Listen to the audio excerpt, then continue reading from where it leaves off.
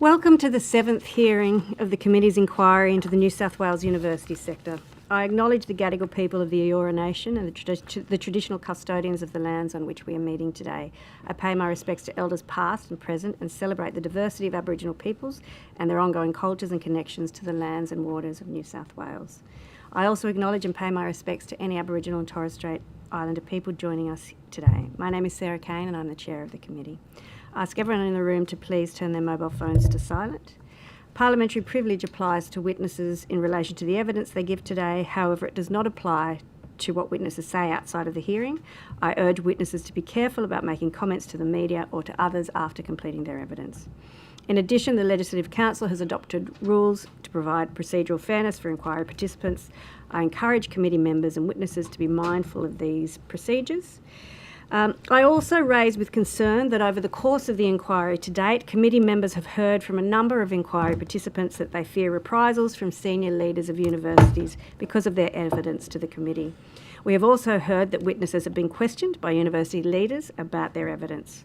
I remind all observers to this inquiry, including senior university managers, to be very mindful of the actions they take and the discussions they have in respect of oral or written evidence given to this committee. Senior managers should also be mindful that even if they do not intend for their actions to be threatening, they may be perceived as such by inquiry participants given the very sensitive context in which the inquiry is being conducted. I thank you for taking these matters seriously. Welcome, Professor Leon, and thank you for making time to give evidence. Could you start by stating your name and position title and swearing either an oath or an affirmation? Professor Renee Leon, Vice-Chancellor and President, Charles Sturt University. I solemnly, sincerely and truly declare and affirm that the evidence now about to be given by me shall be the truth, the whole truth and nothing but the truth. Thank you. And would you like to begin by making a short opening statement? Thank you, Chair. Thank you for inviting me to appear and for undertaking this important inquiry. Universities support the economic prosperity and social well-being of the state, and I welcome the opportunity to contribute to your work. Charles Sturt University plays a vital public purpose through our teaching, research and community engagement. We educate the future workforce on which regional communities depend, and we undertake research to solve the problems of regional Australia, the nation and the world. The regional areas we serve are struggling with chronic workforce shortages. Importantly, over 80% of our regional students go on to live and work in regional Australia after graduating. In the last month, we have celebrated the graduating class of 2025, which included more than 900 nurses, midwives and Indigenous health practitioners, 1,600 teachers, more than 450 allied health professionals and 110 dentists, to name but a few. It also included the inaugural class of graduates of our medicine course, which was established in 2021 with the goal of providing more doctors for the bush. All of these graduates are essential to the delivery of critical services in our communities, especially in education and health. Last year was the 9th consecutive year that Charles Sturt ranked first among all Australia's public universities for full-time postgraduate employment. And we've seen continued growth in student satisfaction, placing Charles Sturt in the top 5 of Australia's public universities. But we do operate in a challenging environment, particularly in relation to funding and policy settings that do not reflect the realities of regional higher education delivery. Governments, particularly the Commonwealth, must ensure that regional universities are funded appropriately so we can continue to deliver for our communities without over-reliance on more volatile revenue streams, including international student fees. We strive to offer a comprehensive course range at our campuses because usually there is no other university in our locations. I understand the committee's focus on governance and management decision-making, and I welcome the opportunity to confirm that Charles Sturt University maintains very high standards in both. Our experienced senior executive team implements a coherent strategy in line with our university mission, and we are overseen by an active and engaged University Council. We regularly review our governance structures and processes, including independent assessments every 2 years, and act promptly on any recommendations. And equally important to me is how we engage with and listen to our staff. Charles Sturt University remains committed to serving the people of regional New South Wales by delivering high-quality education and research, and in doing so, building stronger, more resilient communities. Thank you, and I look forward to your questions. Thank you very much, Professor Leon. And just before we begin, what's your academic discipline? Law. Okay, so you were an academic in law? I've got a Bachelor of Arts from the Australian National University, a Bachelor of Laws from the Australian National University, and a Masters of International Law from Cambridge University in the UK. So your experience with higher education and higher education management and governance comes not from being an academic. You were on a university council somewhere, or what was your experience prior to being Vice-Chancellor? My experience was in higher education. Right. My experience was as a long-serving public servant, and so I'm experienced in the management of large and complex organisations. I'm experienced in the regulatory settings of government, and I'm experienced in policy. And all of these have proved very valuable to Charles Sturt University. Okay, if I could start then with the events of the last year or so, and you've made some public commentary on the events. I think you came out saying that there needed to be $35 million in savings found. And as I understand it, that was meant to be across several tranches of organisational change, some of which I understand have been completed, others of which have not. Given the results that have now been reported in the 2025 annual report, which show an increase in revenue from both international students and domestic students, but also show a large spend on consultants and marketing, have you reviewed the savings that you need to make? So we had an increase in international student revenue off what was a very low base the previous year, sadly not enough to close the revenue gap of the university, and it's clear from current government policy that it's unlikely that substantial growth in international student revenue is going to be available. We had a Sorry, Professor Leon. The Auditor General's report that came out yesterday shows a sustained increase over time in revenue from international students across pretty much all universities in New South Wales. That's despite several Vice-Chancellors sitting here over the course of this inquiry and suggesting that there was going to be a collapse in revenue from international students. So if you could explain sort of how you sit with that. I certainly can't speak for other Vice-Chancellors, but in relation to Charles Sturt, I'm sad to say there has not been a sustained increase. Prior to, up until 2019, we had about 8,500 international students studying with the university, which delivered a net $35 million to our bottom line. We currently have about 10% of that number. We have a very small number of international students now for a range of reasons, but it means that our efforts to rebuild international student revenue have occurred at a time when government policy at the Commonwealth level is disadvantageous to the regional students, the regional universities student cohort. There's been a sustained proportion of international student revenue that comes from Chinese students that have not been particularly hard hit by government policy, but the Chinese student market goes primarily to the group of 8 universities, and so the markets in which regional universities acquire students have been hard hit by government policy. Can I ask then in particular, so your deficit this year was $12 million. Your spend on consultants and marketing was closer to $15 million. I'm not suggesting that a $12 million versus maybe a $3 million is a huge difference, but how do you justify that spend when you could have been in the black without such a spend on particularly consultants? So our consultant spend as reported in the annual report is just over $10 million. Hardly any of that is for the management advisory consulting that I understand this committee's been particularly interested in. I think in light of KPMG, we're interested in everything. Yes, yeah. So a substantial proportion of the money recorded as consultant spend are for technical services to enable our researchers to undertake the research that they do, where they have to outsource certain technical parts of the work to external firms. And then a substantial proportion of it is for expertise that we simply don't have and wouldn't keep. For example, the campuses where Charles Sturt is are mostly quite old, and so if we are doing any refurbishments to our buildings, we've had to get experts in to advise on heritage, not something that we keep on staff. And we are...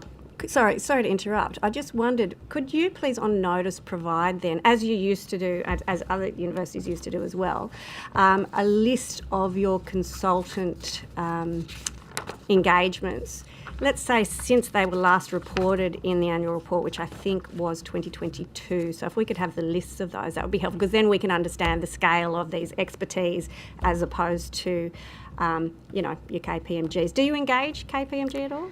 We have engaged KPMG on a very limited basis. We don't have them for management advisory services. You have them for audits? No. EY is our auditor. Right, okay. So you'll provide us with details of both KPMG but also your consultant spend as per previous annual reports. That would be great. I wondered if we could go back to and I'm not sure if other universities have named their change programs, for, I don't know, better or worse. It doesn't seem that you have, but there was this $35 million. I understand about $7 million of that was recouped or last year, which has left obviously a balance. My understanding is that you haven't explained to the university community where the rest of those savings are going to come from. And as I said, given the small deficit and the increase in revenues, are you still pursuing that total? I do just need to explain the deficit that you're referring to, which is reported as $12 million. We received $18 million in one-off revenue in 2025 that is not part of our future operating revenue, and so our actual ongoing deficit continues to be in the vicinity of $30 million. So can you provide me on notice what the exact figure you say your operating deficit is?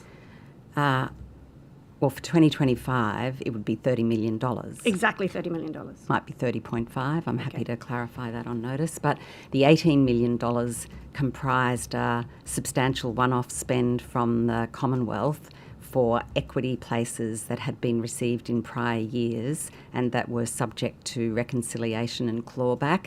And last year the Commonwealth decided it wasn't able to reconcile those figures and allowed universities to keep the amount. So it was moved from our balance sheet back into our profit and loss statement.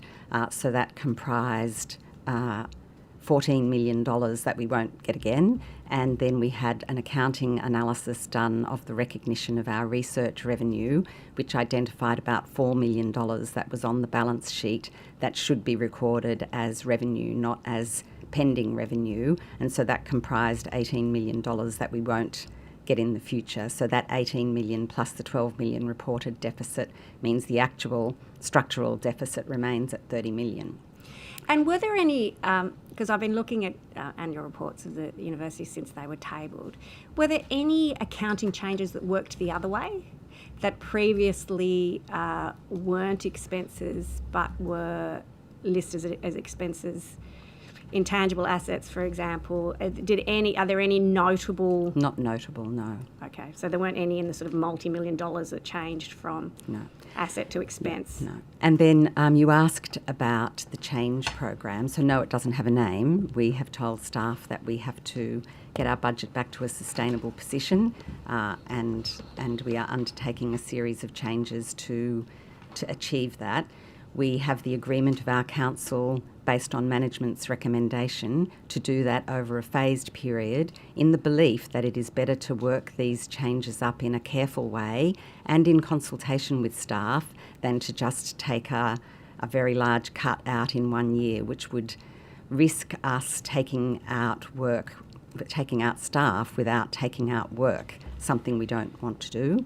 And so we are doing this in a careful way by examining how we can reduce the actual activity of the university in ways that won't harm the performance of our mission and that will reduce workload commensurate with the reduction in staff numbers. And you haven't engaged any consultants to assist? Not to give us any advice on that, no. We engaged some contract labour to do logistics management for us, so to keep a track of how certain initiatives are proceeding and to do some detailed analysis of things like workflows, but all of the recommendations and decisions about the direction of the change program are being undertaken by the senior management team ourselves. So is that uniform?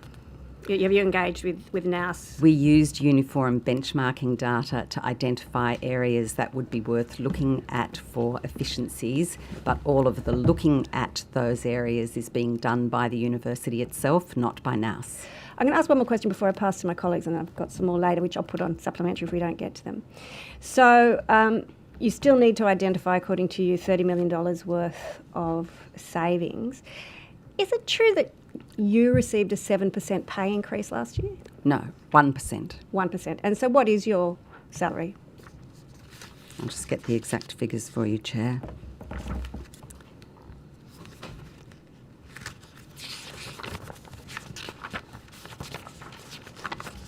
I do just want to clarify that the change proposals so far have delivered $7.5 million in 2025, so there's not still $30 million. No, I understand that. Yes. And I have already announced to staff this year a series of of areas where we are working on change, including in engagement with staff, and I've told staff that we expect that to deliver in the vicinity of $14 million this year, and that, as agreed with Council, we have until the end of 2027 to achieve the balance. I've also said to staff and worked with staff to identify non-salary means of achieving that save. So of the $7.5 million last year, $2.5 million was from non-salary savings, and some of those have been suggested to us by staff because we consulted extensively with staff to get their ideas on ways that we could achieve the savings without reducing salaries.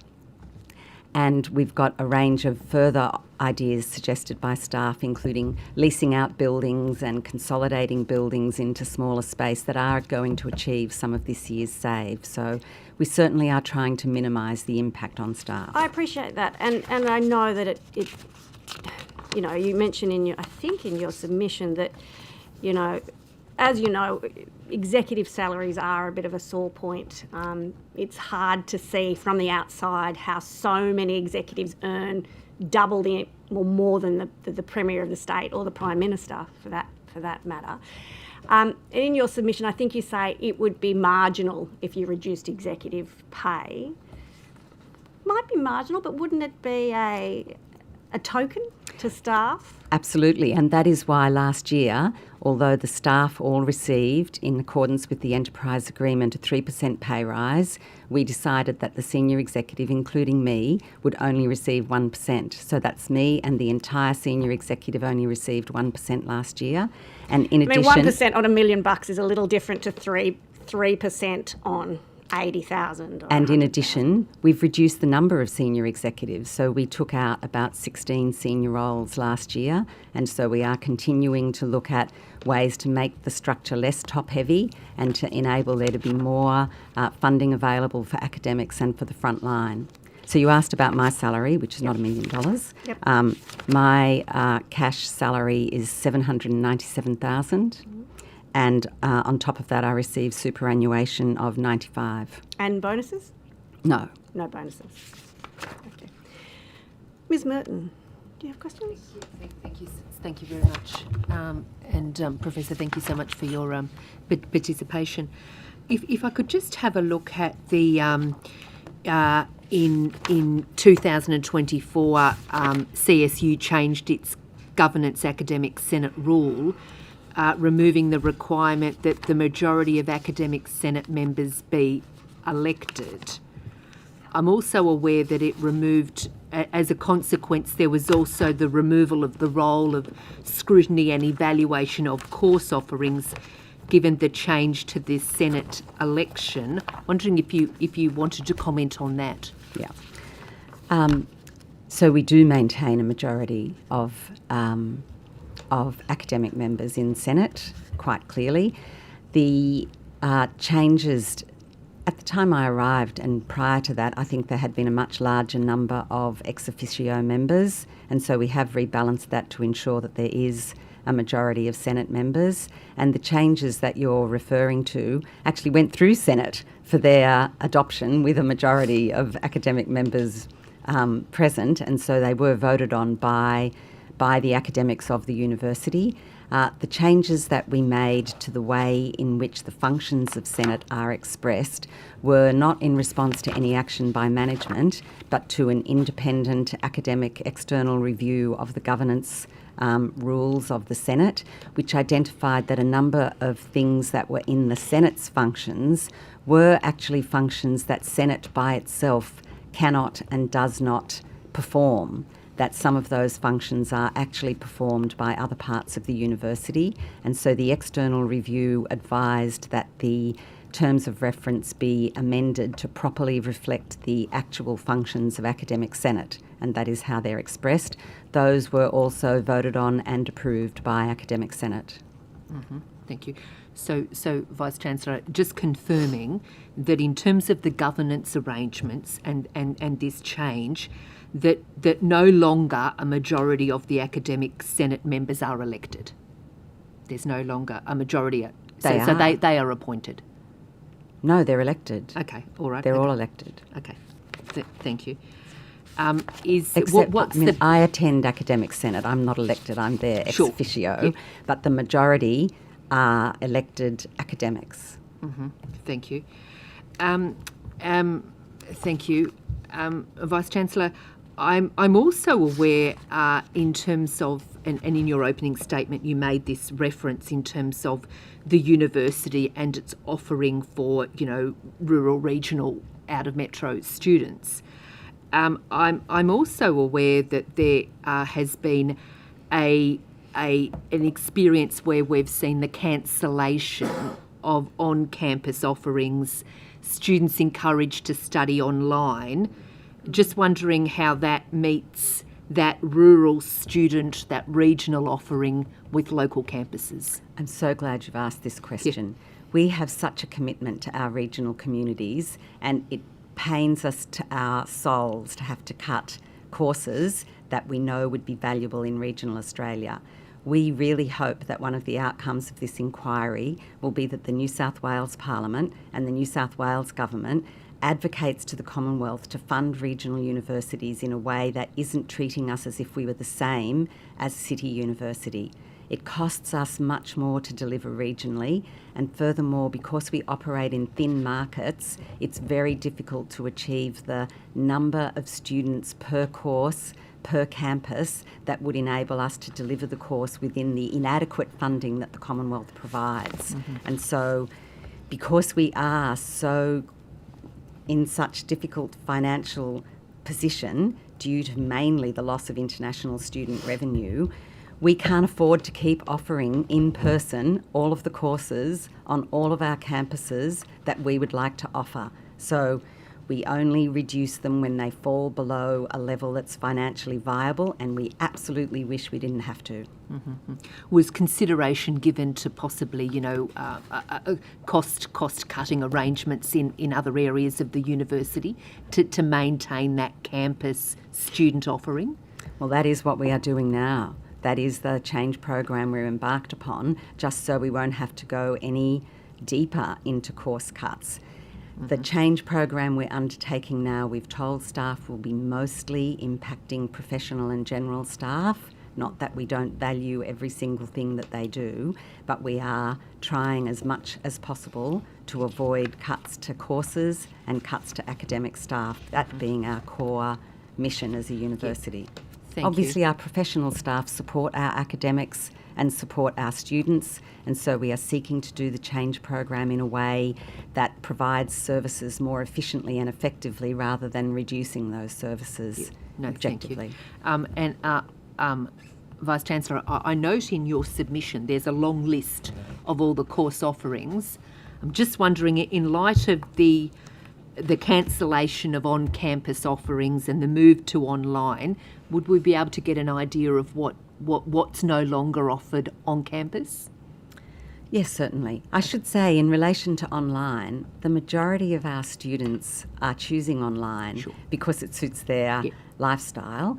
Many of our students are mature age rather than school leavers, and they already have families and jobs and other responsibilities. And so about 2/3 of our students are online because that flexibility suits their needs. And we're proud that it means we can offer a higher education degree to people who live outside our footprint as well, including much further west even than the Central West. So that I'm aware of absolutely the flexibility and absolutely. Ms. Merton, we might come back if we've got time. I might pass to Mr. Martin.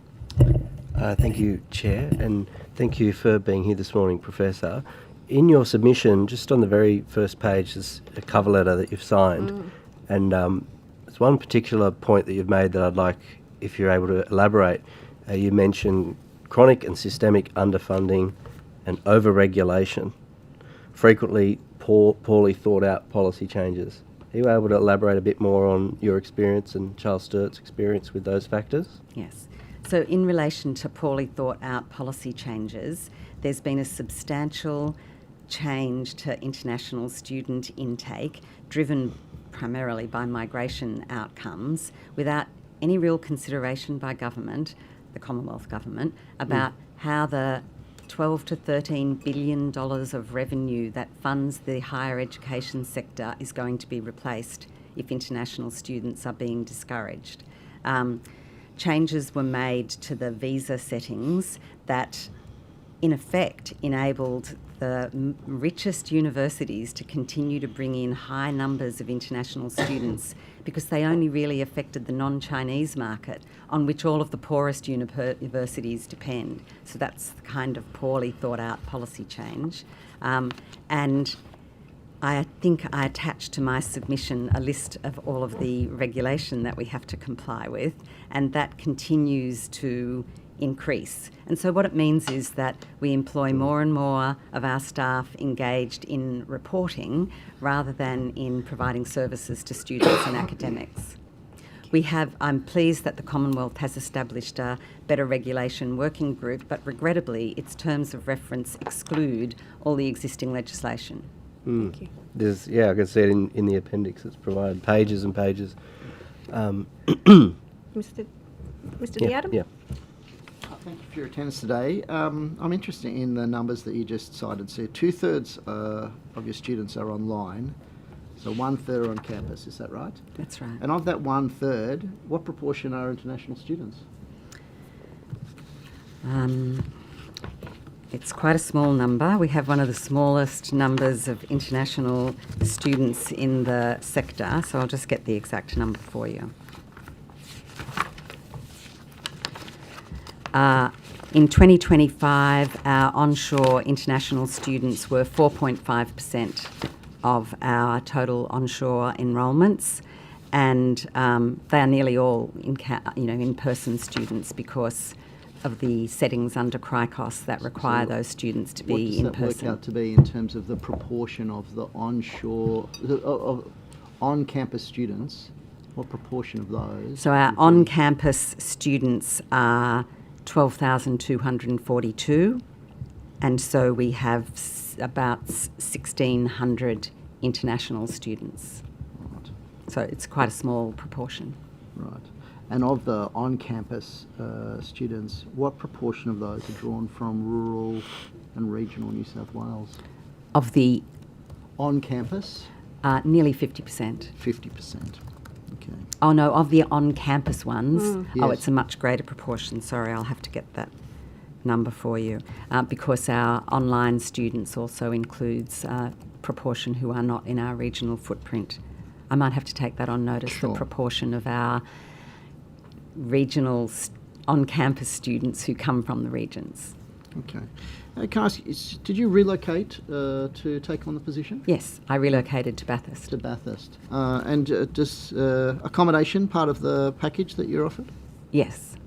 So, I pay rent for a house that's provided by the university. so the university owns your house? Yes. And you pay rent to Yes. them? Right. And how's that rent determined?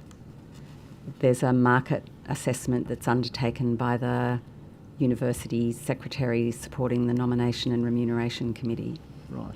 Okay, so it's at market rate. That's correct. Right, okay, thanks. I wanted to ask about the governance process. So is your university council, does it hold open meetings? Open to the public? Yeah. No. No, the closed meetings. Yes. What about the minutes of the meetings? Are they made public? We provide a summary of the council deliberations publicly and on our website. A summary. Right, so the full minutes. And I are- have now undergone a process this year with the university secretary that's been approved at the most recent meeting of council to increase the amount of detail that's provided in those minutes and to only remove parts that are, commercial in confidence. Right, I So see. from the April record, you will see that they are a more detailed set of minutes. And in terms of the composition of the council, what's the balance between appointed versus elected members? It is as set out in the Charles Sturt University Act and New South Wales Act, and so at the moment it's about 46%, I think, appointed. So how big's the council, sorry? 15. 15. They're all quite large compared to boards, but that is because of the requirements of the Act.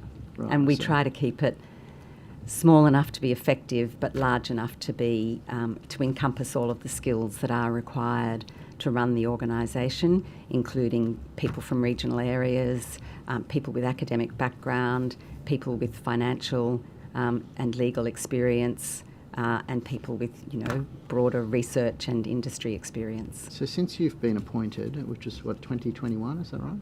That's correct. Yeah. How many of the appointed members have you had a role in the selection of? Oh, I don't select the members. I don't select the members of council. But the university The appoints university appoints. Oh, you mean me personally or the university? I'm curious about the process of how the university determines or recommends, as the case may be, who gets appointed to the council in yes. those appointed positions. Yes. So the university engages a headhunter, a recruitment agency, and shares with them where we are up to with our skills matrix as to whether there's particular skills that we need on the council, and then the recruitment firm will go out and seek people who, from the whole field of available non-executive directors, of people who meet those criteria. So, for instance, we recently identified that we needed some, due to rollover of people who had financial expertise, that we needed to get a new member with financial expertise, and so we've appointed to council the former manager of the Hume Bank in the Albury. So people who've got relevant expertise are.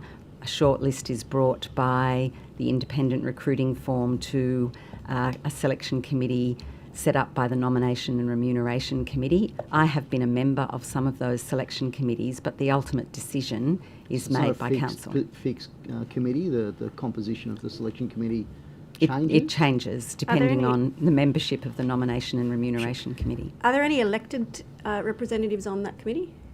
On the We've remuneration had committee? the chair of Academic Senate who represents the But academic not, part. but they're on council as the chair of academic Yes. senate, not as the elected representative. That's right. So you don't have any elected people on the remuneration committee. No. Do you have? we have the chair of Academic Senate, for instance, is sitting on the selection committee at the moment for the new chancellor. Do you have elected, as opposed to the chair of the senate, which is different? Do you have elected representatives on any of your audit and risk, your other committees? No. You don't have any elected representatives on the We committees? have 2 staff representatives on council and 1 student representative on council. And none of them are on committees? No. Sorry, Mr. Diato. Sorry, that doesn't. So there's only 3 elected people on the council. That's not. We are in line with the Act. Right. But it's not 46%, is it? Yeah, it's not 46%. Sorry, yes, okay. So coming back to this question about the elected members, the 3 members, what committees do they sit on? They're not on any of the committees. That's what I just said, Why yeah. is that? It's quite a heavy workload being on council. You know, one of our staff members who didn't stand for appointment again this time indicated that the workload was one of the reasons for that. And I think if we asked them to be on the committees as well, we'd have even less success attracting members do they on. get any, But of course, everything that comes from the committees goes up through council, so they do get an opportunity then to comment on it. And I can say the members, the elected members, do in fact comment and make observations and input to the discussions at council on matters that have come up from the committees. I think it's safe to say that the strategic decisions that are made by governing bodies, most of those are thrashed out in a committee process. So the fact that there's no staff members, no elected members on those committees really suggests that they're not actually in the room where key decisions are really being developed and made. Certainly they're in the process in terms of ratifying those decisions when they finally come to the governing council for final approval, but not in that. Well, Do they get release time to participate in? I'd like to assure you that the way our council operates is that the strategic decisions are taken at council and the committees are focused much more on the routine and compliance issues. So we don't just have council operating as a rubber stamp for strategic decisions. The strategic decisions are actually taken at council, whereas Surely audit a and risk strategic will... decision like appointing the Chancellor, that's a pretty important decision. That's not being made at council. That the actual recommendations being determined through the selection committee, right? So it's not necessarily true that the strategic decisions are all made in the I've been on boards. You don't make the decisions in the meeting. The decisions are made before the meeting. Not at Charles Sturt. And, Can I- and the board Not at that is not the case at provides the Charles formal Sturt. approval. That is not the case at Charles Sturt. Can I just jump in there? I want to ask then, the change process that you've been going through and you've said is an ongoing process and there's going to be lots of things coming up and you haven't had external advice, you've had some analysis. So you've presented to the whole council on the next tranches of those changes? I presented to the whole council on the overall change program last year before we embarked upon it in detail, and they were already well informed by our regular reporting to council and have had views about the financial position of the university and the steps that we should take. And at each meeting of council, I update them on progress against the change program and the next steps that will be taken. And is that considered first at the Finance Committee? Yes, Right. So you go to the Finance Committee? I do. So you go to the Finance Committee, you brief the Finance Committee, decisions are taken in the Finance Committee Not around... decisions. So why do you have a Finance Committee? The finance... If they don't take recommendations... Yeah, that's the... it's a bit distracting. We don't have to evacuate or something. No, they might have to online. So you have a Finance Committee that does what? What do they do then if they don't send recommendations? They send back? recommendations, Okay. but they don't make It's decisions. still a decision, isn't it? To Because recommend you- something to the board is still a decision. So it's I can assure the incorrect to committee describe it as not making a decision, they make a recommendation, which is a decision. and then I can assure you that council itself considers and discusses, and certainly considered and discussed, the issues about the financial sustainability of the university and the proposed change program. There was no element of rubber stamp about the way council approached that. Can I Sorry. follow up on two parts of that? If the Finance Committee doesn't make a decision, it's a recommendation, does that mean that the same discussion is then had at the council, because you would then have to put all of the information in front of the council so that, because a recommendation is such that it narrows down all of the options to make a recommendation. But if you're saying you don't make a decision of excluding information at that finance meeting, then you have to take all of that information back to the council meeting and prosecute all of those arguments again. Is that correct? So the way we divide up the work of the council and its committees is that more routine matters will be considered in detail at the committee, and then for those more routine matters, it'll be just a summary of those that goes to council. For more significant matters... But you've said there were recommendations go to council. Yes, but they won't... For more routine matters, you won't need to re-put all of the detail to council because it's relatively routine and compliance-based and not something that needs a strategic discussion. For more significant matters, like the financial sustainability of the university, we would, and we do, put much more of the base information to council so that they can have a full discussion. And the way we've divided up the work is so that when I arrived, council meetings used to go for absolutely hours and hours, going through lots of routine detail. And so we have really, with an external governance expert, separated the work out into the more routine, which can be looked at in detail by committees, and then just a summary and recommendation goes to council. And that has freed up the time of council so that it can have a proper discussion about big strategic issues. And that includes, of course, the financial sustainability of the university. And then we do benefit from a broader range of voices around the table by having a discussion at the full council about the options that are available and the ways that we can get back to sustainability. And that's been a discussion that we've been having every year with council because the university has been experiencing deficits for a number of years, and that can't go on. Can I ask a question? Going back to the finances, you spoke about the small, sort of comparatively small international student intake. Do you use education agents? Yes, we do. Can you, maybe on notice, let us know how much you spend on education agents? Yeah. And it would also be really good to know, to have a list of who those education agents are.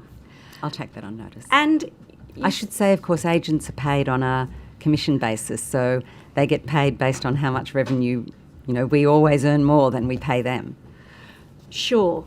It's kind of how effective they are, though, isn't it? And in terms of the marketing, then, that's separate to your education agents. So marketing is primarily to market the university to domestic students. That's how we attract students. We have one of the lowest marketing spends per student in New South Wales and in the sector. So we are very efficient about how we spend on marketing. But of course, if you don't market yourself at all, you won't have any students. Well, I don't know. I thought reading your op-ed that your whole go was you're the one across the Great Divide, so that's where people sort of by default go.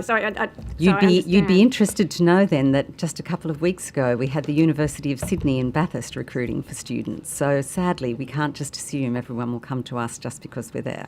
Mm-hmm. Okay, our time has ended. We very much appreciate you making the time to be here in person. Thank you for that. It's been a pleasure. I have no doubt there will be supplementary questions, and I think we asked you to take some on notice, so we do appreciate that. Thank you. Thank you, Chair.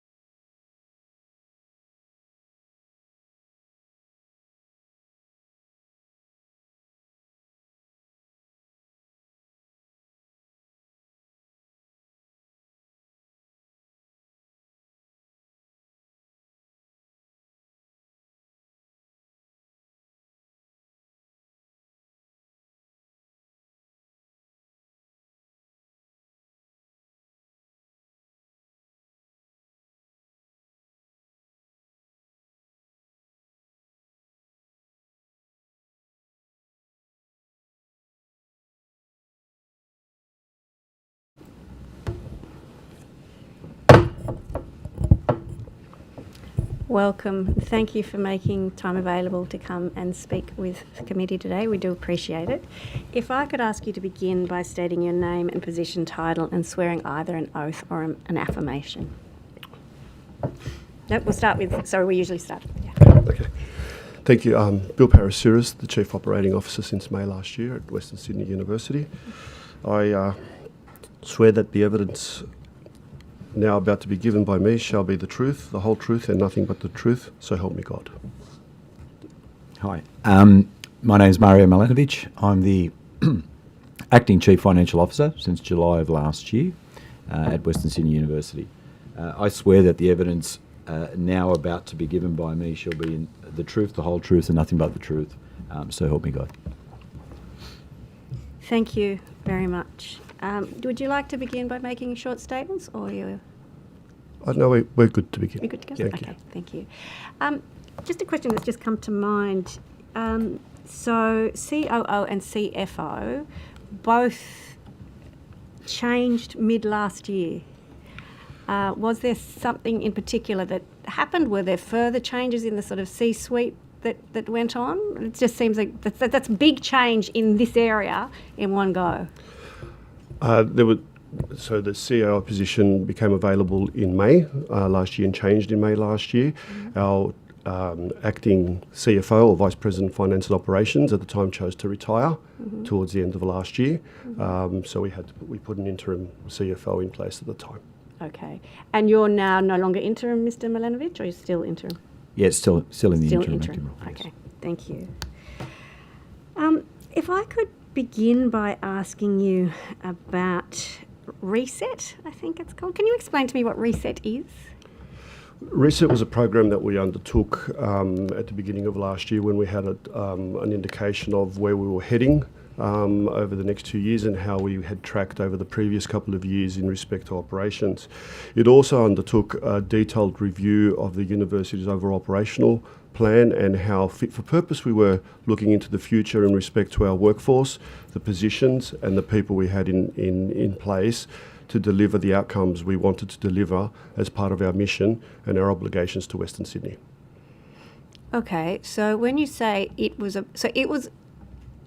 review. It wasn't an action plan, because you've made it sound like that was a review of positions. It was part of an action plan, but it was a detailed review in the initial period to understand where we were currently operationally and where we needed to head to ensure the viability and sustainability of the university. So who undertook the review?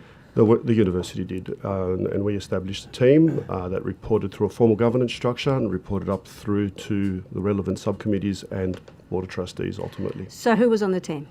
On the team, it was led by in-house, myself as one of the team members, but people from finance, from HR, from the academic side of the business, from various parts of the business, was part of the team that headed up that review initially. Okay, so there wasn't any external support given to that team? No, there was specialised skill set and resourcing support that was given to help with the workload. And what is that?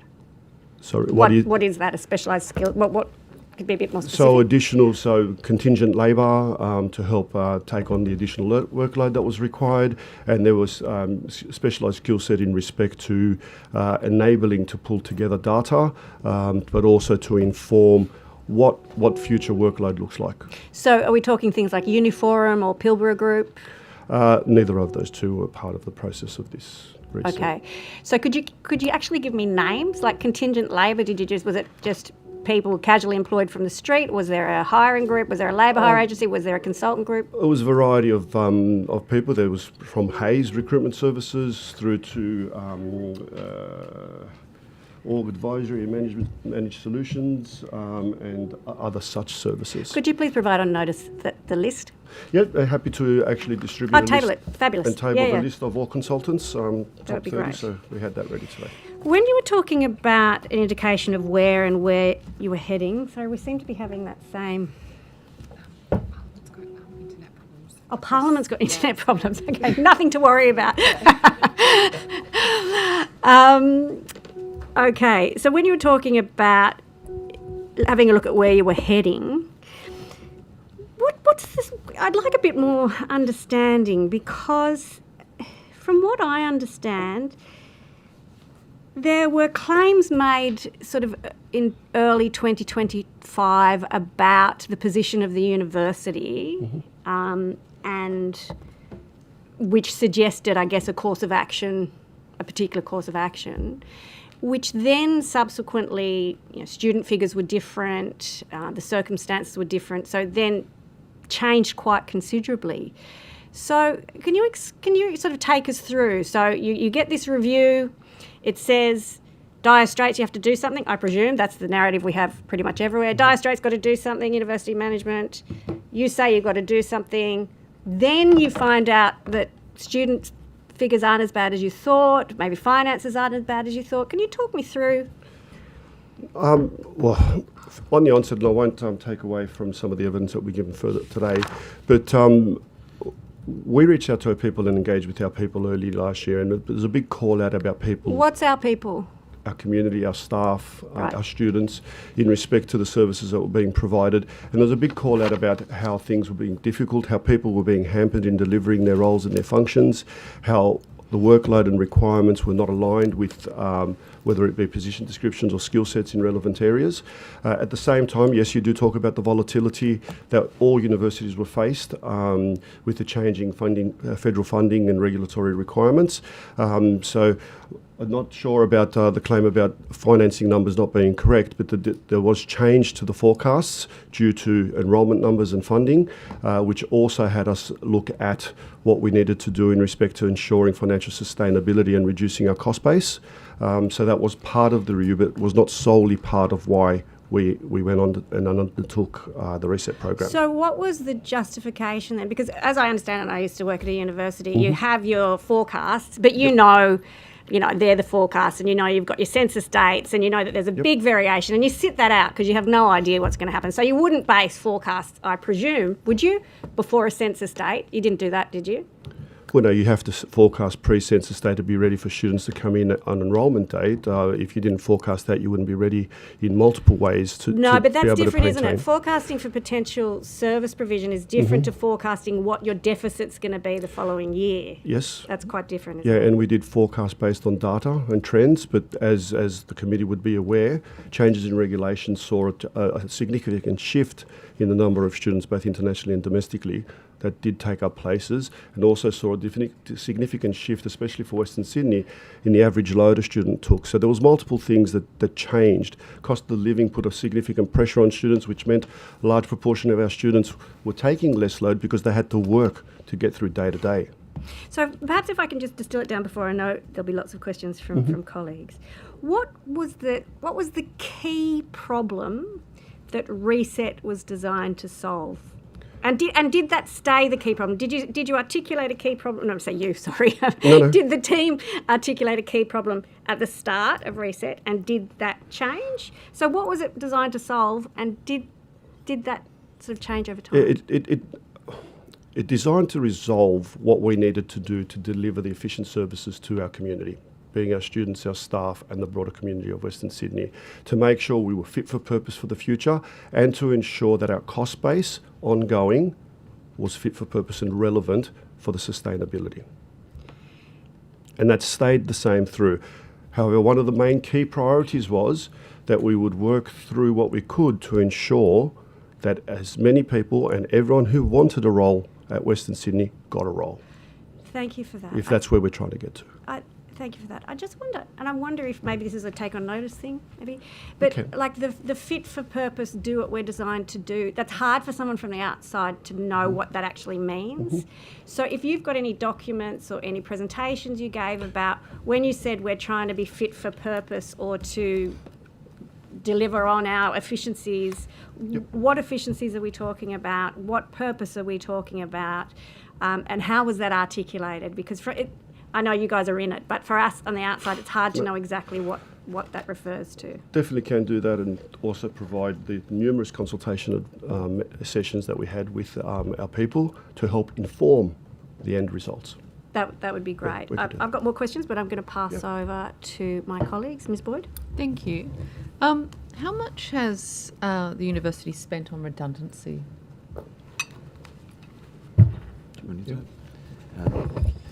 So in the year of 2025, we spent circa $74 million. $74 million. And that was how many redundancies? It was approximately on net positions of about 170. 170. And forgive my ignorance, how many more redundancies are in the works? Are there more? No. No. Okay, because there was talk at one point of there being sort of 300 or 400 potential redundancies. Yeah, when we first undertook the process, yes, it was as bad as up to 400 positions were needed. But with the work that the reset team did to identify all savings and all efficiencies, we were able to bring that down to that significantly better number. And I want to highlight that at the end of the day, all redundancies were to people that volunteered for a redundancy, and there was no forced redundancies. So could I just ask for a notice, could you provide the list of the savings that weren't redundancies to the committee, We please? definitely can. Sorry. Yeah, good question. Can I ask, so the reset program, were there consultants involved in that program, and which consultants were there? As I mentioned earlier, the consultants I talked about earlier that helped assist with specialised skill set and with contingent labour support were involved in that team, so we wouldn't put extra burden on the teams, but they did not lead any part of the program. Okay, and how much was the cost of those consultants? Well, we've tabled that because there's a breakup into different areas. Yeah. Okay. All right, fine. I've got 10. I don't know. I might have to have a look at that Okay. document. I don't know Yep. if I've got that. Can I just ask one other one and then maybe Yep. come back to me later? In the report that came out yesterday from the Auditor General in relation to university finances, Sorry, it was 1.3 million. 1.3 million. Thank you. That's very useful. Western Sydney University has the equal largest number of council-appointed members on its university council, which is almost half of them. Aha, there's the list I was looking for. Aha, thank you. So I'll come back to them in 1 second. Why is that? Is that how does that... I'll have to take that question on notice Okay. or ask that question of our Vice-Chancellor. It's not something I'm... All right, yeah, very useful. Thank you. So looking at this spend on the top 30 consultants, so KPMG is there at 2.67 million. So what would that entail? If you turn over the page, there's a description there. And does that cost include individuals who you've brought into the team as contractors, or just consultant costs? It would include both. It includes both? Correct. Okay. All right, I'll pause there, Chair. Yes, Thank you. Ms. Merton? Yeah, thank you. Thank you very much for both of you. Just in terms of the governance, I understand there's a board of trustees of 18 members. Of the 18 members, how many? What's the breakdown between sort of appointed and elected? Again, I'd take that on notice or ask that question of our Vice-Chancellor this afternoon. That's not part of okay. what is part of Yep. what we are responsible and do. Okay. No, So we could probably answer it, but probably won't be an accurate answer. Okay. No. I'm happy to keep that. Yep. No. Yeah. I'm happy to. Okay. Yep, I'm happy to go on governance Yeah. this afternoon. Yeah. Okay, thank you. Mr. Diabin? Not for me. Okay.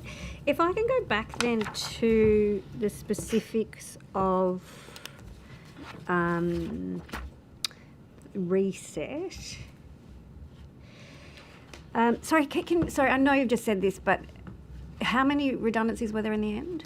It's about 170. If you give me a moment, I'll give you the net. 170, The exact. okay. Right? 187. 187. 187. And so how were those, those decisions arrived at? So we worked closely with our union at the time, where we made a commitment to all our staff that wanted a job, we would guarantee and ensure a job. Yep. We went through a process of sending out an expression of interest, asking which staff would be interested in potentially taking up an option of redundancy. There were some conditions around that, and we had a list of a number of people that put their hand up. We then reviewed those requests depending on whether they met the criteria and also whether we required that particular function to continue to be there to make a decision on whether that was accepted or not. So obviously we could not make redundant positions where the functions that were being served were required to be continued to be served for the university. Okay. Sorry, Mr. Martin? Just briefly back on the consultant spend. Just looking quickly at the second page, the top two consultants, it seems it's very much data heavy. So how much would you say that's in relation to the data breach incident last year, and how much may have happened otherwise? I mean, is it fair to say that there's over $4 million spent On the data breach. addressing the data breach? Correct. Okay. Okay. It is fair to say that. And And I just would like to call out that those costs were not part of our decisions on efficiencies. So one-off costs like those we did not put into targeted efficiencies because we knew they were one-off costs and we would carry those costs without impacting our people. Okay. All right. Thank you. Thank you. Mr. Namber? Thanks, Chair. Just a few quick questions from me, but just you've mentioned a few times efficiencies just in the process of research. But efficiencies could be process as well, not just dollars. Well, I'm just interested with respect to looking for efficiencies. How did you actually collect the evidence to determine where those efficiencies can be found? Did you look at the actual work that was being performed by the people that were ultimately made redundant?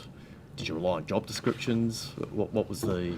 So in the first instance, what we undertook was look at the university's cost base minus people and undertook a review line by line about every cost base from whether it be cleaning, refurbishing and other, and found savings in all those areas in the first instance. If we looked at that, then what we did do is look at work requirements and workload that's needed to deliver minimum core services for teaching, learning and research. We mapped those against positions and against position descriptions and reset what that looked like in each business unit and each area to understand what we would require to be delivering on our mission and our core purpose, which then informed what had happened. So we talk about these redundancies, but we should also talk about the fact that we recreated nearly 500 new roles where people within the organisation were either applied or placed in those roles where we saw transferable skills so that they undertook, and we committed to development and training in those new roles to our people so that they could perform those duties in those new roles. So that there was a significant shift over and above just what we want to focus on here today about the redundancies. There was a shift in ensuring that the workforce was ready for the changes that we were making to ensure we delivered teaching and learning in the way that our students and our community was asking for. I mean, if I would just take a very superficial view of the work performed by the 190 odd that were made redundant, yes, you would accept that sometimes the work that people do does not immediately marry up to necessarily the job description that they are attached to. Correct. It can be larger, it can be smaller. Were you confident that in making those positions redundant, you then didn't need to source those skills in via contractors or outsourcing those roles? What we did is we mapped all those. Each area got asked to map those duties and show how they would be performed. Or what did the mapping look like? So what individually looked at the person performed A, B and C duties as informed by that individual. We mapped to see where... As informed by the individuals? Consulted, yes, and then it was mapped against, was it sitting somewhere else, was it going to continue, did it stop, and could it be managed, done. Now, in saying that, as you could say, that it was done to the best of the knowledge. Now, we had at arm's length, our audit and risk team review those mappings, and we've been monitoring that on a monthly basis to see how that's tracking. We are now about to undertake a post-implementation review to see have we met those requirements, what have we missed, and what changes we can make. And that's in the IEVA that allows us to do that, to make sure that if we have missed something or something hasn't been picked up, we can make those changes and done. I can say here today that, early on in the piece we did see some requirements in respect to some of the services, student-facing services that were being delivered to our students, and we saw that there was a couple of items missed, and we put in more people in those services, frontline facing people to help support, to make sure that we delivered on what we promised. Can I pick up on some of those questions? The evaluation that you're going to undertake, is that being undertaken by people who weren't involved in the implementation? It's being reviewed independently at arm's length by our internal audit and risk office, which is line 2 and 3. So they're not. So what will happen is the business units will do a review, and there'll be questionnaires, and we'll take the union's survey as well as part of that. There'll be questionnaires that will be sent to, as we are required to under the EBA, to all our staff and the unions, for them to inform where they feel we haven't met the requirements. Off the back of that, then we will have to map how we either accept that it is true and what we're doing to resolve those issues, or what we're doing to change to meet the requirements that we need to meet. And then that happens through a formal process. We respond and say, we've heard these issues, this is what we're proposing, before it's finalised and closed out. So your audit and risk team weren't involved in the original implementation? They were involved in ensuring that the mapping against the positions was true and correct, and that it met the minimum guide rails, and also controls were in place to ensure that things weren't falling over. And who do they report to, Mr. Milanovic? No, they don't report to either one of us. They actually have a direct line of report to the Audit and Risk Subcommittee of the Board of Trustees. And you won't be able to tell me if there's any elected members on the Audit and Risk Committee? No, it's I'll not. take that on notice. Yeah. No, I'm not trying to put you on the spot. I'm just picturing the members. I know sorry. we've said you're not here about board issues. We'll stick with that. I do want to go back, though, to the original sort of diagnosis. When that was presented either to the Board of Trustees or to staff, what was the scale of the financial situation? What was reported to the board and staff about what was going to be needed and why? At that point of time, the forecast had us needing to identify about $74.5 million worth of savings overall. Okay. For 26. For 2026. Correct. Okay, so $74 million. As I understand it, early on, there was a lot of concern about this amount, but that then sort of changed and it stopped being such an ongoing concern. And as I understand it, the operating deficit, which was understood at the time of that review, is much the same, I understand, as the operating deficit is now, which I think is about $10 million. So what was the difference between what happened last year and what's happening now? Is there still $73 million, even though the operating deficit seems to be the same? So we ended up with an operating deficit of $10 million in 2025. At this point of time for 2026, we're looking at a surplus of closer to $2 million. We're not reflecting an operating deficit of $10 million this year. Yeah, but I understand that last year during the town hall meetings about the reset, that the operating deficit was known then to be about $10 million. That's what the Vice-Chancellor said. So I just wonder, I'm just trying to understand, I understand if I'm missing something, because it seems like the underlying conditions are the same, but the narrative around it is quite different. So I just wondered if there's something that I'm missing on that. Yeah, look, thank you for the question. I just wanted to reiterate the point that that Bill had made. We obviously did a lot of planning and so forth around reset. It wasn't just simply a cost-cutting exercise as you would expect people to do. So it was a reconfiguration, if you like, of our business and what we needed. And that was on the back of the fact that we run forecasts and budgets over rolling periods. Yep. And from what you would have seen, and you've obviously got information there around the town halls, at that time we had a budgeted $10 million deficit for 2025, but when we did do the first census, that had grown to $25 million deficit for the year of 2025. But our forward projections, including that, was showing, as quoted in town halls, that we were looking at a $250 million deficit over 4 or 5 years for each year.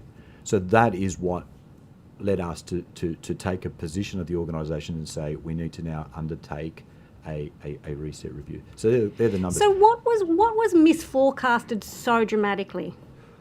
So from Because if you're talking over those rolling years, there was a $250 million. What had to be revised?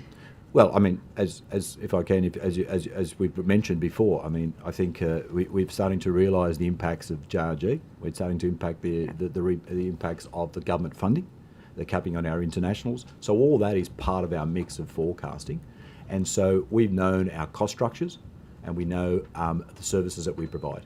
And so when we talk about revise, I don't think there was an just to quote, I don't think there was a misstatement. This was just how we, as a prudent organisation, forward forecast all the time. And so we'd identified that. Yeah, Chair, I would say if we didn't undertake the work we did, we would have realised what we forecast. Okay. So 180 odd redundancies and the 2 or 3 million you've identified as other savings saved that. Well, it was more than 2 or 3 million other savings. Oh, I thought that's what you said No. earlier. Okay. It was significantly more than that. Okay. Sorry, my mistake, not meaning to verbal you there. It was in excess of 23 million. Okay. Thank you. I wanted to ask a bit more about both the contracting and the consulting and the tenders. And I also just want to ask, Mr. Can you remind me how to say your surname? Milanovic. Milanovic and Mr. Bill. It's Bill. fine. Yeah. Bill, I'm sorry, I didn't want to be rude and mispronounce. Not a problem. You started in May last year. You came from where? I was in the university. I was Vice President Commercial and Operations. In the university? Yes, correct. Okay. And Mr. Milanovic, you were within the university That's as well? right. Okay, thank you. And I just wondered, are any of the sort of consulting groups that we see here for last year, are there any people now working in the Chancellery or in senior executive positions that were previously or have worked or did become employees of the university? So, no. There weren't. I do not believe that there was any people that were involved in any of these services provided that are now full-time employees of the university. Now or for a period of time? I'd have to take that on notice. Okay, thank you. But I'd take that on notice. Okay. I think we've already had reference to the Auditor General's report that was tabled yesterday. One of the concerns that the Auditor General had was that there seemed to be a large number of consultant contracts entered into without going to tender. I just wondered what your policy was, and of these, and you might have to take it on notice, did these all go to tender? I know I could answer that question. All procurement that was undertaken for consultancies other than cyber were done via a tender process. However, during what we called a crisis, and a significant crisis where we had to ensure the safety and well-being of all our community that potentially had their data breached, we had to react, and we were appointing dedicated skill set based on availability and resources from a couple of consultancies to help us respond to the crisis and to help us respond to the police action that was being taken place at the time as well. So that would have been KPMG? It was not just KPMG, it was KPMG, it was CrowdStrike, it was CyberCX, it was Deloitte, and some others. Okay, thank There you. was multiple services we did, and it still complied under the emergency procurement processes that we have, which are also in line with Treasury's emergency procurement processes. Okay, thank you. Could we get a list of those who were engaged on that crisis basis? Definitely can. That would be good. One of the other areas, and it might come to you two, or you might direct me to others in the day.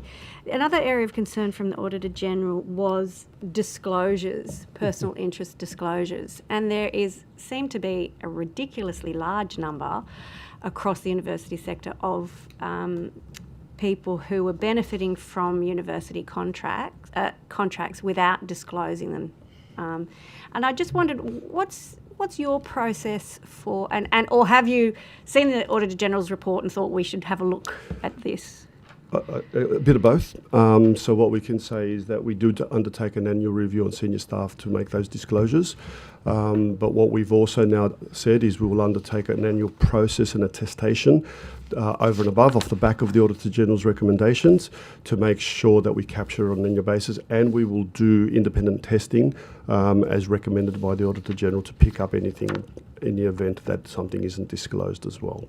So we've taken that on board, but we do currently undertake an annual review. Okay. But we're getting tighter on it. Okay, thank you. Just on the consultants again, and I know that there's a Treasurer's Directive which doesn't require disclosure, but some universities have voluntarily disclosed this kind of information in their reports. Some haven't. And you may or may not know that it's a recommendation in our interim report that changes. But would you be prepared to include this again? Or why was it? Because I understand you did disclose in earlier years. So was it just, we don't have to anymore, so we're not going to? It doesn't seem like a best practice. No, it was a decision made that we kept the report, our reporting in line with the mandatory requirements. Right. However, given we've brought this today to the table here today, Yep. we've taken the interim report. We've done a full review of the interim report, and we are accepting the recommendations of the interim report, and we'll be ensuring we put in place recommendations of the interim report into the future. Thank you, I appreciate that, and thank you for letting us know that. That is good to hear. Can I? Yes, of course. Can I just ask, in relation to, sorry, I'm still digesting this table, the PwC amount there of almost $1 million, is that in relation to the wage theft remediation? Not exclusively. There Some would of be it is some of it. Most of pay it would be. confidence Pay consulting. confidence. Okay.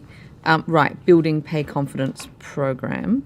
I understand it's more than doubled its provision for wage theft in the last year. So why is that?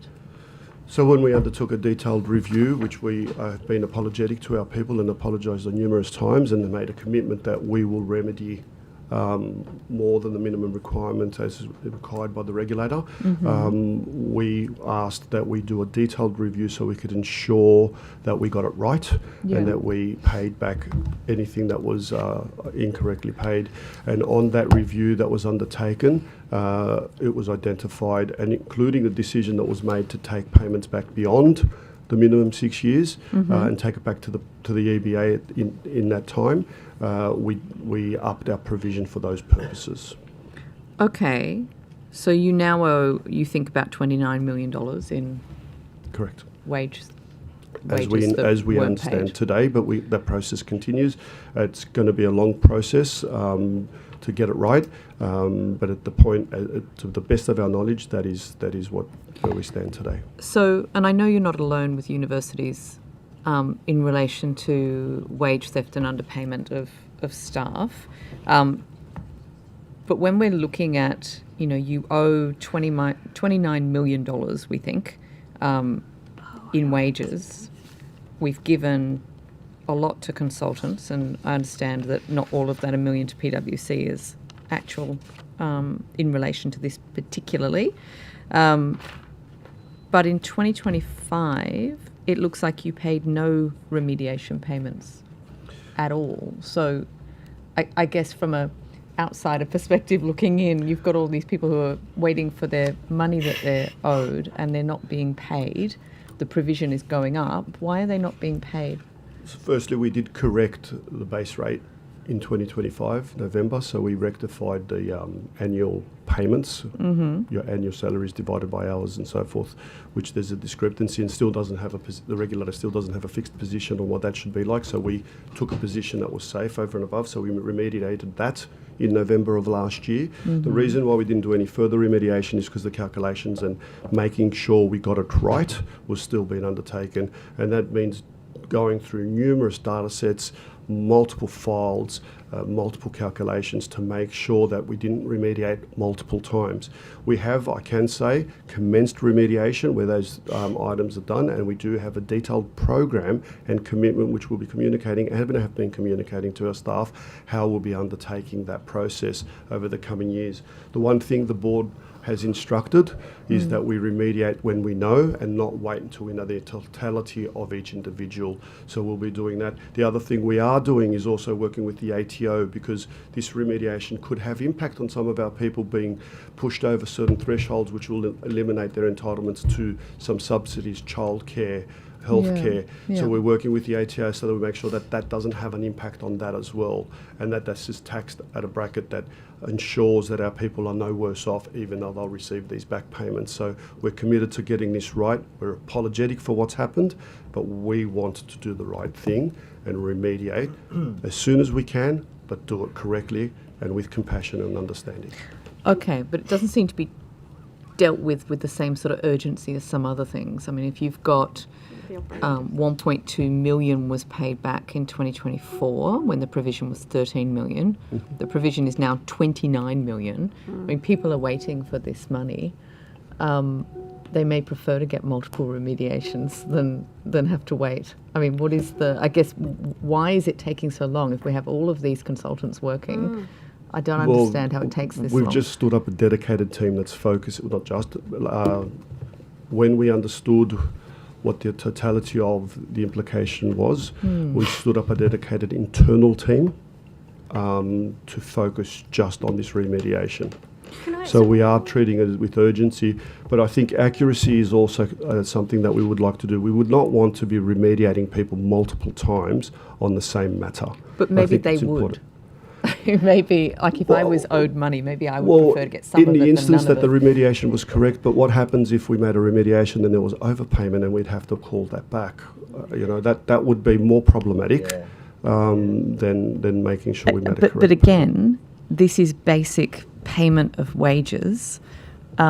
You've not got it right. There's been an underpayment. These things are never overpayments. I find that fascinating as well. There's always, in every case, it's about universities underpaying their staff. That's not true. There are instances where there are overpayments. Not to the tune of $29 million. Yeah, not $29 million worth. So can I just ask how much you spent in total on consultants, not just in the last year, but in total, to calculate the amount of this wage theft? I'd have to take that on notice. I don't have those entire figures in front of me. And but what I wanted to tell you is that the team that's been stood up is an internal team to do this. And when was that team stood up? It was. It commenced probably about September last year. September last year. And when was the wage theft identified for the first time? We commenced undertaking. I'll have to take that on notice because don't have the exact date because it was slightly before I commenced in this role. Okay, thank you. I've got a related question. You're calling the remediation program Building Pay Confidence, is that right? Pay confidence, correct. Was the Building Pay Confidence program used or included in any of, you remember you said there was presentations and town halls and discussions of the reset program. Was the Building Pay Confidence program included as part of the rationale for needing the reset? No.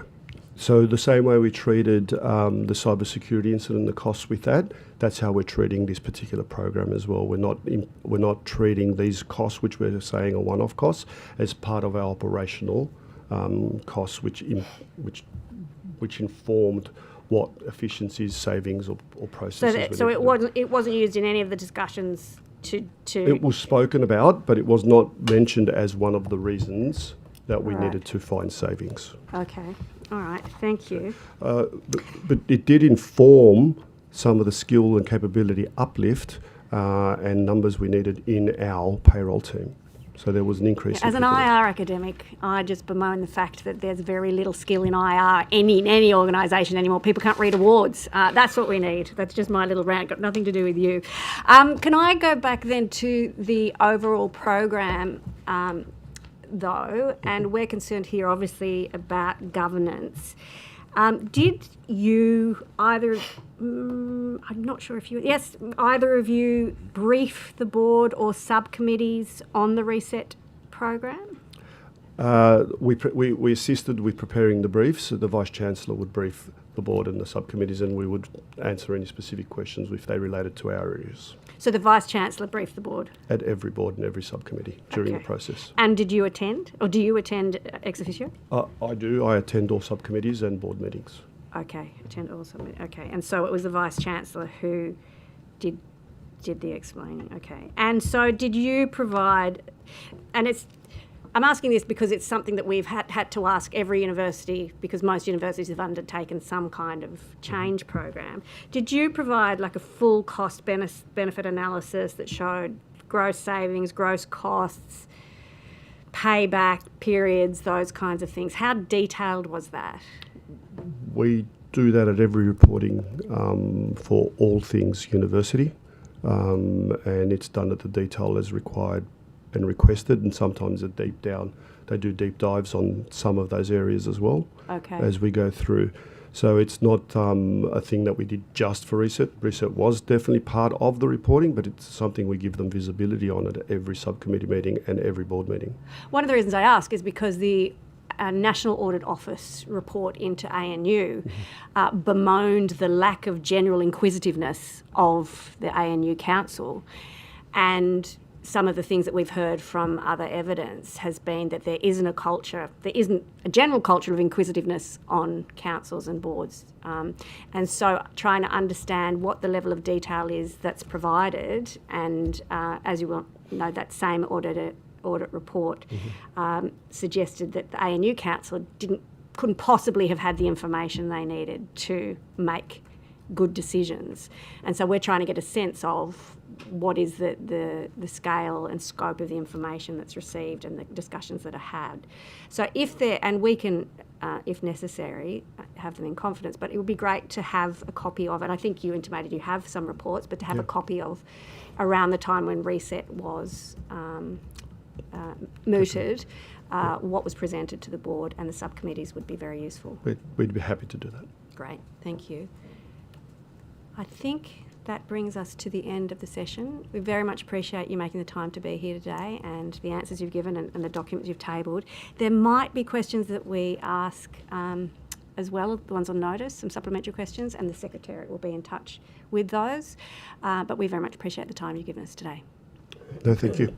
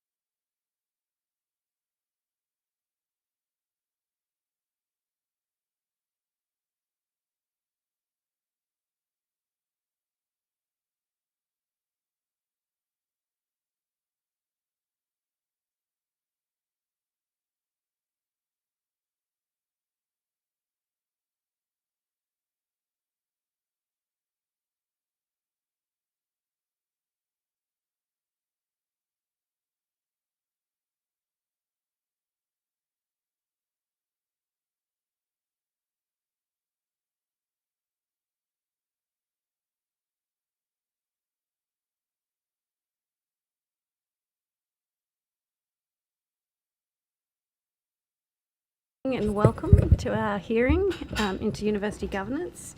Before we begin, if I could ask you to state your name and position title and swear either an oath or an affirmation. We're starting with you, Professor Taibbi. Thank you, Chair. I solemnly, sincerely and truly declare and affirm that the evidence now about to be given by me shall be the truth, the whole truth, and nothing but the truth. My name is Robert Malam. I'm a professor of linguistics at Western Sydney University. I solemnly declare and truly declare and affirm that the evidence now about to be given by me shall be the truth, the whole truth, and nothing but the truth. Thank you. And would either or both of you like to begin with a short statement? Yeah. I don't mind. Okay. Good morning, Chair, members of the committee and members of the audience. My name is Robert Malama. I'm a professor of linguistics at Western Sydney University. I specialise in language change and Indigenous Australian languages. I was elected chair of the Academic Senate in 2021 and have held this position for 4.5 years, having been re-elected twice. This is not a management role. It's part-time, and I continue to be a regular academic who teaches and research. The chair of the academic board, which is the generic term, we call it the Academic Senate of Western Sydney. The Academic Senate is a crucial and core business, crucial for the core business of the university. As academic boards, the Academic Senate is the primary custodian of academic values and standards, which is laid down in the Act, in Western Sydney Act. The Academic Senate decides on academic policies. It approves the conferral of awards. It monitors academic standards and performance and academic risk management. It's responsible to the Board of Trustees, the governing body, and advises it and management in academic matters. Academic Senate is composed of a mixture of academics, students, and members of the senior executive. We have about 40 members. And as chair of the committee over the last 4.5 years, I've gained an intimate knowledge of academic governance, more broadly within the sector, but especially Western Sydney University. And as I said, I'm a regular academic and continue to teach and research. Thanks. Thank you very much. Professor Taibbi. I'm Associate Professor Murad Taibbi. I'm actually an Associate Professor in Neuroscience. I'm also a qualified veterinarian and a veterinary pathology. Former chair, deputy chair, of the Senate and current elected member of the Senate. Married to a beautiful Aussie lady and with 3 kids. Thank you. Okay, perhaps if we can begin with a bit more. You've explained how long you've been there and what else you do, but maybe if you can explain a bit more about the role of Academic Senate and its importance, I guess, to the community. Okay. So all universities in Australia have an academic board. That's the generic term, as I said.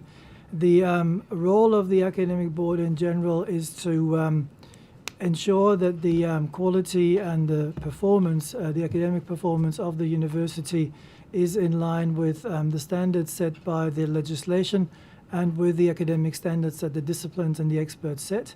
Academic boards report to the council, the Board of Trustees in our case, and advise the board in academic matters. We're the peak body, the Academic Senate is the peak body in academic matters, and it has a crucial role in ensuring that the academic mission is on track and that the university is able to fulfill its obligations, its legal obligations and its obligations under the broader mission of what the university does in terms of creating knowledge and disseminating the knowledge. That's the role of the Academic Senate. It is an elected body to a large degree. Of course, the composition of Senates vary in Australian universities. At Western Sydney, the majority of its members are either elected academics or they're nominated through and then elected then by the Academic Senate. About 2/3.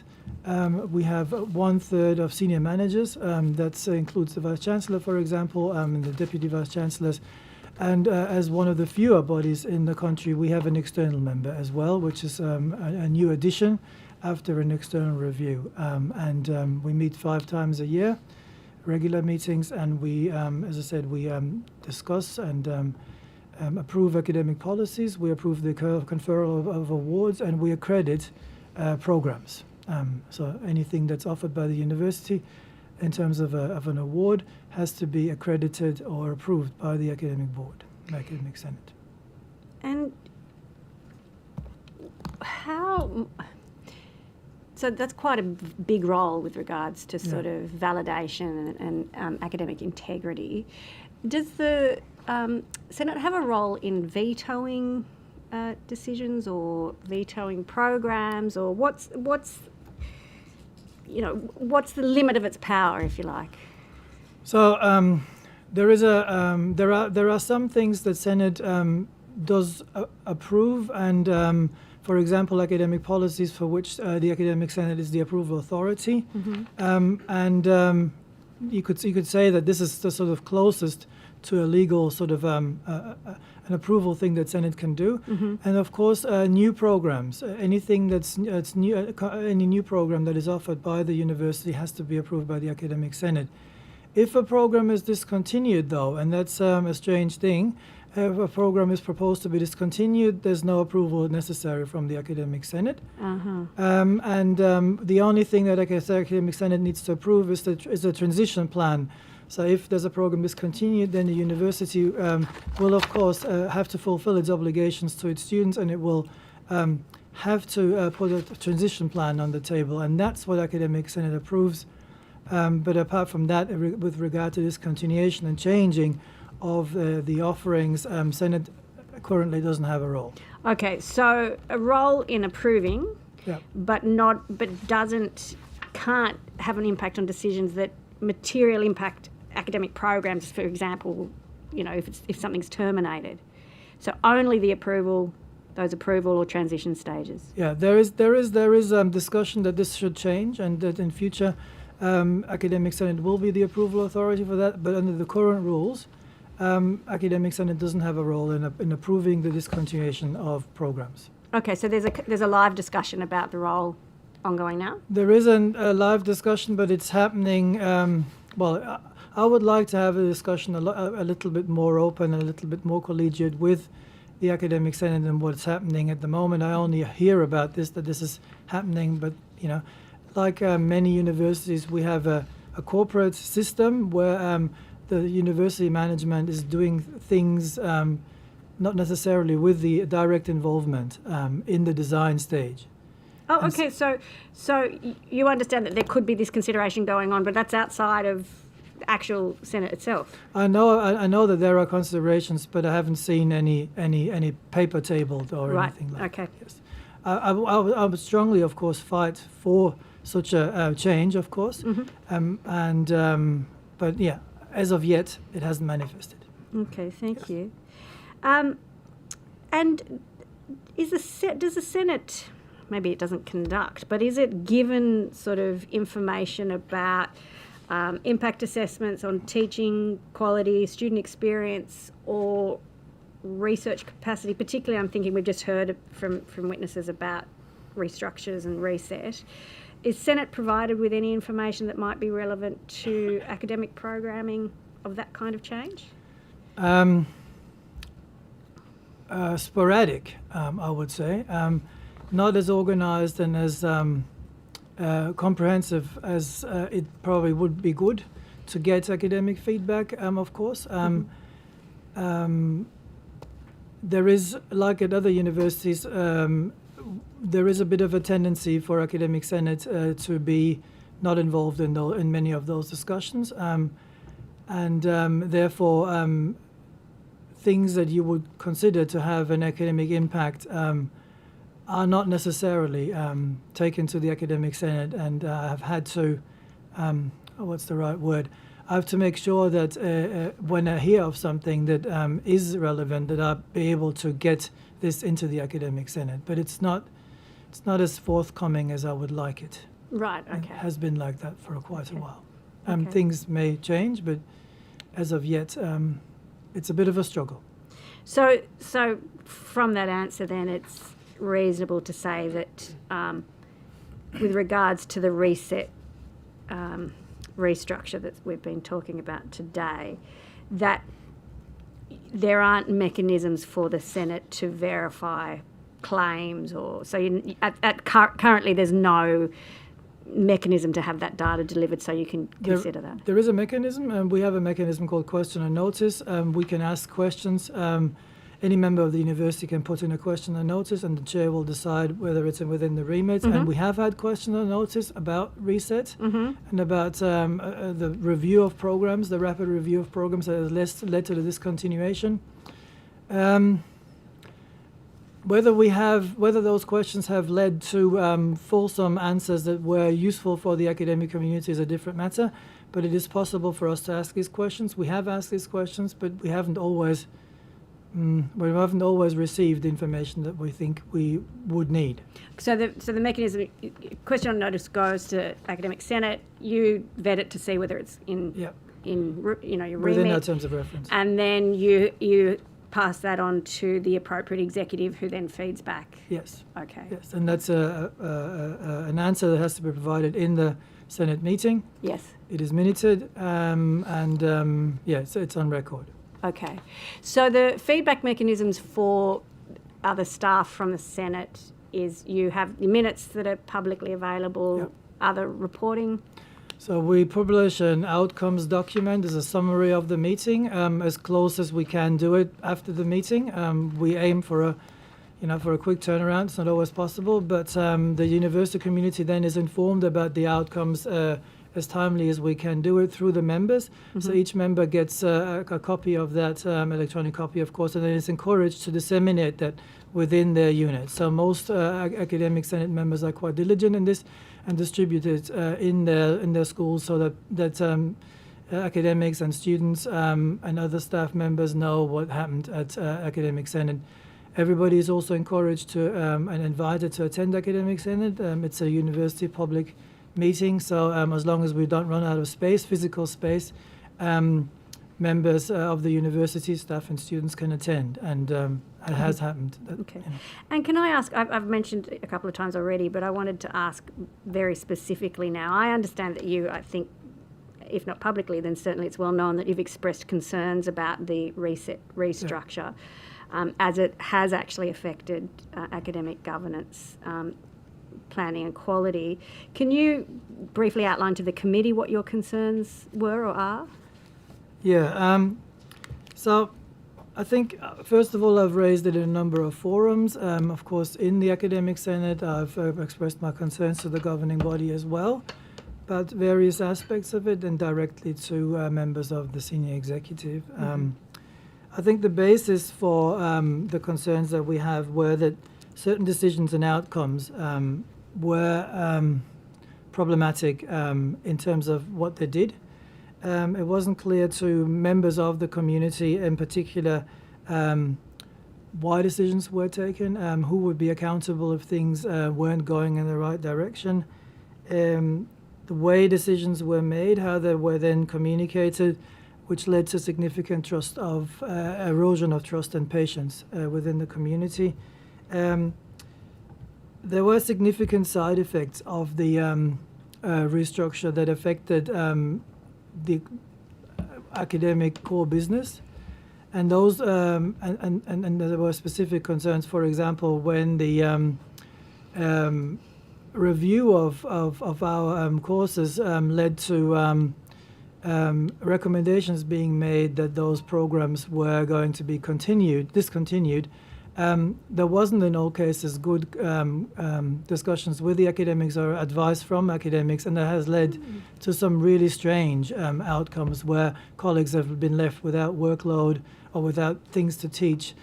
Parts of programs were deleted or discontinued, but the other parts weren't, and it wasn't clear why these things would happen. It wasn't clear why the academic advice was ignored in many cases, and so those concerns, I have raised concerns about the general quality of the academic core business resulting from the great speed, the under-resourcing of this restructure, and the general lack of or incompleteness of what we would like in terms of academic monitoring and oversight. It's interesting because we've just heard from some university executives that they engaged in planning and mapping of courses and workload. Mr. Nanva asked a very specific question about that, and they said that they asked the academics themselves what was happening and what was needed, and then took that into account. Now, is that something you've understood, or is that something that they did around academic, instead of going to academic senate, or? I don't know. I asked for exactly that. I asked that we needed to do some mapping and whether we have the capacity to do this and who would do the work, and particularly with student course advising, there was a whole change that changed the way advising was done. And that caused significant problems because for a little while, for the first 3 or 4 months, we didn't actually have good student advising because of the changeover. We specifically advocated and specifically pointed out that this is a risk and that there should be some kind of contingency planning and some kind of mapping of capacities. We were informed that this was done, but yet we had this problem that we had a significant loss of students because of a lack of advising. Some of it was technical, because of the services, but some of it was because the capacities evidently hadn't been mapped and there hadn't been any contingency planning. Okay. I don't know how this worked with the programs. I know that there was mapping done in terms of whether parts of the program were essential to the program. There was then, it turned out that in some cases there had been collateral damage, and in some cases subjects had to be reintroduced. So this is in a case where a course subject for a degree or for a program was accidentally deleted, but you need that, otherwise you can't give someone there. It did actually happen, yes, on some occasions. I mean, we didn't know everything. I mean, this was only cases that came up after a question and notice and cases that we knew. Right. It was very difficult to get information across the whole university on this. It was difficult to find people who would actually come and speak to us and speak out on this. So we don't know what else there might be, but there were documented cases where subjects had to be reinstated. And then, of course, the other problem was that we had very often, because of the compressed timeframes, our own policies, which required certain timeframes, we were incongruent with that. Right. I did point that out as well, and have been pointing this out as well. And so these are other concerns that we had, and that policies weren't necessarily followed where they should have been. Okay, thank you. Mr. Nanva.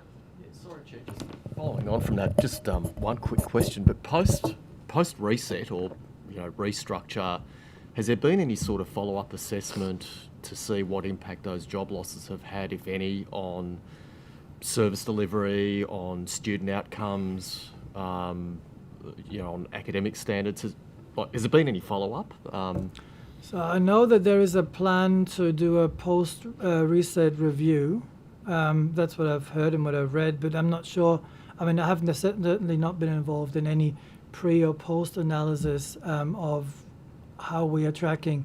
So I give you an example. In my area, in my discipline, we lost about half of our staff members due to voluntary redundancies, and we're being asked to develop new things, but we've never been asked or contribute to any sort of mapping of whether this is actually possible. And indeed, I've asked that question at the board level, whether we have the capacity to do what we do, whether we have done some mapping on whether we can develop the new programs and do all the rest of it. And the answer was always yes, we have, but I've never seen any evidence of that. In terms of the post-reset review, is there any communication on what that will look like? Who will be consulted? Not clear. The only thing that I've read in the summaries is that it's got to be at arm's length.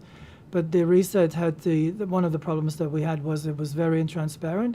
It wasn't clear who was doing it. There was a group of people that were involved in it. It was called the reset team, but certainly very difficult for us to get any information on this. And so I'm not sure. I would like to say that I was very involved in all of this. I would like to say that the Academic Senate was very involved in the academic part of this.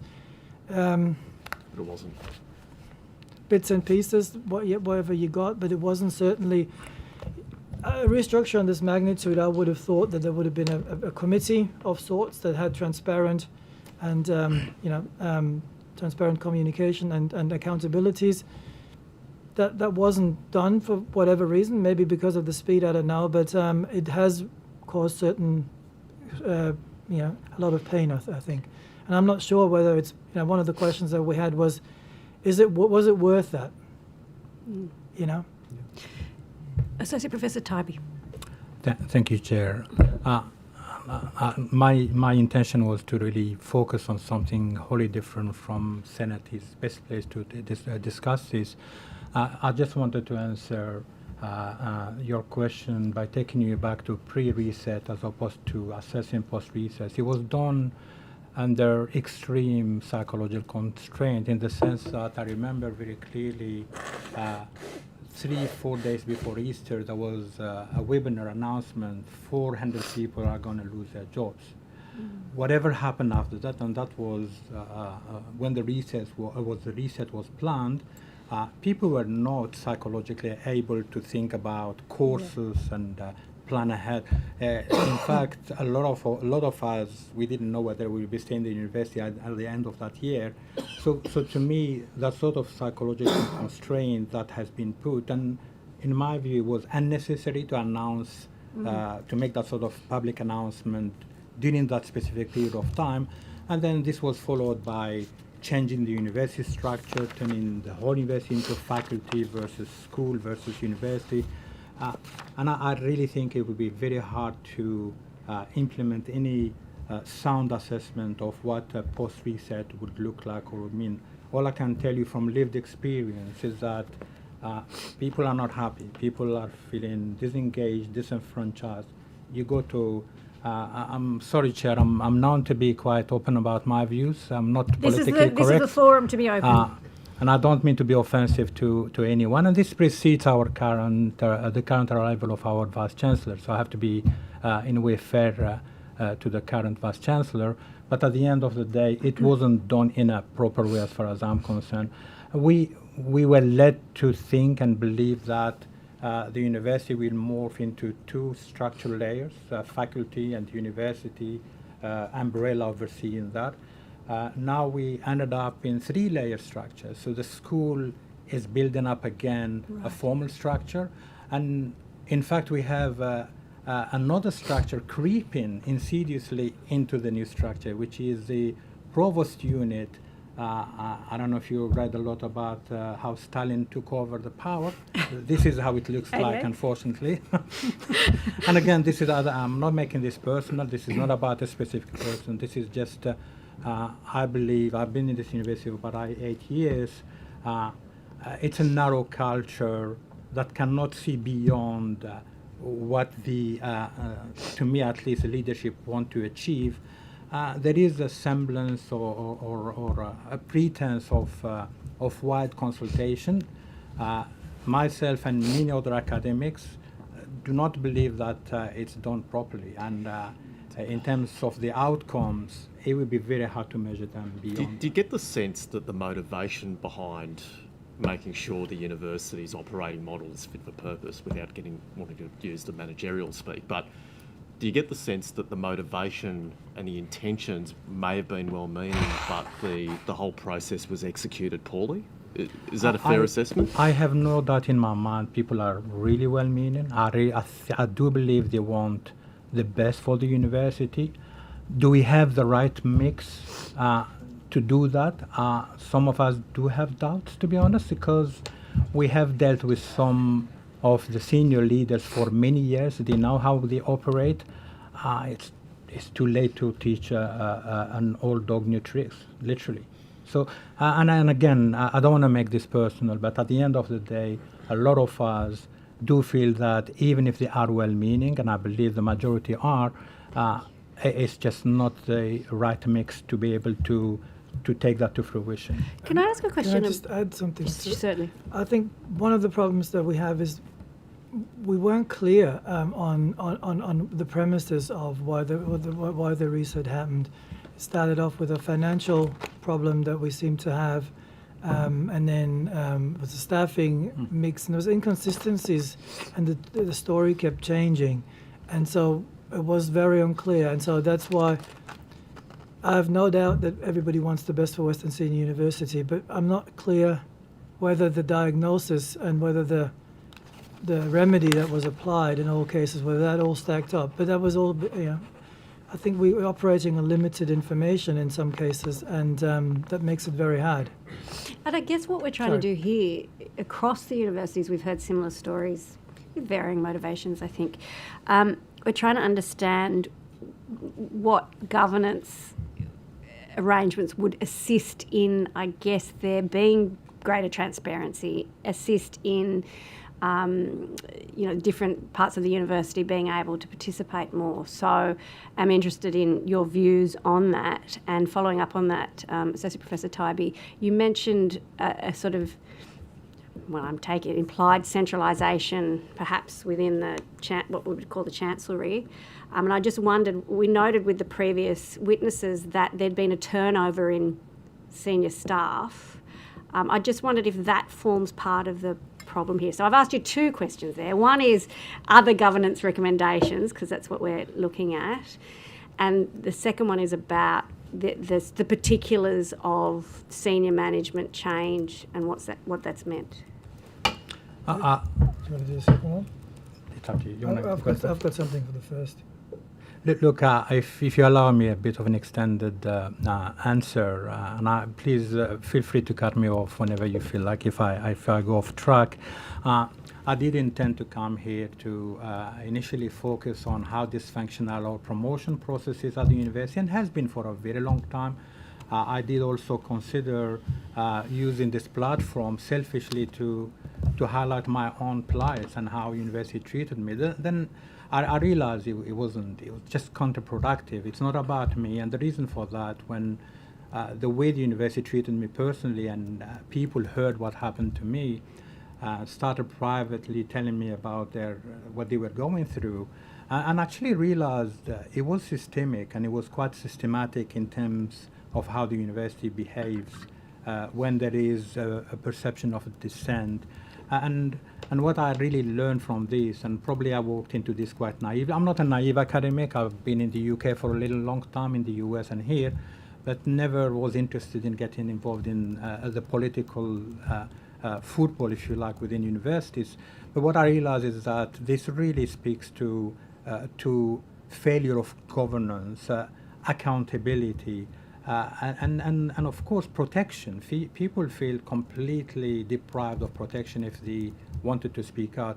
And specifically, I believe, and this is personal to me, in the context of the Western Sydney region, it's representation. And a lot of people say, okay, what does it even mean when you talk about representation? We are talking about a leadership culture that's pretty much, as far as I'm concerned, implanted within a region that does not see itself mirrored in the senior leadership. And that doesn't mean those leaders are not, or at least not all of them, are not capable in doing their job. But I think a lot of people like us, migrants, who we feel are capable of doing the exact same job these people are, we are not given this opportunity to get to that sort of level to be able to sort those governance issues in a very specific context, which is the Western Sydney region context.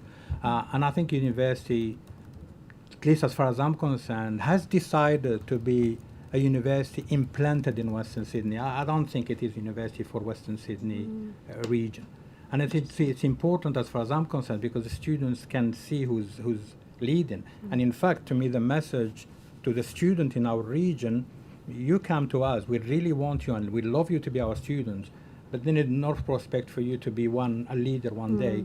And now look, I'm a bit intermingled in terms of what I'm trying to relate to you to answer your question. Those failures, I don't think they are deliberate, but I think there is a narrow cultural view and overview on how leadership is seen.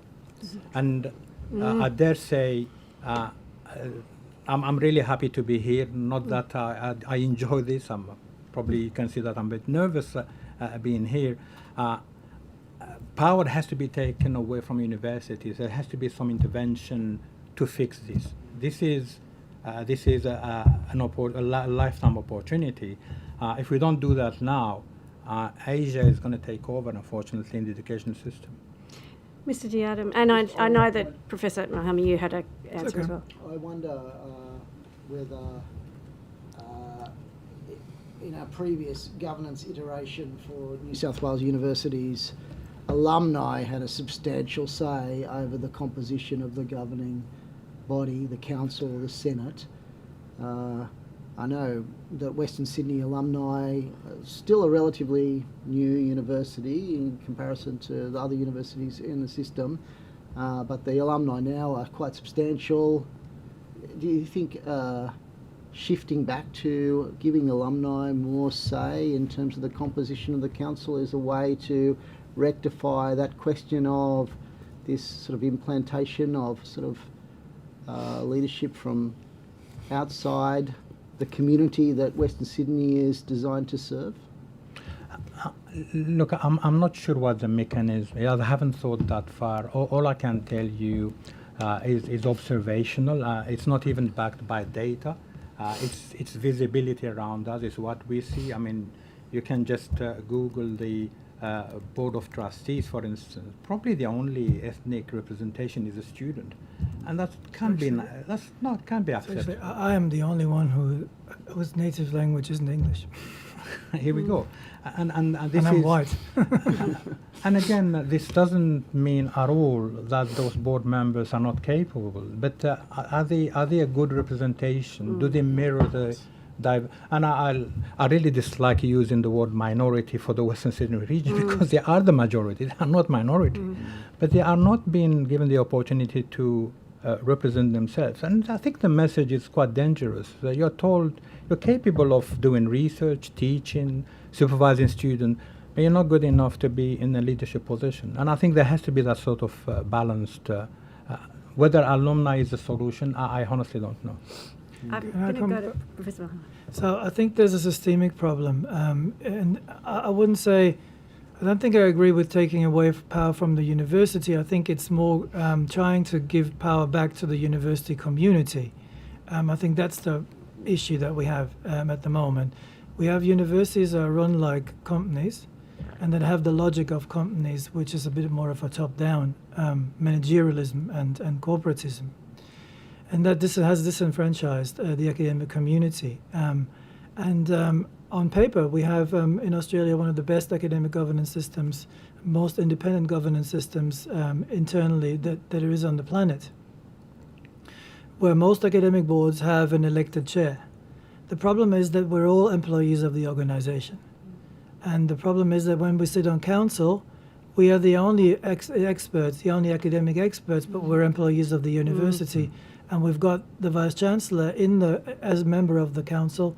We have senior executives sitting in on council meetings, and that's really, really stressful. And it's really difficult for us to say what we think we say because you've got to be brave, you know. And I've seen and experienced things that, you know, we shouldn't experience. I'm not a singular case, right? You've heard from other universities. Though I think, you know, we have had some specific things that other universities might have, but the main problem is there is nothing in the system that safeguards the academic governance part, that is doing the quality control, that's doing the management, the monitoring of what the university does. There is nothing that safeguards us. If there is a violation of policy, if there is something happening, we can't do anything. Like, I'm dependent on management helping and cooperating. I'm dependent on my board and my council to support me. If there is something like an executive member doesn't want to give a report, you know, actively refuses to comply with the resolution by the academic board, there is nothing I can do. I mean, I can go to TEXA, I can wait till TEXA comes around and maybe picks this up, but I've got nothing in hand. I can go to the board and to the Chancellor, but if I get no help there, I can't do my job. And that's a really fundamental problem. If quality reports don't come through to the academic board, and the academic board has no visibility of things, can't do their job properly, then the whole academic enterprise is in danger. And that's a systemic problem. There are universities where there's a little bit more structural guardrails. So we've now, for example, have a Senate that isn't dominated by management in terms of numbers, or at least isn't 50-50. That's a step in the right direction. We have an external member. That's a step in the right direction. We're hopefully going to get a board member, an external board member with academic credentials. these are all steps in the right direction. But there's got to be something more that the academic community has a fair, is represented and safeguarded against the managerialism. There's been a suggestion made by Melbourne academics a few months ago of a bicameral system, that you have an academic head and a corporate head, and because the Vice-Chancellor in a university in Australia is the academic head and the corporate head. So the separation of those two, for example, could be a way to think about this. But there has to be something that safeguards the academic community from the dangers that the corporatism and the managerialism applies, because there's inherent tension between, I want to get as many students as possible, I want to sell as many products as I can cut corners potentially, because not the best. It's not the case that the best qualities guarantee you lots of students, and that inherent tension is problematic. It's difficult for management. I understand that. It's tempting for management to do things sometimes the way they do things, but it is an inherent systemic problem that we have. Thank you. I'm going to just check in with, Ms. Boyd. No, you're okay. Thank you. I was just checking. Jens. I'm just curious, in this inquiry, all the chairs of the Academic Senate that we've had before us have been, let's just say, not critical voices. So I'm curious about how Western Sydney gets an academic chair who's prepared to speak up. Was there something specific about the dynamic that led to you being elected as academic chair? Well, I think the reason why I'm still here is because the academic community supports me, and parts of management do, and has supported me. I have to say that I've been actively discouraged from running for office. I've been re-elected twice against strong headwinds, including direct advice not to run for office, of a re-election. Advice from who? From parts of the Management. senior leadership, rather not say that, but yeah. And I've decided to run twice. I've been re-elected twice because of the In contested support. ballots? Contested, yes. With opponents sponsored by the senior management? Couldn't comment. It certainly didn't look like that there was an opposition that had a very strong alternative agenda, in the sense that, I don't know. Hard to say, right? But it was a bit surprising to say that. And so I did this because I feel a duty to the academic community, and because I know that the university is essential for the university, that we have this critical sanity check every now and then, and somebody says, look, this mightn't be the best idea. But it's certainly not an easy ride. It's certainly much easier if you just rubber stamp everything.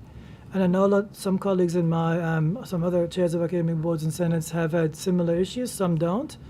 Some have. It depends a little bit on how the dynamics work. You know, as I said before, it's dependent on cooperation in the system. But you're the weakest part of the, universities are like a triangle. You have the governing body, the academic board, and management. But you're the weakest link here. And that's a problem, because you've got no protection. And so then you do this because the academic community supports you. And that's what I'm grateful for. That's why I'm here. Can I ask you, on the governing council, do you sit on any of the subcommittees? No. Have you I been have. asked? Sorry? Have you ever been asked? Yeah. No. I have asked, but I've never been.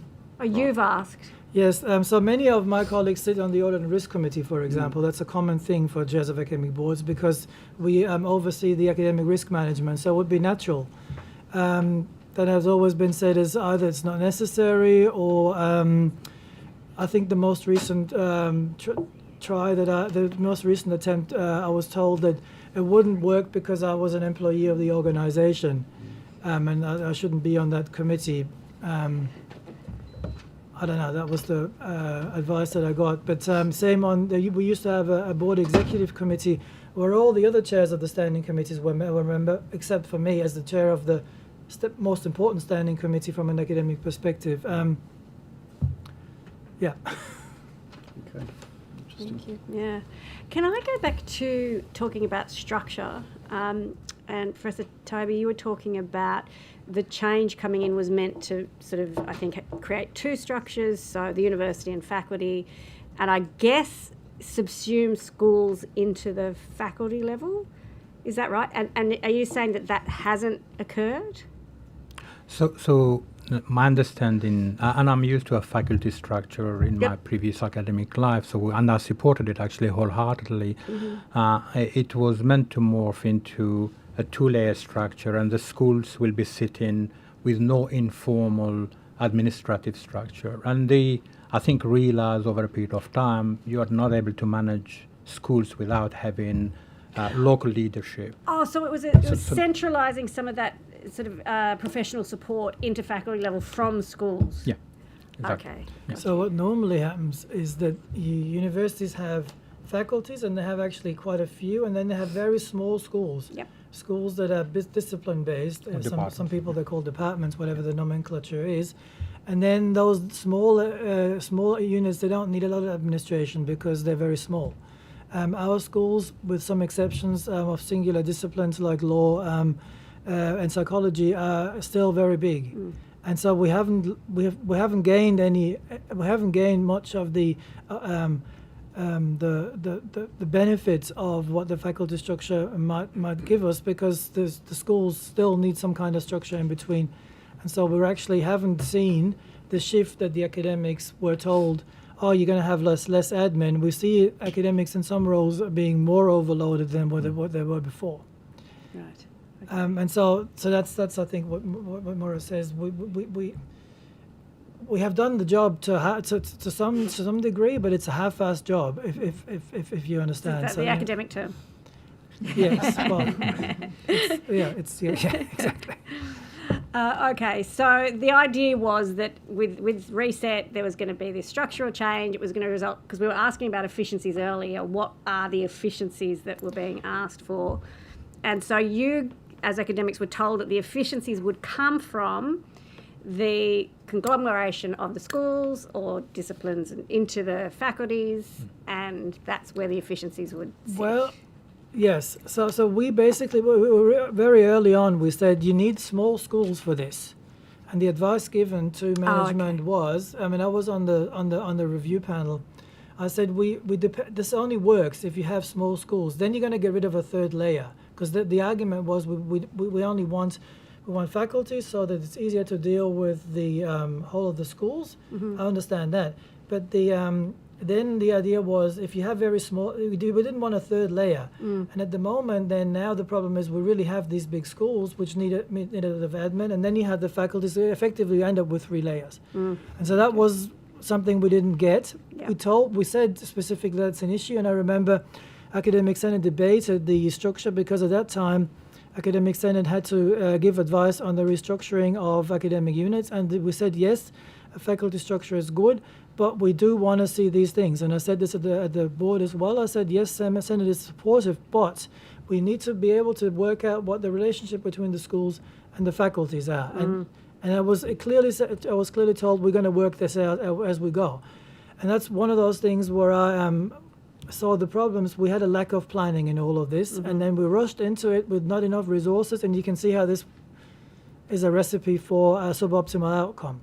Okay, so in summarising, there was this Reset restructure decided on because it seemed there was some kind of financial imperative argument, and whether you accept that or not, there was the argument put, and then there was sort of activities associated with that weren't necessarily planned out to their conclusion. It was, this is what the immediate action we're going to take, but there wasn't the what comes next or what the implication. Is that a reasonable summary of that?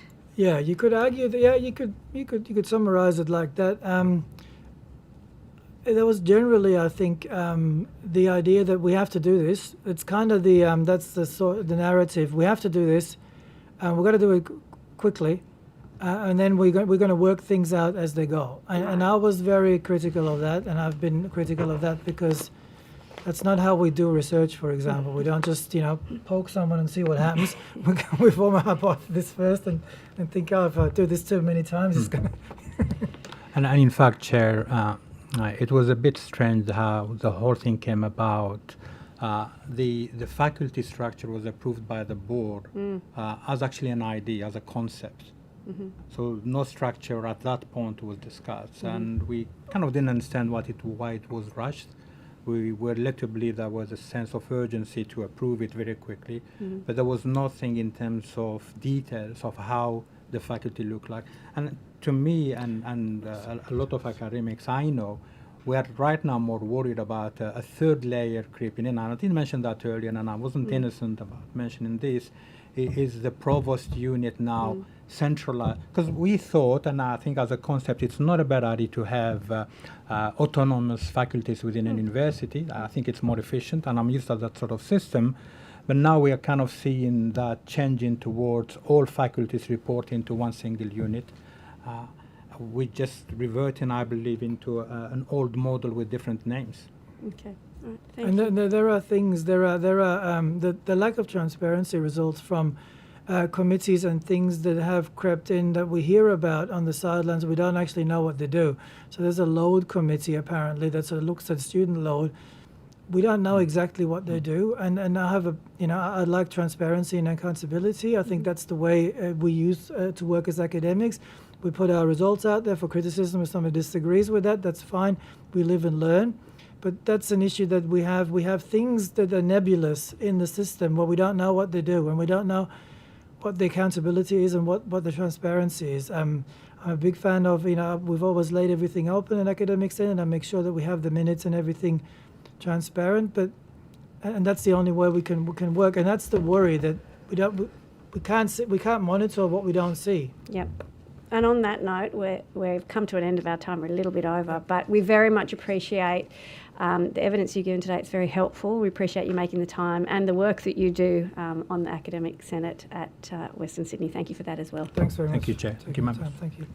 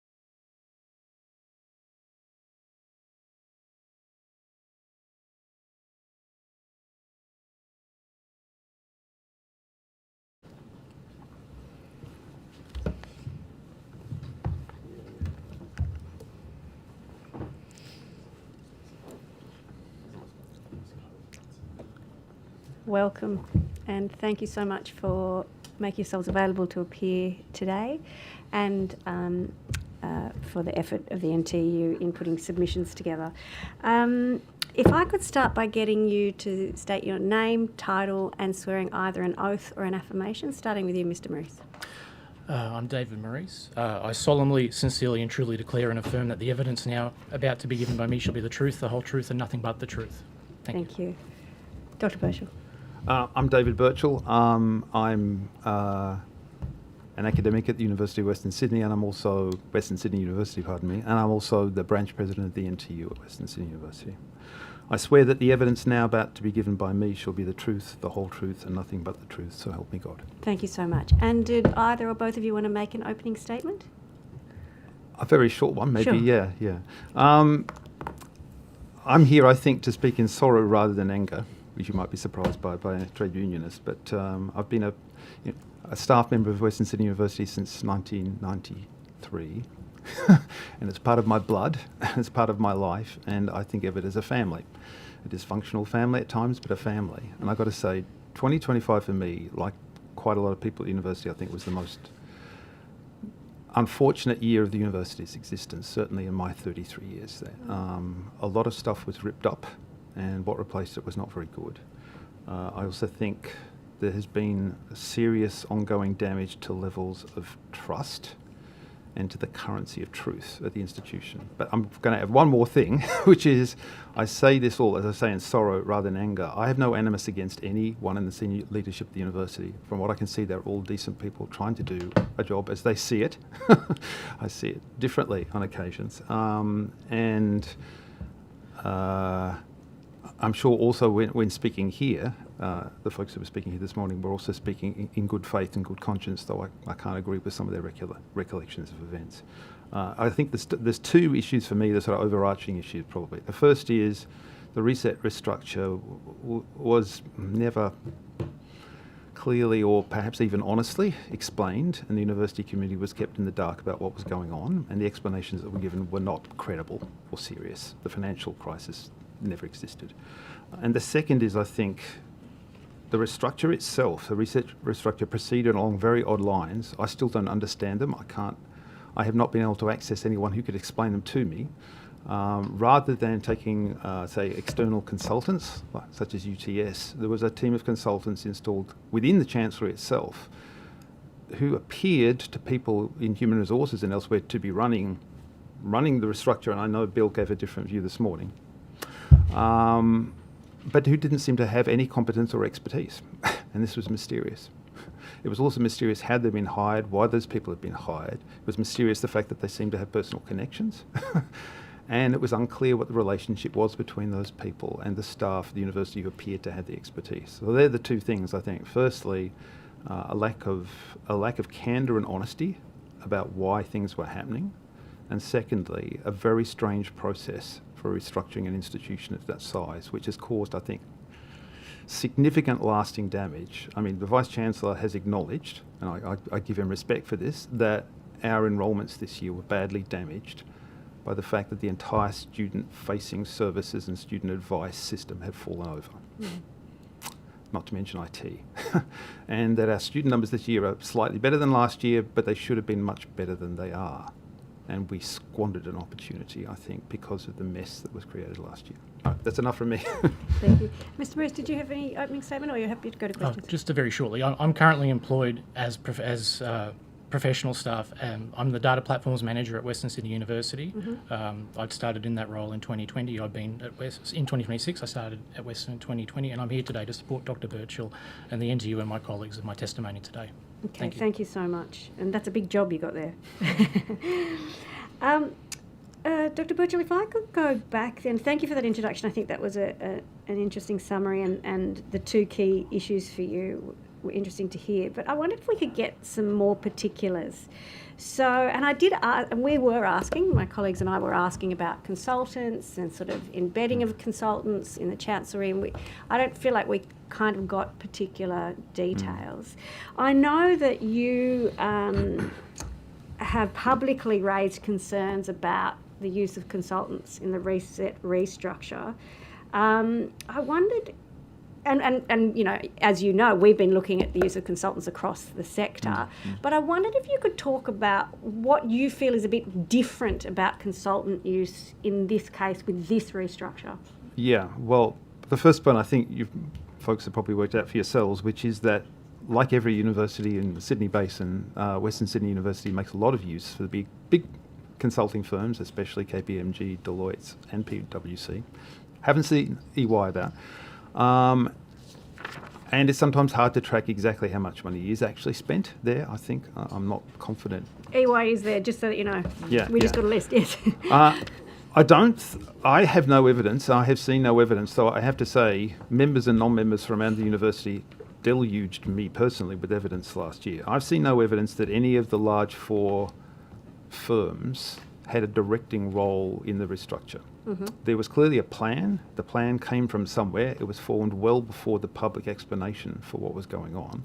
But I don't believe it was done by any one of the major consulting firms. However, what we did see, an oddity, I think, at our place was a large restructure was determined seemingly in advance. A rationale was given for it.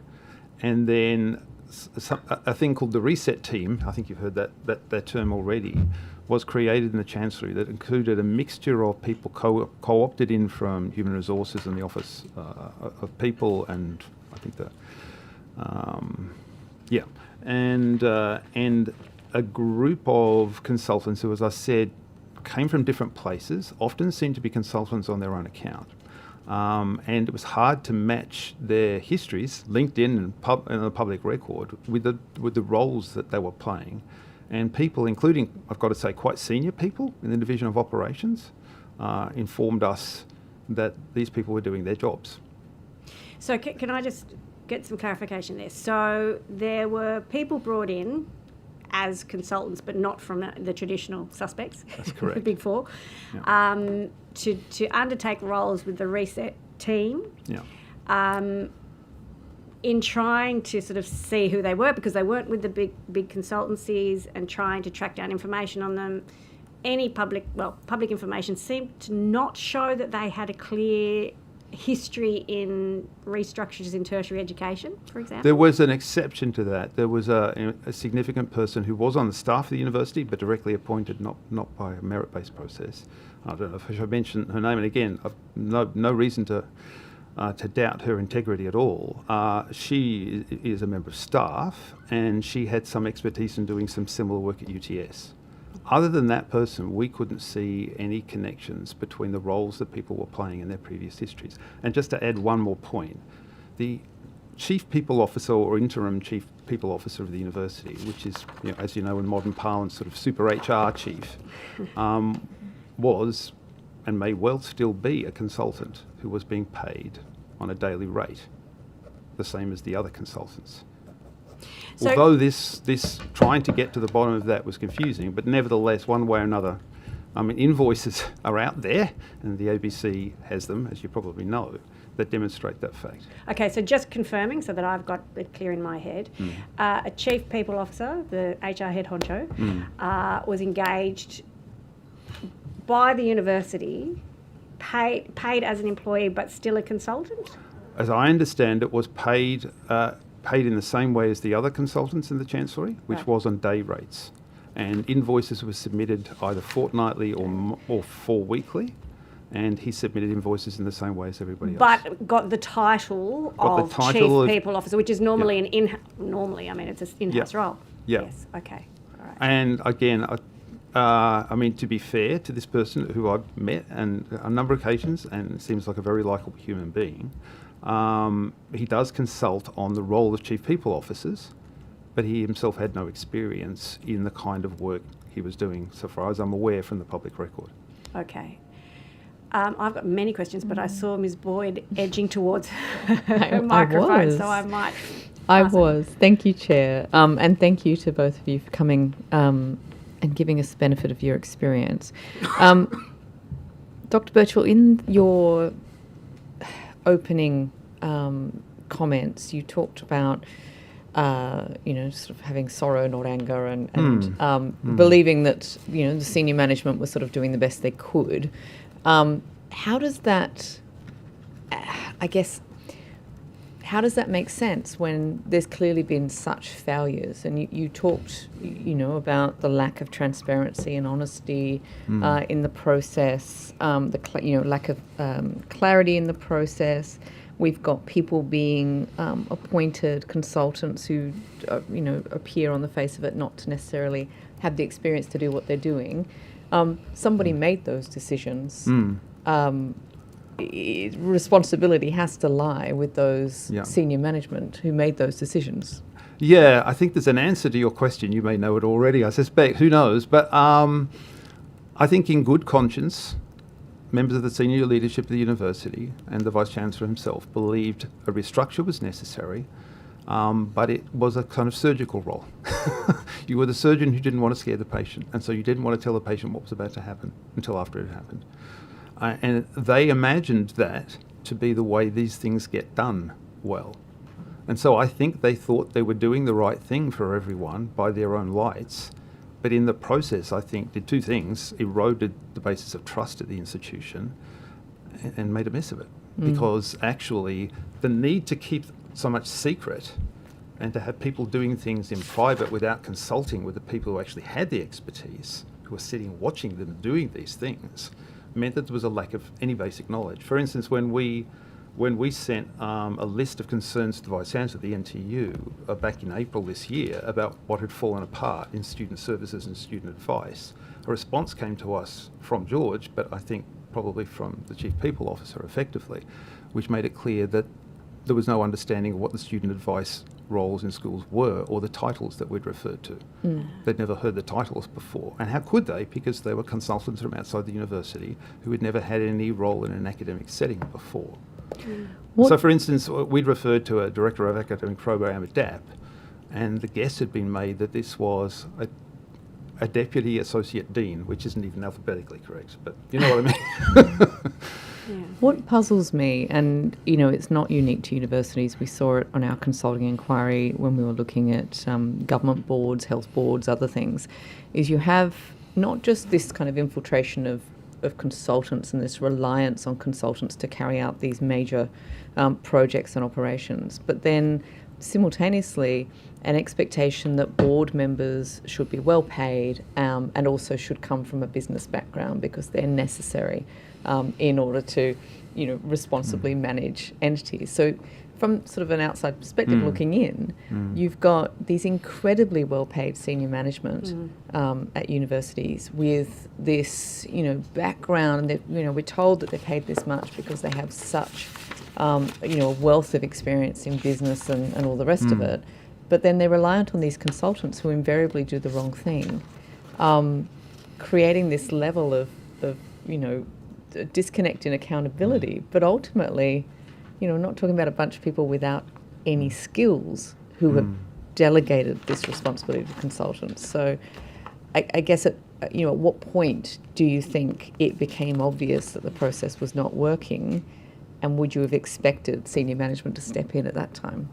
It should have been clear, I think, about October, November last year that things were going terribly wrong. But the Vice-Chancellor had a fixed schedule that he reiterated over and over again, that all the changes had to be put in place and people who were separating had to leave the institution by the end of the calendar year 2025. That he never wavered from that.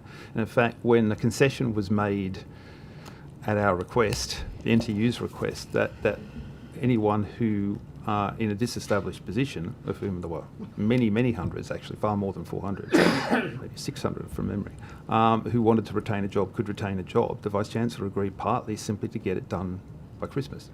Sorry, can I just confirm? Sorry, Dr. Butcher, sorry, Ms. Boyd. I wasn't aware that there was, because I understood that there were that it was voluntary, but I didn't understand that there were 600 roles-ish. Is that right? So, yeah, just to be absolutely clear. Yeah. And I'm under oath, so I want to be absolutely clear. And you can take it on notice. No, I can answer the question. Okay. I just want to be as precise as I can be. And this gets back to an earlier point made this morning, but again, I'm not in the business of, getting in a verbal joust. But the Vice-Chancellor signalled at a webinar on the 16th of April that because of a financial crisis, 300 to 400 jobs would have to be lost, forced redundancies. What followed was a change process which involved an enormous amount of spilling. So 600 people's, I think around 600, I'm quoting the exact number, around about 600 people's jobs were disestablished, and they were then expected to either walk or find a new role in the new structure. And at that point, just to be clear again and precise, there was a lot of, I think, slightly loose talk about mapping earlier today. In the change process required by the enterprise agreements, the change proposal process, organisational change provisions of the agreements, there's a process that has to be followed, change proposals, final change plans, etc. There was no clear mapping of any of the existing roles against roles in the new structure. So most of 600 people didn't know if they had a job. And that's not to say they were all going to lose their jobs, but basically it was an enormous game of musical chairs. That sounds chaotic. It was chaotic. The only thing that stopped it being chaotic, actually, I'm sorry to say, I hate to say this, is the National Tertiary Education Union, because when the Vice-Chancellor agreed that anyone in one of those disestablished positions who wanted to maintain their employment with the university would be found a role in the new structure, the chaos was suddenly reduced. And I know this morning Bill sort of took that as a partnership thing. Well, I'm glad if they took that as a partnership decision. I think that was the sanity moment when we managed to restore order. And to be fair to the Vice-Chancellor, I think he understood that, which is why he eventually, it took a long time, but agreed to that because he realised that would stabilise an otherwise absolutely traumatic situation where 1 in 5 university staff didn't know whether they had a job and what it would be. At the end, I'll be absolutely fair here under oath, to be absolutely scrupulously fair. Yeah. When you put together that chaotic process with the sureness that if you wanted a job negotiated by the NTU, you would retain one in the new structure, some people actually had a good reset. Yes. Some people effectively got promoted. Sure. Some people got away from supervisory relationships where the two people didn't like each other. Other people found niches for themselves. But that was a happy accident. Yeah. That wasn't part of planning. Yeah. I'm going to just check in. Sorry, Ms. Bird, I interrupted you're you. okay. You're You're okay. I'm going to check in over this side. So what did the mapping involve? We're obsessed with Well, Was it a desktop review of the organisational structure? Was that the mapping? Was there actually a detailed look at the workflows and the work the patterns? change proposals were they were marked confidential. Who knows why? That always happens. But obviously they'd be accessible to the committee, and I have them all anyway. But there was no requirement of the enterprise agreement at that point. We have negotiated something like that in now, subsequently, after the horse bolted, to do this. But good practice would be if you tried to see the fit between the position description and skills and experience of the person in an existing position and the new positions, and tried to match people against them. In the absence of that, it was chaos. And sorry, Sarah, to follow as a follow-up point to your question, not only that, but for the first few weeks of the restructure, most of the position descriptions for the new roles weren't there, and they were created fitfully over a period of time. So there were hundreds of new roles in the new structure, but nobody knew whether or not they were appropriate to apply because there were no position descriptions uploaded. Oh. And when they were, I'm sorry, but this is factual, and I'm saying this under oath, my clear understanding is that many of them are created by AI. And they were so generic that there were roles at Q levels apart, I think, between 5 and 7 and above, which are essentially the same role but being paid tens and twenties of thousands of dollars apart. It was an improvised process done at enormous speed.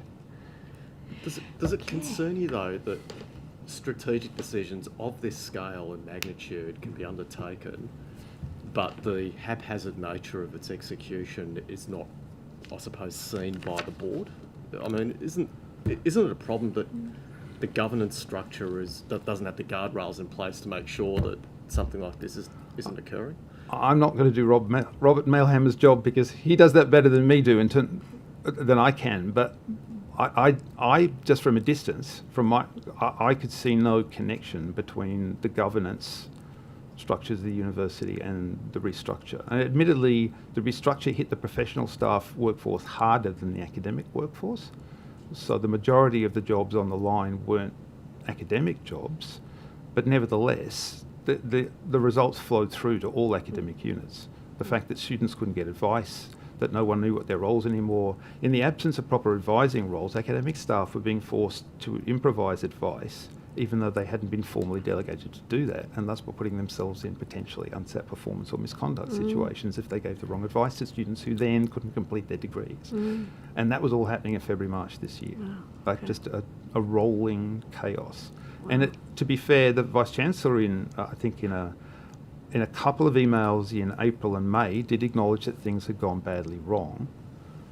But then, unfortunately, I think, really unfortunately for him, segued into suggesting that because the university does this stuff badly, and we need to do better in future, and therefore we need a more strict performance culture about student support and advice, which gave the impression that he was blaming the people left behind after so many people had left. I don't think that's exactly what he meant to do, but that's certainly what it looked like you were saying. So there was a partial acceptance that a tsunami of mishaps had happened, but there was a dogged insistence that it can't have been the restructure. It must have been decisions made before the new regime arrived, or else people on the ground weren't doing it well enough. Thank you so much. And that's all on the public record. Yeah, yeah. The Vice-Chancellor circulated those all staff emails. Yeah, thank you.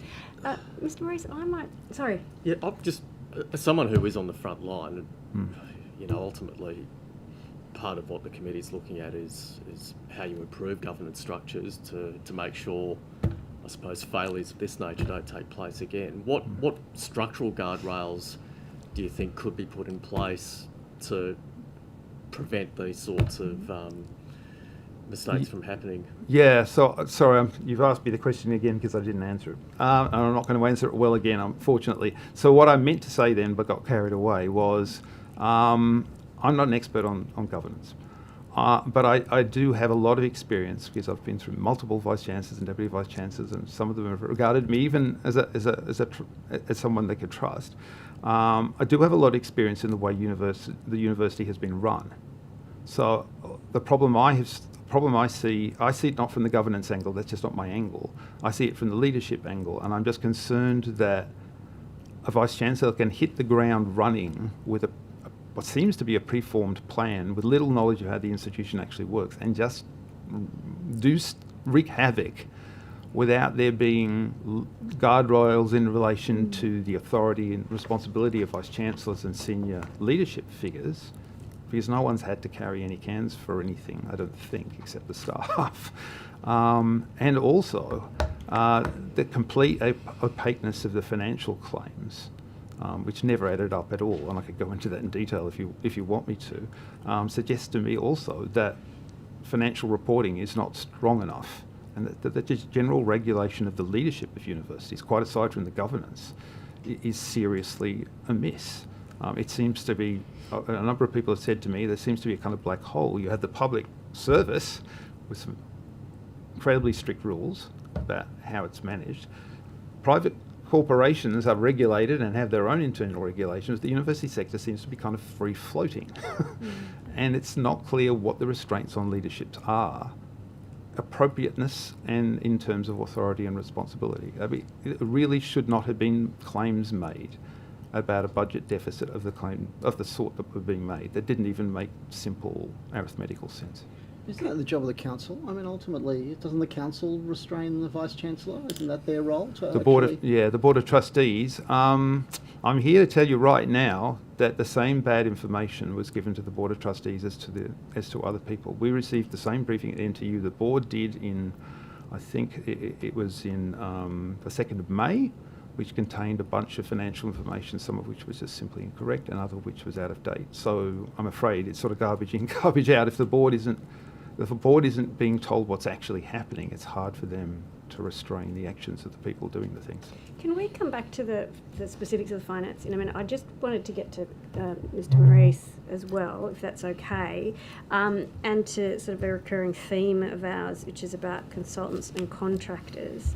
And because you're in professional staff area and also in IT, which from the list that we've been provided to today has been very heavily serviced by consultants. And obviously, you know, occasionally you're going to need consultants in with particular expertise or because of particular circumstances. But can you explain to us a bit about the use of consultants and contractors in your area during and after reset, and how did you think it was appropriate? Did it work? A bit of an assessment? Oh, thank you, Chair. Excuse me. In regards to consultants throughout IT, yes, Western is a large use of consultants within IT. We've had lots of disruption in IT over the past 7 years. I think we've had at least 6 or 7 ITDS managers in that time, in the time since I've started at Western in 2020. In my team in particular, during reset, we were going to merge some teams together. At that time, we did not actually have a director That director had not been re-signed on a contract at that point, so a consultant director was brought in to run the team for 6 months and to provide assistance to the executive as to how to structure this new team post-reset. So that consultant and their team was brought in. Obviously, they're a new consultant, they're not used to university business essentially, and they knew very little about the work that we did. And even when they So spoke... there weren't IT consultants that specialise in university work? Not that I remember from looking at LinkedIn, no. Okay. No. And this particular group of this consultant, some of the first times they spoke to some of the teams that joined together were to tell them that they were to lose headcount. Oh, okay. Literally.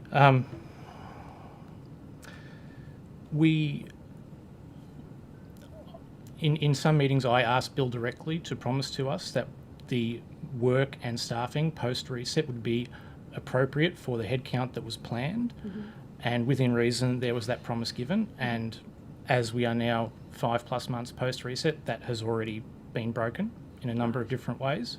Okay, so you've got less staff than you anticipated or more work than you thought? Yes to both of those. Right.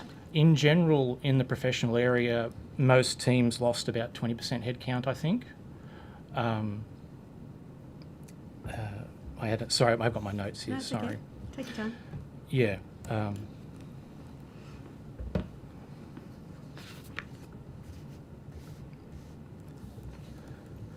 Sorry, yes. More work that was not mentioned as part of reset has come up in the past 5 months, and we have lost headcount as well as trying to maintain existing work, let alone bringing 4 teams together into a new data office with an entirely new way of doing things. Okay. And were there multiple consultants and contractors used, or was it just that group that was brought in, or? There was one group that was there to manage that process for the executive, and there were other smaller individual consultancies for specific projects and for specific tasks within the data office, yes. Right, okay. And in your view, particularly the individuals, was there not in-house capability to do some of that work? Was that... Disregarding the executive planning part of that, yes, very much so. The issue is, of course, we have lost headcount. So Yeah, you right. can ask more people to do more things, but we don't necessarily have the time to do all the things that we need to do now. So one of the consequences of reducing headcount is that you then needed to get contractors in to come and do the work that you couldn't do because you'd lost your headcount.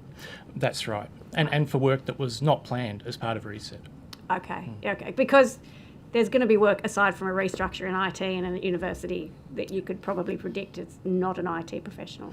That's right. And there was even work ongoing pre-reset in regards to developing things like our mobile app that were well underway, were well known, already were hiring consultants and having consultants drive those projects.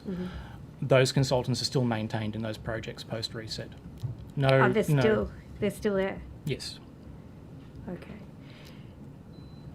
Do you have a sense of the length of time? Are these open-ended? You may not know this. Are these open-ended projects, contracts, roles? So the ones that I'm aware of are normally between 3 to 6 months. Right. There has been discussions going on that we would now take up managing those particular processes after they have been implemented by the contractors. Right. But of course that is then extra work for us to do. Yeah, right, okay, with fewer people. Yeah, okay. Thank you, I appreciate that. Dr. Burchell, if I could go back to you now, and you were speaking about reset, but also the briefings that were given and the fact that they didn't seem to make financial sense or didn't seem to be correct. Could you take us through that? Yeah, sure. And I know Bill this morning, no doubt, absolutely sincerely said that there was a long process of consultation about a restructure that would be a sort of administrative kind of thing.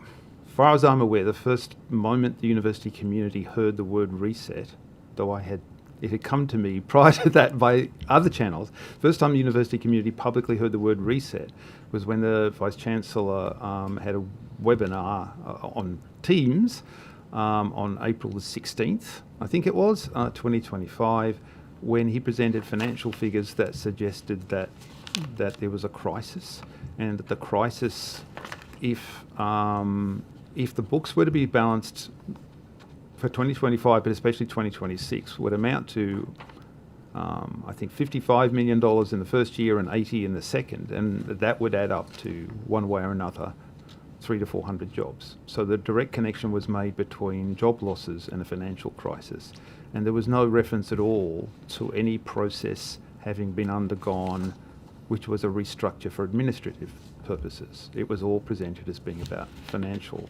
issues.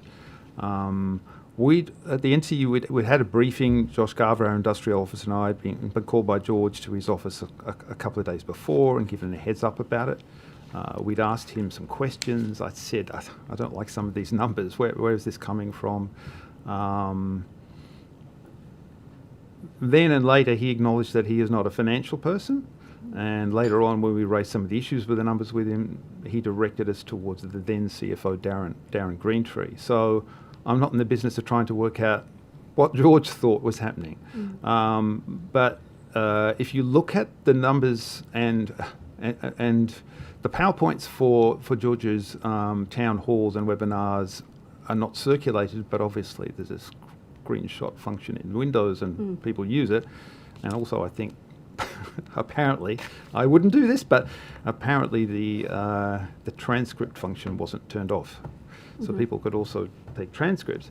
If you look at the PowerPoints, the figures don't add up. What's called the operating deficit for 2025 is actually $10 million. And then on top of that were a number of other things. I'm doing this from memory, but I can obviously supply the data. There was cybersecurity. There was pay confidence. We've heard about both those things already. There was what was called negative contingencies, which covers a whole lot of territory, and it wasn't ever explained what that meant. And lastly, there was a shortfall in student numbers. And so the financial crisis was presented as being partly about student numbers, partly about a cybersecurity issue, partly about pay confidence. Obviously, I said to the Vice-Chancellor, you can't tell people you're going to take their jobs away because you accidentally stole their money from them in the past. That's an absurd claim. Likewise, you can't say that because we haven't had good enough cybersecurity that X hundred jobs have to go. And then there was generally a retrenchment in the public as well as the private sort of discussions towards the student numbers issue. But we knew, because we have members everywhere, that the figures didn't make sense. And I knew because George had shown me what he was relying upon, which was a forecast that had been done, I think, in February or early March, well before his census date, that seemed to show a sudden drop-off in student load projection for 2025 compared with the previous year. But the measurement was being done not year against year, actually. The measurement was being done between the forecast at that moment in time and the target for that year set the previous year. And that confusion, deliberate or otherwise, persisted through the whole time. And if you look at George's PowerPoints over a period of time, first of all, the operating deficit, which was $10 million, is not referenced as the operating deficit. There is a town hall he gave where there is a PowerPoint that clearly says the operating position of the university is this, $80 million deficit. The operating deficit was 10.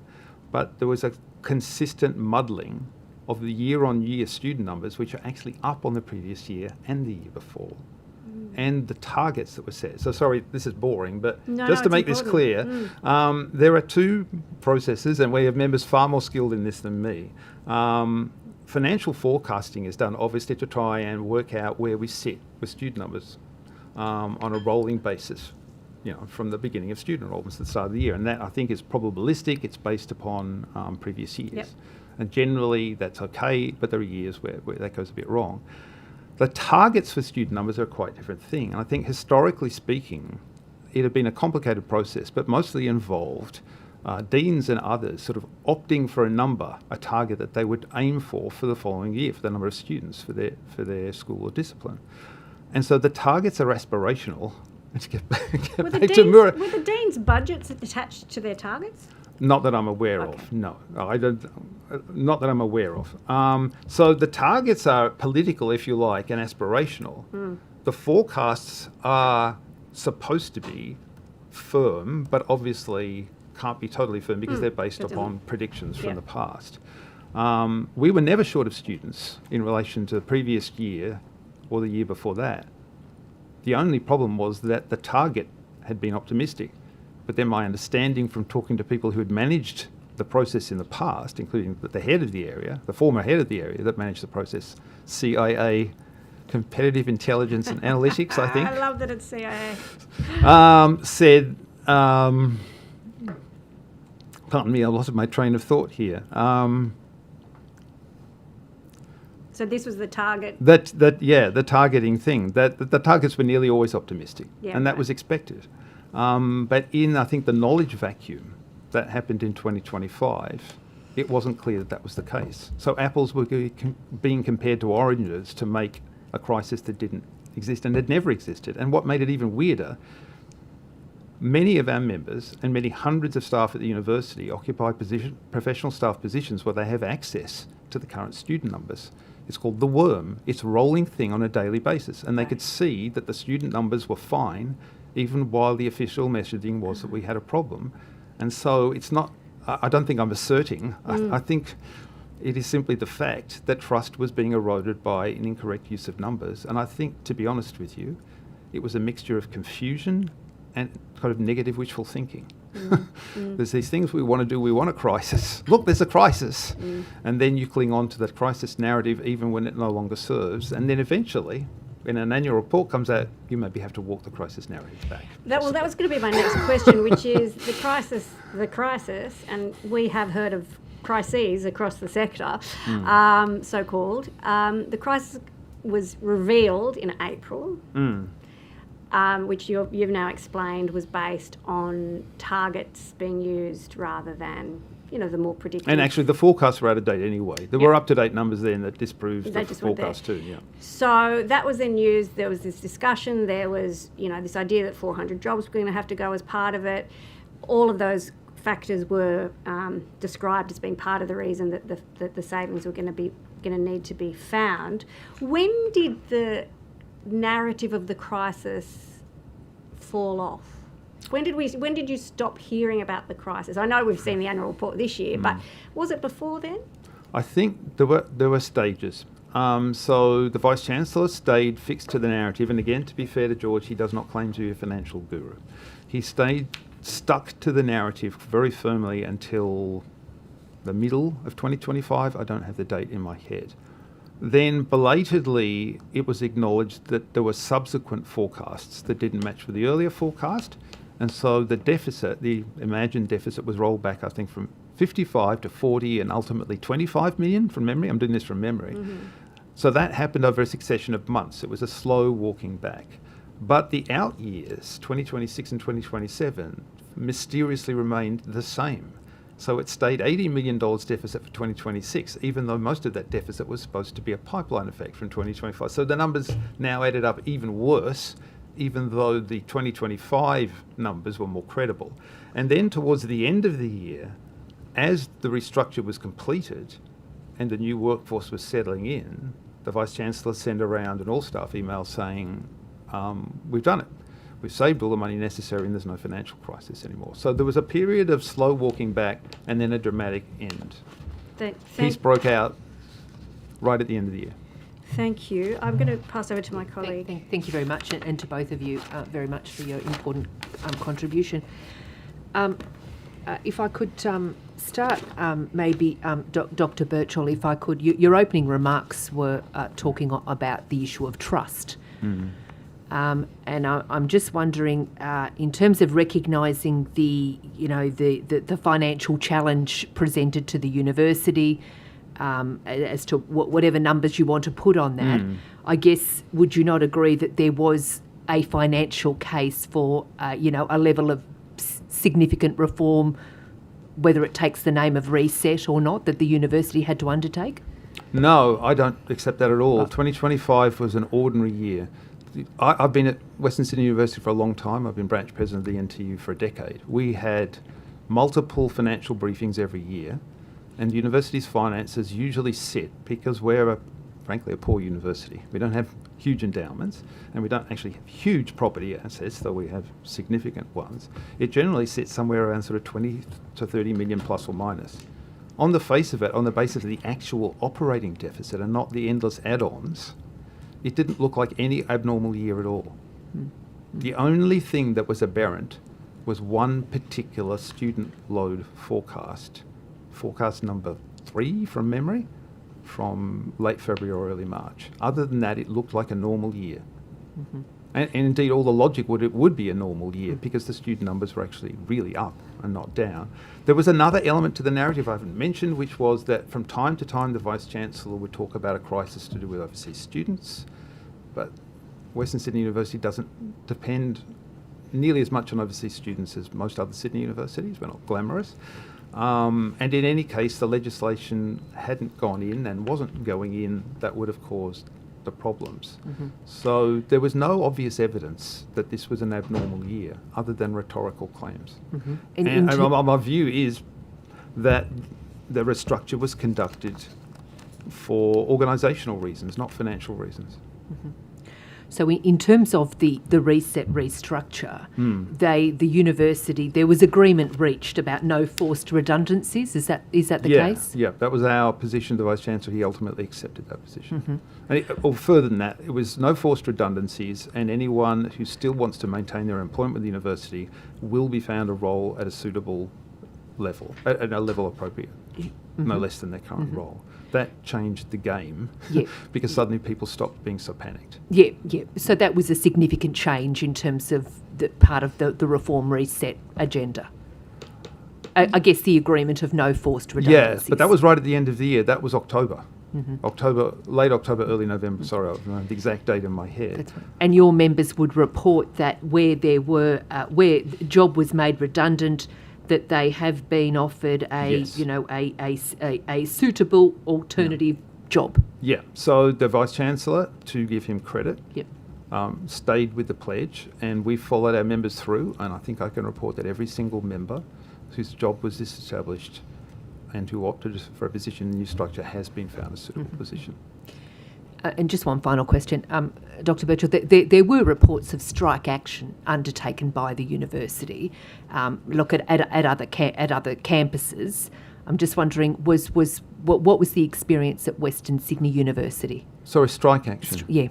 In terms of union action, in terms of against reforms and threats of job loss. Was there action taken at Western Sydney University? Well, under the Fair Work Act, of course, protected industrial action has to be taken during a period of enterprise bargaining for reasons related to that. We were in enterprise bargaining, but this was not directly related, so that limited our options. We had a rally, and other than that, we mostly played a kind of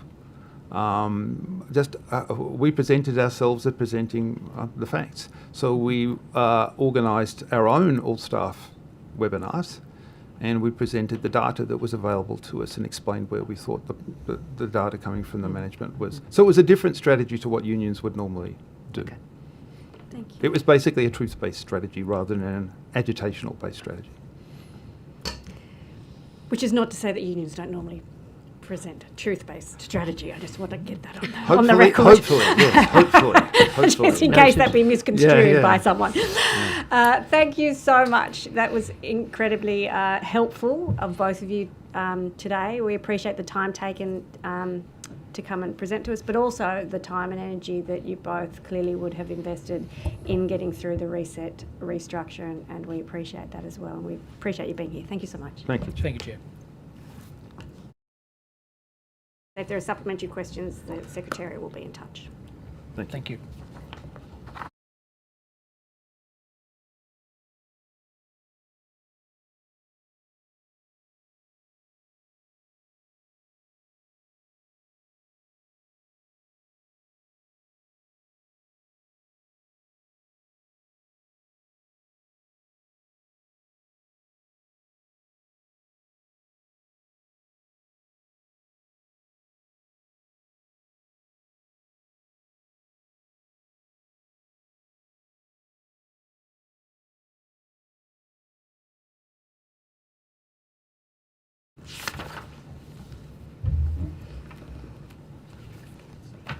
Thank you.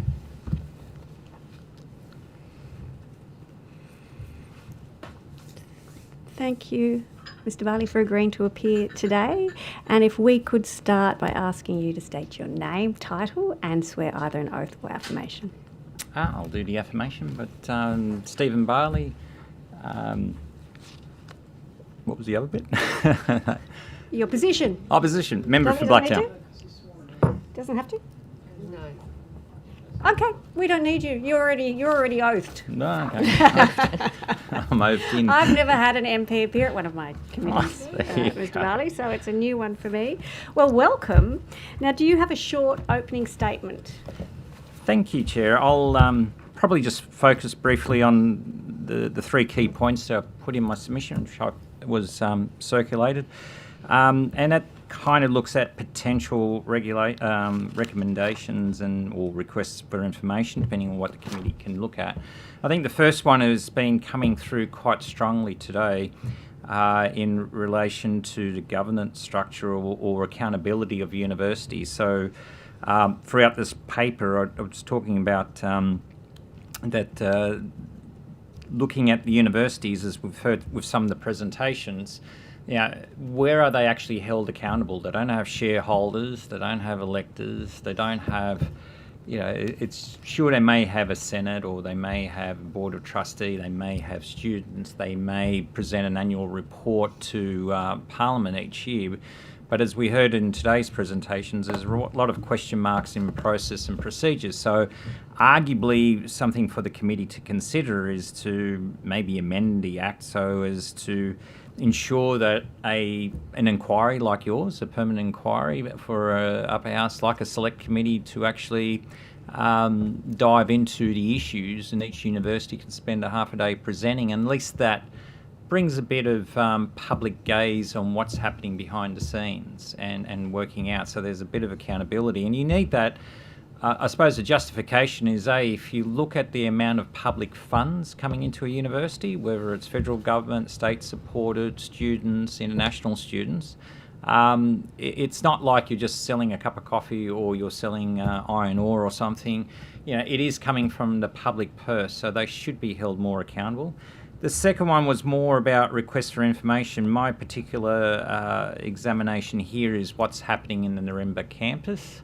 And some of the questionable practices to the closure of that campus. So firstly, the request for information, if WSU can actually come clean a little bit more on as far as their plans, if any. So in the discussions with Vice-Chancellor Williams and with myself and Ed Husick, the federal member for Chifley, and Mayor Brad Bunting, we had a round table, a bit of a discussion. He's saying that there's no plans. You can stay there for 10 years, 20 years, 5 years. We know they're cash-strapped is what we're hearing, financially challenged. We don't want to be in a situation that they decide to sell. And there's a whole reason why they shouldn't just sell, because, it was a former base, and I might touch on it later, the importance of keeping it as public space. As training facilities.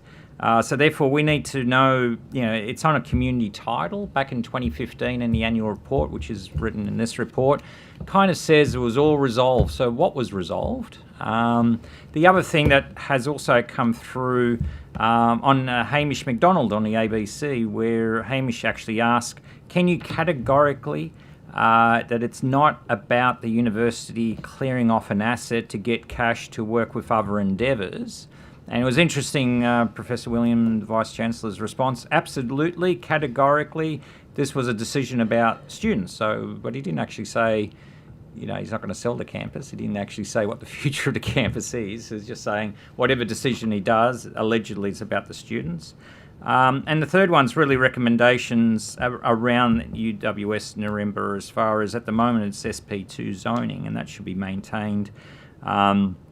Its future should be in, as far as an educational or open space. But if there's to provide that openness that we've seen as far as governance and the future of Nirimba, I think there should be like a local chamber of stakeholders, which is MPs, the mayor, leaders of the community and business, with the WSU leadership to actually talk about the future of that campus. That should be locked in, because as we've heard throughout today's submissions, they say one thing and then something else happens. And just to finish up, the classic one was on the Hamish program back in December, when you had the classic line from from the Vice-Chancellor talking about that Nirimba, that he was sad that it's a facility below standard. It was built as a 1950s naval base and it's come to its end of its useful life. But if you actually look at it, they rebuilt in the 2012 to 15, they rebuilt the administration building, they rebuilt the accommodation block, and they built a brand new state-of-the-art 400-seat lecture theatre, 20-seat tutorials, and then the Vice-Chancellor says on the radio program there was no PowerPoints to recharge the computers. It's just, as we're hearing all day long in your submissions, the Vice-Chancellor says one thing and then there's something else. They talk about the lack of students, and the data that I've provided, and I can give updates, that since 2018 to now, there's been about between 47,000 and 49,000 students. It's constant, 2,000 students up and down. But you can do your budget. The crisis is not as a result of the university's core business. It's actually as a result of mismanagement, write-offs, not recognising tax when they have to pay tax, IT systems that need to be rebuilt after they just invested so much into it and capitalised it, so turned it into an asset and then realised, there's $59 million that we now jettisoning this system. Everyone else is getting blamed for the problems of management, and we just want to have a situation that A, improve governance, and B, improve the transparency of the Nirimba campus, that it stays as open space, as a training facility for a city of Blacktown that's growing to be over 600,000 people by 2041, based on the current zoning. So we're not saying no to development, but at the same time, the city is growing. And we need a university that calls itself home, just like when WSU said we're not interested in Blacktown. So 1/4 of the entire Western Sydney is not covered by WSU. So they call themselves Western Sydney, but at the same time, there's something like 600,000 people. The Hills and Blacktown don't have a campus, and as far as the university is concerned, you can go travel. We don't care. Can I maybe start questions based on that? We heard today from members of the Academic Senate about the particular purpose of Western Sydney University, and the concern expressed, and I think the word used was that it's a university that now is implanted into Western Sydney rather than being of Western Sydney. Can you explain, being so connected to the community there, what WSU means for Western Sydney, what it has meant and what it should mean for the entirety of Western Sydney? Look, what it meant originally, if we really step back in time, my first degree was at the Macarthur Institute of Higher Education, which became University of Macarthur, or Western Sydney Macarthur, then part of Western Sydney. So I've got a long history associated. And if you go back further into the 70s, and having lived in my entire life in Blacktown there, and my dad being involved in council back in the 70s, John Aquilina, the mayor, Speaker of this House eventually. In 77, every federal MP, every state MP, everyone wanted a university in Western Sydney. Everyone saw the growth. And then Dawkins' report came along, or the Dawkins Revolution sometimes referred to, good and bad aspects of it, but converted all the advanced colleges of education into university. They lumbered all the ones in Western Sydney together as one university. And it was really a hope and endeavour to move forward. Blacktown was kind of always forgotten, and therefore our local MPs and councils always banded together, and then the opportunity came up in 95 with the closure of the Nirimba Naval Base. So it was a vision of hope and easy access, because Western Sydney is a gigantic space. If you look at the map, today is 2.7 million people. It's a huge space. So WSU was created and developed and was our beacon on the hill, so to speak, quite being cheerfully. But or light on a hill, but it's supposed to be called Chifley. There's a lot of history that we can talk about, but essentially it was there, and then it became a business. It became corporatized. It then started to look at overseas and place itself overseas. It then started going to Lithgow, even though Lithgow joined West Rock, so it's part of Western Sydney, I suppose. But it then started it then started to go looking east, looking all over the place. It kind of then lost its mojo in Western Sydney. The academics are great. They pump out some really good research about Western Sydney. But essentially, if you look at the numbers, really, 27%, and this is according to WSU's own data, of all the university students currently in Western Sydney, only 27% call Western Sydney home. And then they started pulling out, and then you started seeing Wollongong University come in. My conversations, which is listed in the report, when I sat down as Mayor of Blacktown back in 2016 and 2017, talking to Vice-Chancellor Glover and saying, how do we expand, or at that stage there was no degree. So back in 2006, all the degrees were pulled out from Blacktown. And Glover just basically said to me, well, Blacktown students are prepared to travel. Good luck getting anyone in here.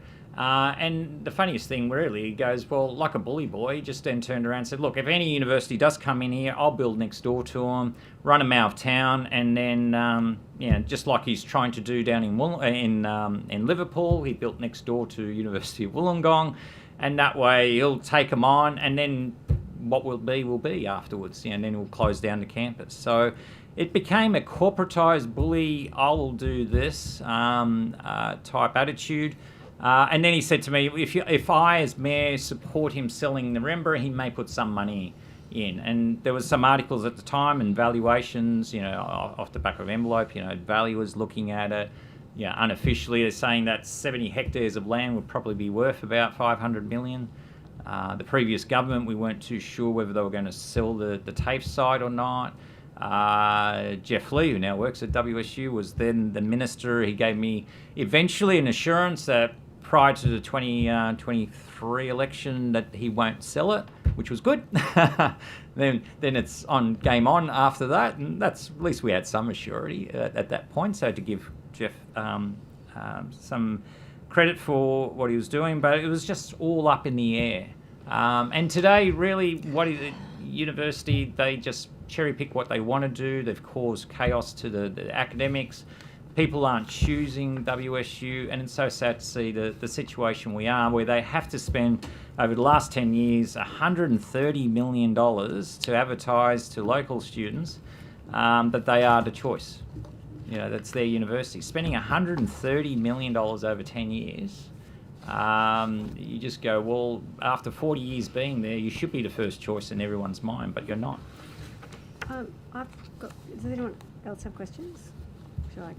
Okay. Thank you for that. I wanted to talk to you a bit about, I know that you're particularly interested in the Nirimba campus. Now, I understand that it was used by one of the controlled entities. Was it sort of exclusively used for what's known as the college in WSU? Do you know what it was being used for before it was decided to shut it down? It was a full functioning university campus. It was, in 1995, it was created as a university campus, a TAFE campus, and 2 senior high schools. The university there had several degrees from construction, business, law, and various other faculties that were there. There was 2-3 major faculties, offering from undergraduate to postgraduate to doctorates. And in 2006-ish, circa 2006, the university decided to cut the program because it said, well, there's the same similar programs in Warrington and Rydalmere and Parramatta at that stage, or Rydalmere was the main part. So they said, we don't need Blacktown.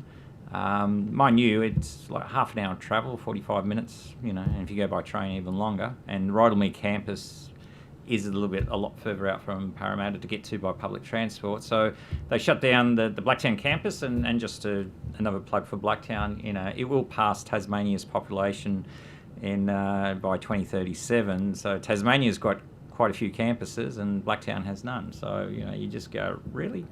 For 600,000 people, you got to travel out of our local government area. But anyway, so they shut it down and they created the college. Now, the college is particular, just for background, it's like a foundations course that if you want to go into the world of business, you do a diploma of business.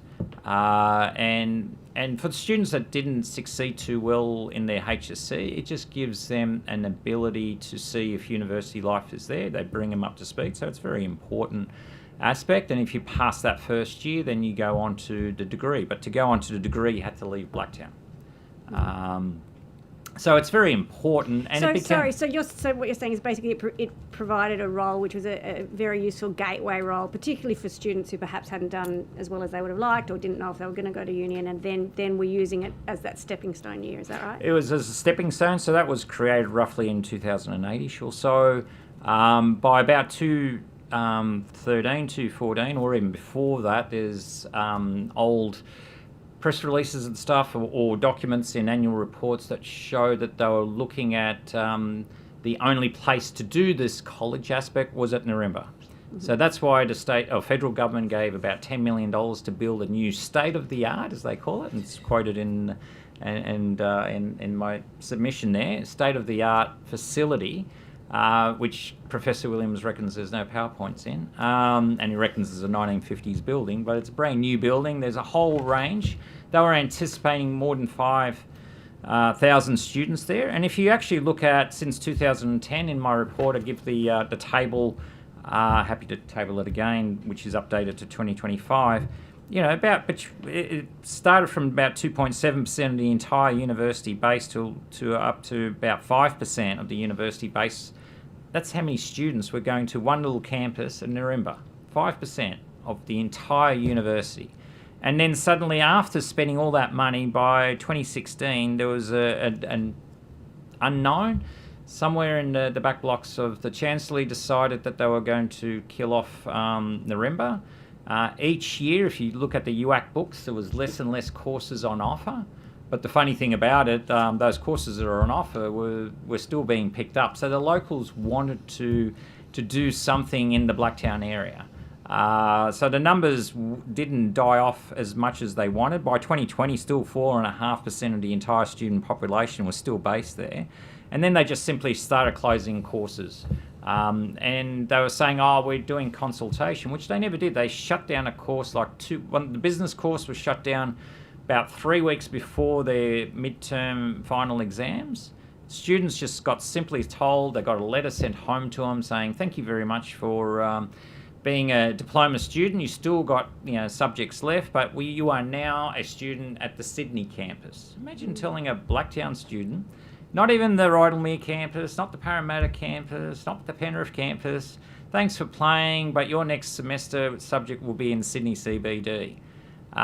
These students that I know personally then contacted the campus and said, look, I can't get to Sydney. And they said, well, you as the student, have to disenroll from the Sydney campus and try to find a vacancy at some of the other campuses. And then the then Vice-Chancellor and others, when I rang up to do representation on behalf of these students, said, no, we did plenty of consultation, that's not the case. And then afterwards, and they put it in writing, and then afterwards they backtracked and said, yeah, you're right, sorry about that.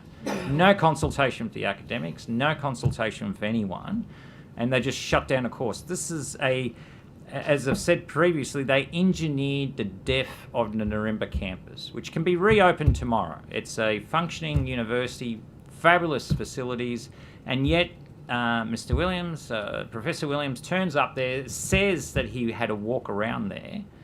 I don't know what he saw, because there's brand new buildings there, great facility, and yet he, as I said before, he reckons there's no PowerPoints. Do you have any questions? Yeah, thank you so much. So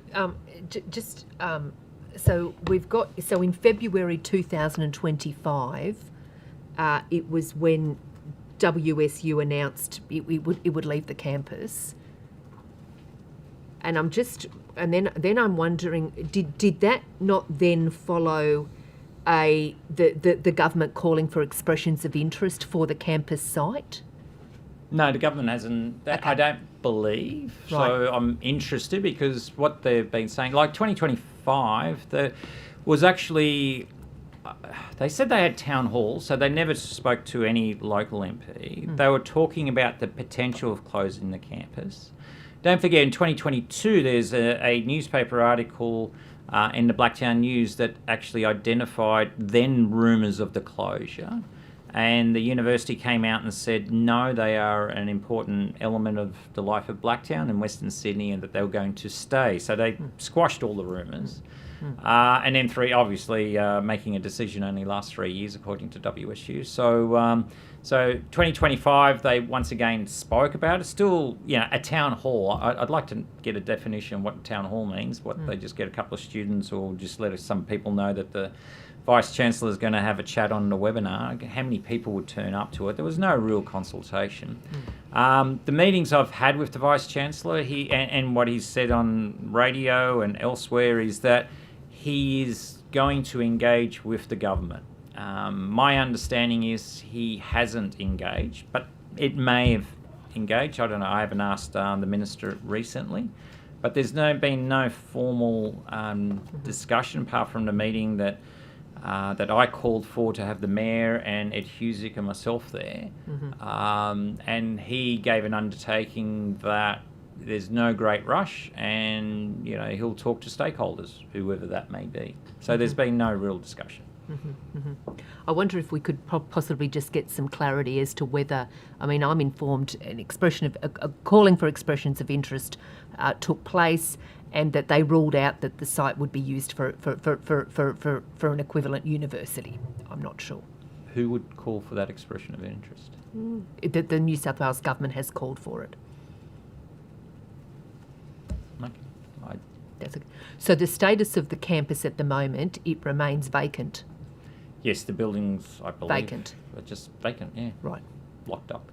And I'm just thinking we're now sort of June 2026. If this was February 2025... There were still students there till the end of last year, so it's a safe area.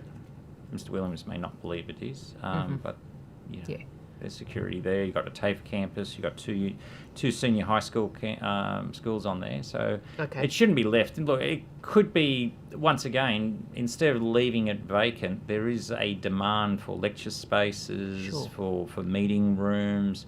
The university should have its social licence in relation to working with the community to allow meetings to take place, to have public forums on various issues.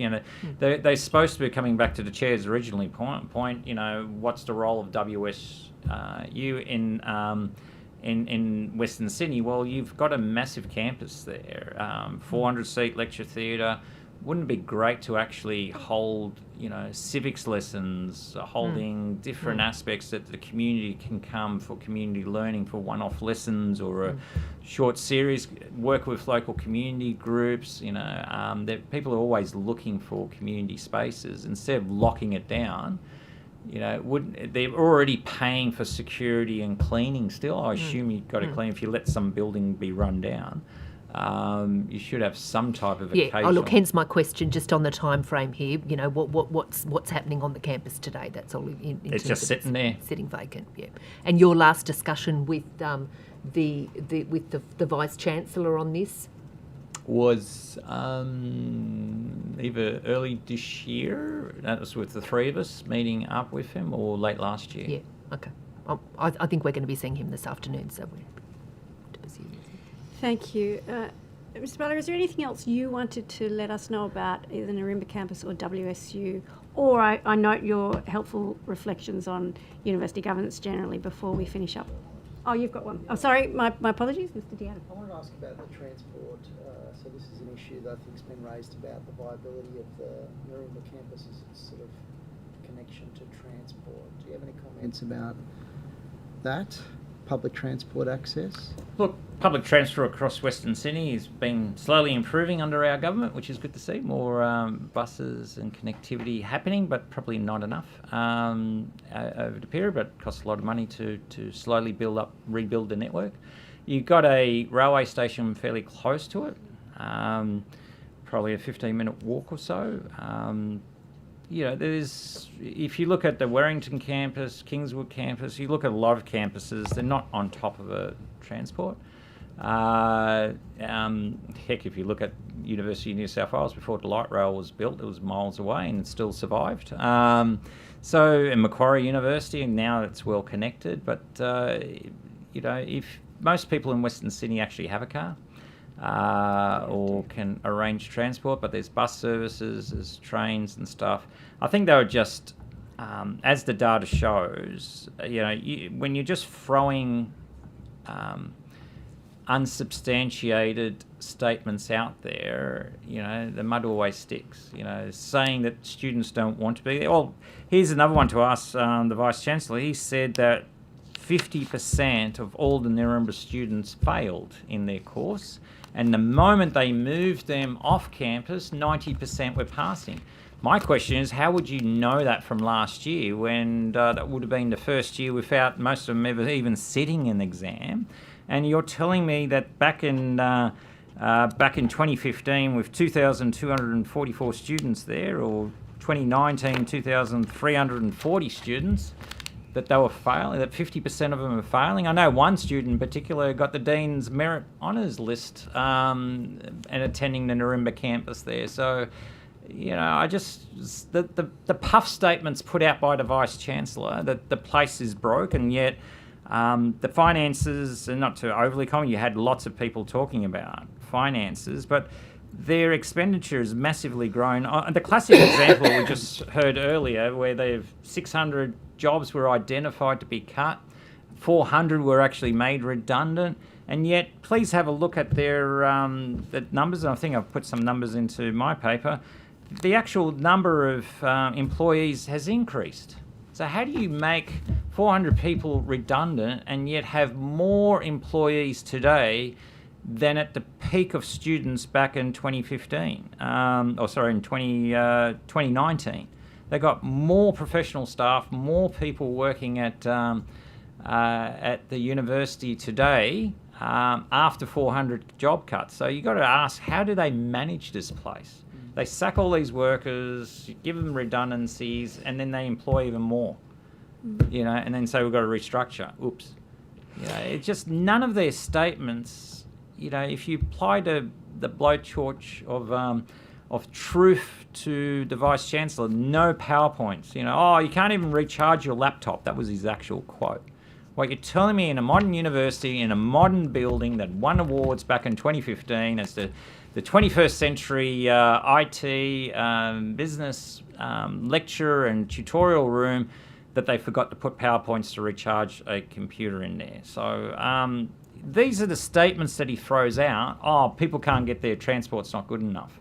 Or the other thing, he said that if you're a woman, you wouldn't want to walk from Quakers Hill Station to the Nirimba campus. I take umbrage to these people who don't live in Western Sydney, who sit on the board and leadership positions of Western Sydney University, have nothing to do with us, occasionally come out to Western Sydney for their board meeting, go away back to the east or to the north, and then have this perception that Western Sydney is somehow some type of evil place run by drugs and you name it, that it's not safe. Well, maybe we need to find people that actually, who live in Western Sydney, become the Vice-Chancellor and the Chancellor. There's plenty of people that have worked, grown up, run successful businesses, still live in Western Sydney, that ought to be on the board of Western Sydney University. And with that, that will take us to lunch. And we very much appreciate, Mr. Barley, you being here today and sharing your views. Great reel, Steve. That will be a great reel. And if I could just, it's not controversial, so we're just going to suggest that we decide to publish Mr. Barley's submission so that it can go up today. Yes. Thank you. Thank you very much. Thank you.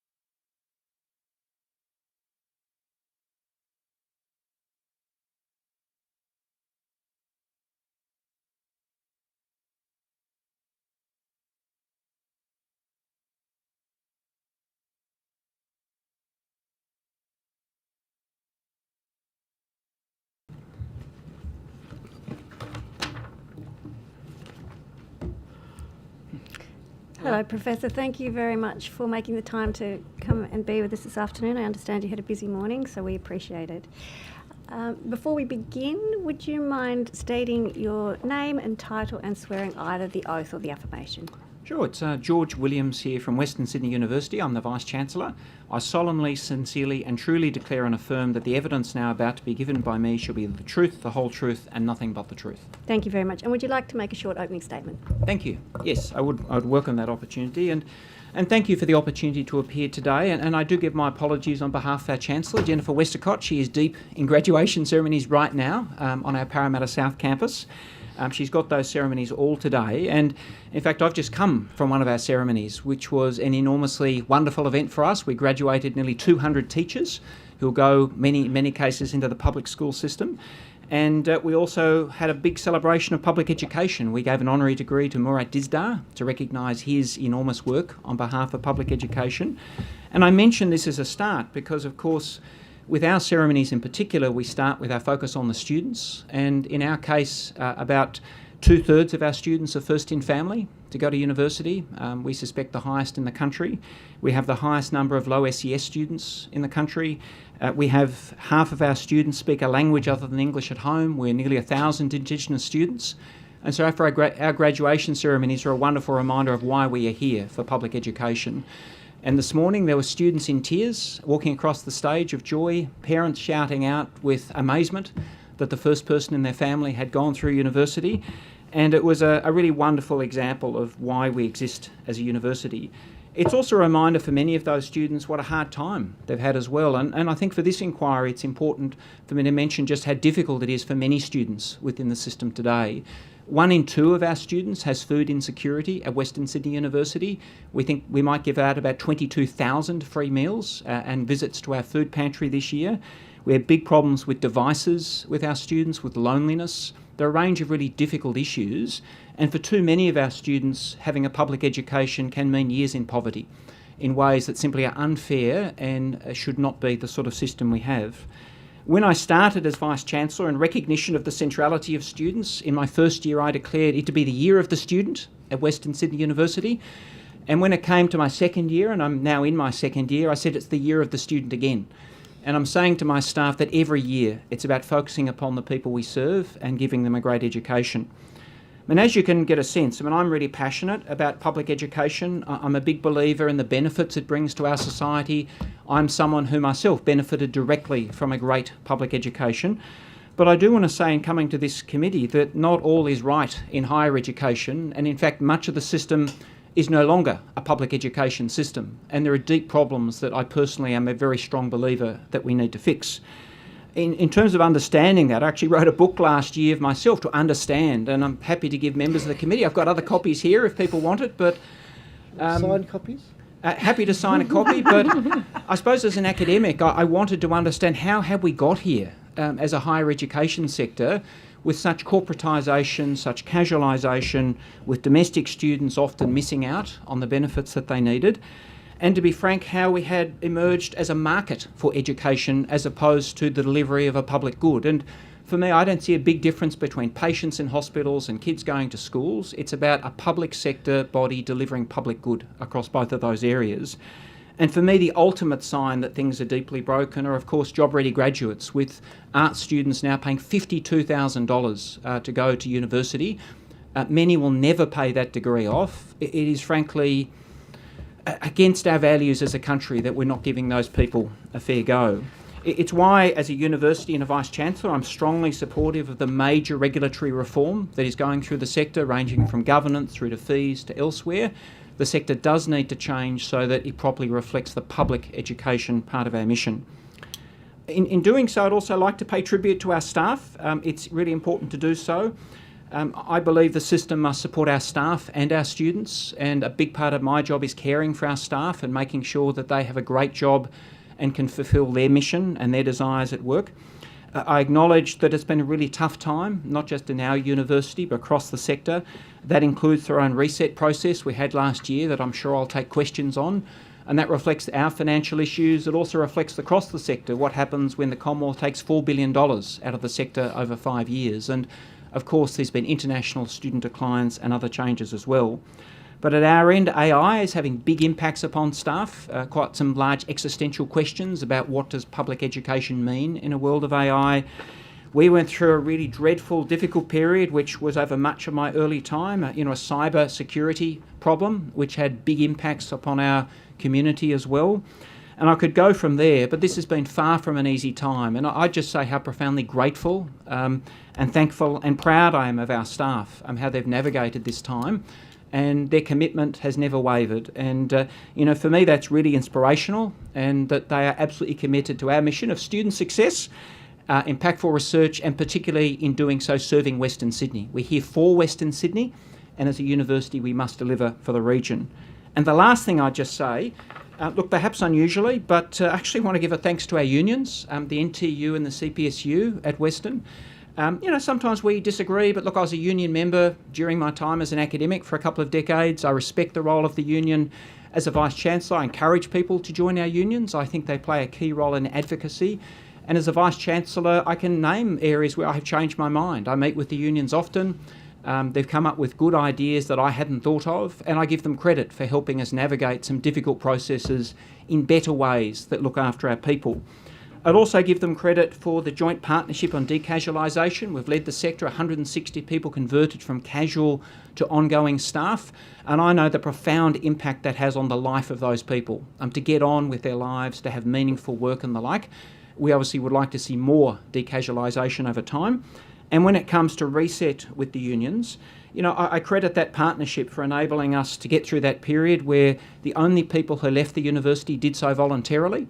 There were no forced redundancies of people under enterprise agreements. And again, I credit the union for the jobs guarantee I gave, that every person who wanted a job at the university would be found a job in accordance with the EA, and that's something we obviously stuck to throughout that process. So there's a bit there for a lot going on, but look, very happy, of course, to take your questions. Thank you very much for that introduction, Professor Williams. And I guess I want to start with some of those general comments you made at the beginning about the state of higher education and universities, and indeed some of what's contained in your book, which I read with interest. And part of what you highlight there, using the University of Tasmania as an example with the report that it was conducted into them, was a decline in trust between the universities and the community, and a sense that the community feels that universities have become money-making ventures, and there's been a corporatisation of universities. And I guess I want to ask, in light of that, a couple of questions regarding WSU. The first one being, is WSU a member of the Business Council of Australia? No. It has not joined, because many others... It has been in the past, but no, I actually ceased the membership during my time at the university. Okay, and why did you cease it?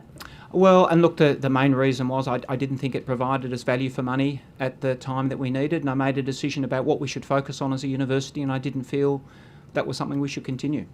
Okay, thank you for that. And the next related question is, of course, and we had other evidence today provided and information tabled about WSU's spend on consultants.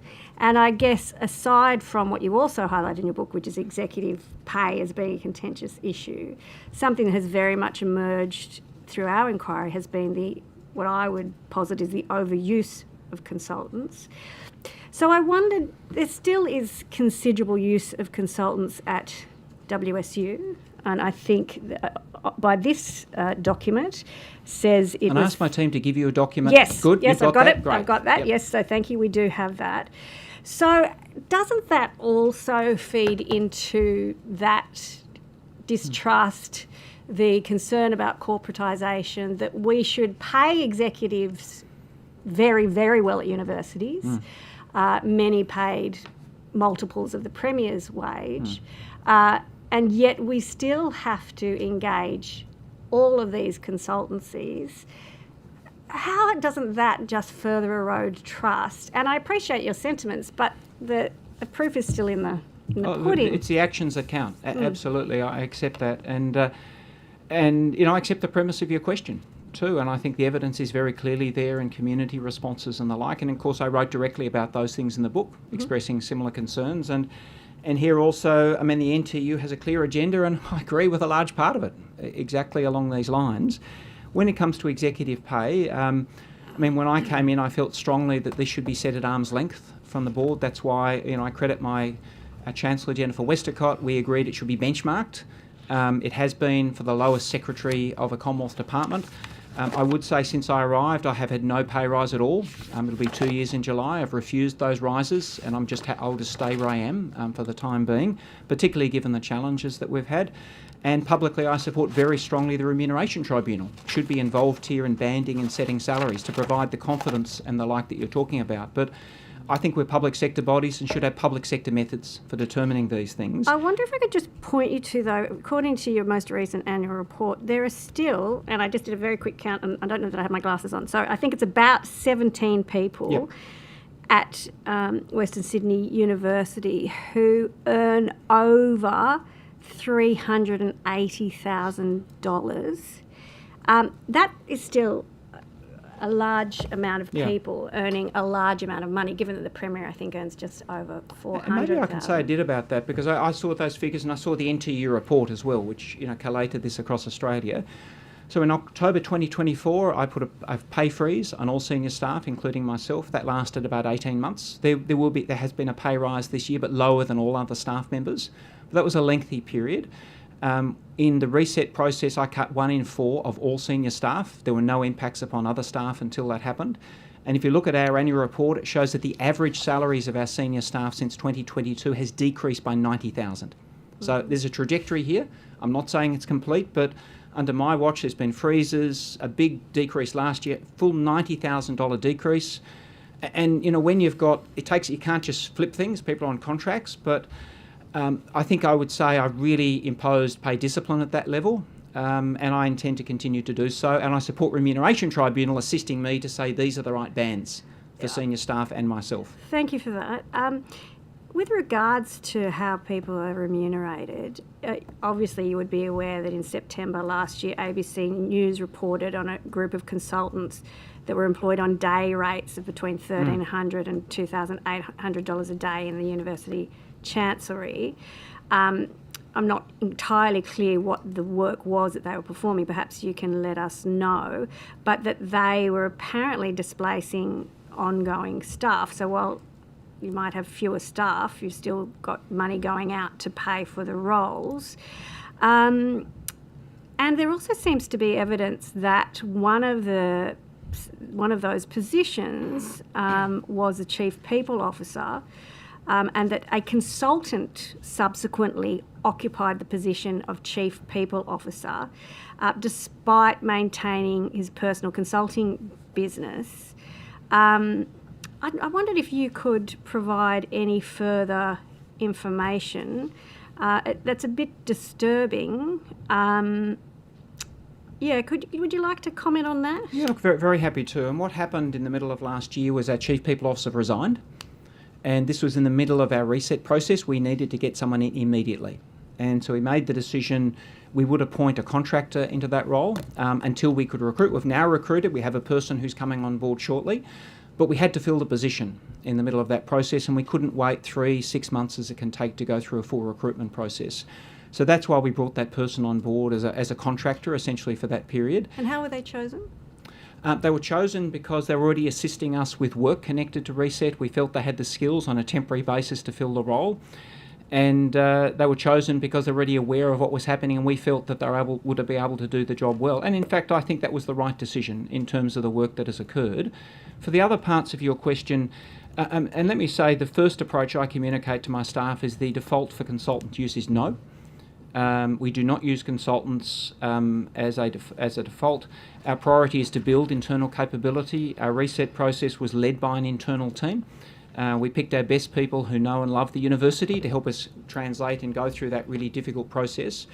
But there are times, nonetheless, where we do need to use consultants. One would be we just don't have the expertise. So $30.5 million, you'll see for last year, are very large components on cyber work. Employing consultants to work with the police and others to do the forensics and other work that was a massive spend we had to do to get through that cyber process. And that will continue for a period, given the needs that we have there, particularly engaging with the police on what's an ongoing prosecution. Another area we don't have a choice is where often we're required to have external assurance for what we do, and that could be regulatory bodies and the like.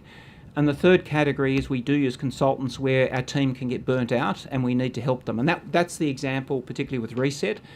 We spent a total of $1.3 million on employing additional support, consultants and the like for Reset. And I don't regret that because we didn't displace anyone, it complemented them. And they all left at the end of it. But we needed that help because the work was so large. We didn't go to a big firm, but our people just couldn't get through the workload without that assistance. Can I ask though, we've had another university that's in quite a bit of hot water where they had a consultant act in a senior role who was still on the books of a consultancy to a degree. Does it not concern you, given that I think I've had a look at the website of where this consultant now sits, that part of their sell is their experience in higher education, which I presume was gleaned at Western Sydney University. So were you not concerned that the person you were employing and I still haven't found out whether they were engaged by the day, to undertake using the title of Chief People Officer was able to leverage that to gain work elsewhere, and what kind of firewalls, what kind of discussions, what kind of, No, I respect the questions, and these are, things I was very conscious of as well, and we employed them firstly not as a consultant, but essentially coming in for an interim period. They're the interim Chief People Officer, and that interim bit is very important. The clear understanding was they were dedicating their time to us for this period of time. We have a strong conflicts policy that applies at times like this. There have been instances where I know we have checked those things to ensure the person is dedicating their time to us and doing so appropriately.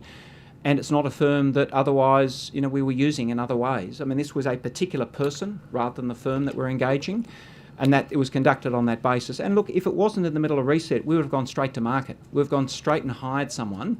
But at that point, we had to have someone fill the job in the middle of a change process involving the enterprise agreement. So what qualifications did they have to lead a major restructure, which at the time was slated to be 400 staff? We now know that the voluntary redundancies, but 600 staff were displaced to then find different. So what qualifications did this person uniquely have that meant that they were right, even if timing was short, to be undertaking that role? Had they vast experience as Chief People Officers in higher education? And let me also get you a bit more information, because I didn't employ that person directly. They're not reporting into me. So, I would need to check with the person who made that decision. But I did have conversations to satisfy myself about that.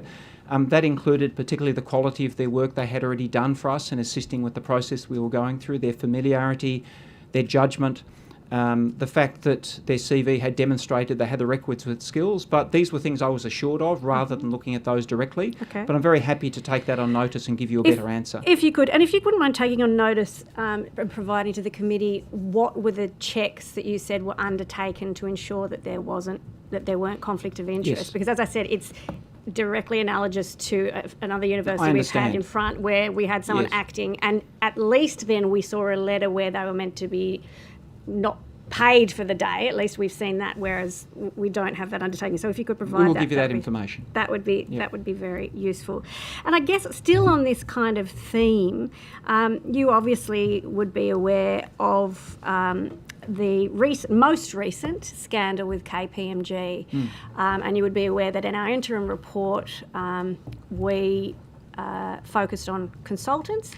So KPMG sat before us not in this room, but at this committee, and we asked them explicitly how it was that they could be sure that there weren't any conflicts of interest, that there weren't any confidentiality breaches, and they said, it's all good, nothing to see here. We've subsequently seen that in other areas of their business, that is not the case.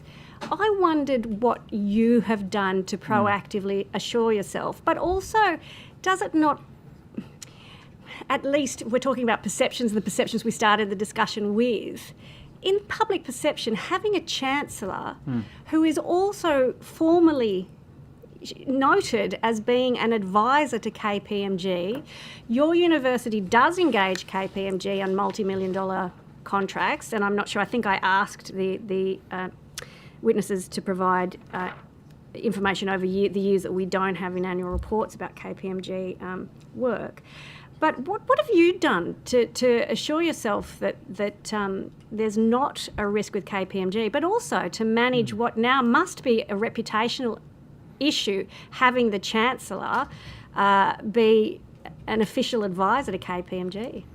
Yeah, thank you, Chair. And let me say firstly in regard to the Chancellor that yes, she has that role as special advisor. The Chancellor also is someone who acted as secretary. She worked as a secretary for the New South Wales Government Department in Victoria, in housing, infrastructure, community services, chair of the Bradfield Authority. Yeah, but you're not giving work to the departments in Victoria. No, but I think it's, and I know, and I completely understand the nature of the question, but you know, one of the reasons I wanted to work at Western was to work with our Chancellor. She comes from Housing Commission. She's lived the experience of our students. I've never seen a more fierce advocate for Western Sydney than her, and I think we're extraordinarily lucky to have her in that position, and it's a great privilege to work with her. So that for me is the picture, if you like, and then the question is, how do we deal with the real possibility of conflicts with KPMG that can arise not just with her, but a range of board members in different contexts, even where public sector roles come into play. Our Chancellor formally declared her involvement with the KPMG before the day before it was announced, so went straight onto our register before it was announced. I can absolutely assure the committee that I'm proactive in ensuring that, I mean, she would never want to be involved in those decisions, but they're always kept away from her, any engagements with any consultancy firm. We've also now put in place a formal protocol in writing that makes very clear, here are the areas you can do it. That's on our conflicts of interest register, down to basic logistics and the like, to make sure there's crystal clear. And that's to protect her, the university, and also in light of public confidence as well. But in case that wasn't enough, we've actually asked for an arm's length probity review of all recent and major consultancy engagements, and I've asked for that. I just want to check in case I'm missing anything. I know the processes are right. I think I'll get that next week, and we're happy to report on that to the committee. We have that, and we had a major board session with Melinda Salento last week talking about these issues, and we've gone through it. And I think the answer is we're absolutely proactive, and for me it means asking questions all the time. And being aware of it and making sure the process is there and the culture is highly supportive of that. But as I said, the starting point is no to consultants. And the final thing I should say is I've actually put in an extra check as well for any consultants over a threshold level. It must go through our internal audit process. So that person, independent to the board, checks off everything. And just to make sure I'm again not missing anything, it must go through that process. And her job is to check it matches. My default is no, unless there's a good reason that it has to happen. Okay, I've only got a couple more questions because I know that there are others from the committee. One would be quite quick because I suspect you'll have to take it on notice. And that would be, could you let us know if any council members at all have any professional links to, obviously we know about KPMG, but to any of the other consultants that are listed on this? Sure, on this list? I'll get you that on notice. So you're talking board members, links to that document? Yes, sorry, board members, yes, sorry, get the terminology right for you. And then my last question before I pass on is, you said we were going to ask about reset, and we're going to ask about reset. So in April 2025, at the online town hall which you addressed, you suggested that the university faced an imminent financial crisis, and to be honest, that's a narrative we've heard elsewhere, and that remediating the situation would require the loss of 400 ongoing jobs, the same number we'd seen at other universities around the time. But we do understand that this claim was based on early projections, and we've explored that today in some of the evidence. Before census date was available, but that there was evidence, other evidence, that there wasn't this student issue. But in November 2025, you suggested in one of your week in review emails to all staff that the financial crisis had come to an end. Can you explain the basis of your claims of the financial crisis and I guess the reason for the changes, or do you need to amend the claims that you originally made? Thank you, and let me also start with, I was very careful not to describe it as a crisis. What I said was we had to live within our means, and we've actually gone back and checked my communications as well, and what I said on that occasion, but on many other occasions, was that when I came into the university, we'd already had 2 years of deficit before I arrived. If we looked at where things were heading, we expected there'd be about a combined deficits of $250 million over 5 years. And what I said was that we had to live within our means, because otherwise we're loading the university up with debt over a longer period of time. A lot of one-off things we exclude from that, but essentially our core operations needed to operate within a reasonable margin, or we just debt was where we were heading. So that's what we needed to fix. But the other key point I said was it wasn't just about the financial issues and living within our means. That, the week I arrived, I put a survey out to staff. I asked them for their feedback on what I should focus on, where things were working and not working. Staff were forthright and frank in saying that they loved the place, but frankly a lot of things were broken. They needed to be fixed. There was duplication of roles, lack of responsibility, people in dead-end jobs, legacy systems that are not working. And so at that town hall, I said, we have a financial problem we need to deal with, but in fact the longer term and bigger issue is we have to get the university working right, because we're not well aligned with good jobs at the university and also with serving our students. So a lot of what we did actually was we fixed the financial issue. And so by November, I could say we're now getting to that financial sustainability point, and we're still there. We're now there. We've dealt with that. We have right-sized through the decisions that were made. But even more importantly, we have 491 people in new jobs aligned to good work. Many people got promotions from that. It's exactly what we should focus on. They're doing things directed at our students and our community in Western Sydney. And we're now an organisation much more focused on the public mission that we have. So they're the two key things we achieved, the financial, but really setting ourselves up for long-term success for Western Sydney. Isn't it true, though, we took evidence earlier today, that the operating deficit was the same in April? You knew it was going to be $10 million. That hasn't changed. It was what was added on top of that underlying deficit, that's what you could be chosen, if you like, to tell the story of financial sustainability or not. Yeah, and I'm really alive to the earlier debates, and I've read Richard Dennis's evidence. I've rang him up actually and asked him. I talked to him through these issues and I've said, look, tell me if there's something I should know here. But we do include in our accounts philanthropy, investment income and the like, because I completely accept Richard's point. It's a holistic picture that we have to present, and we have a public obligation to use our finances in accordance with our Act. But what I would refer to is the audited accounts of the university. That's what I rely upon. I rely upon Bill Paraseris, who you had this morning, particularly as our Chief Operating Officer. The audited accounts show deficits over the previous 2 years. When I arrived, I was hit immediately with international student caps, which put significant impact upon us. We had optimistic projections, which could no longer be met because international student caps said you could not recruit those students. That's about 20 to 22% of our income. We also had a big impact on us through domestic recruitment, again relative to projections, because other universities, because they couldn't get the international students, suddenly started taking many more domestic students in Western Sydney. So we were hit on those fronts. And the other one that really hit us hard was the cyber issues. We have spent tens of millions of dollars fighting that, lifting our profile. I've had to make commitments to the federal government about what we will do there. And I've apologised to our community for the harm those incidents have done. So you put those three things in addition to the 2 years of deficits in the audited accounts. That's what moved us from that to being in a position where we were not sustainable.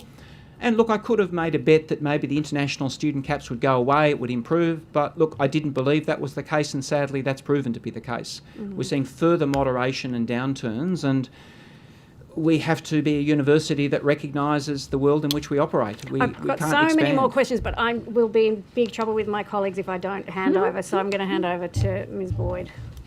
Thank you, and good afternoon, Professor Hello. Williams.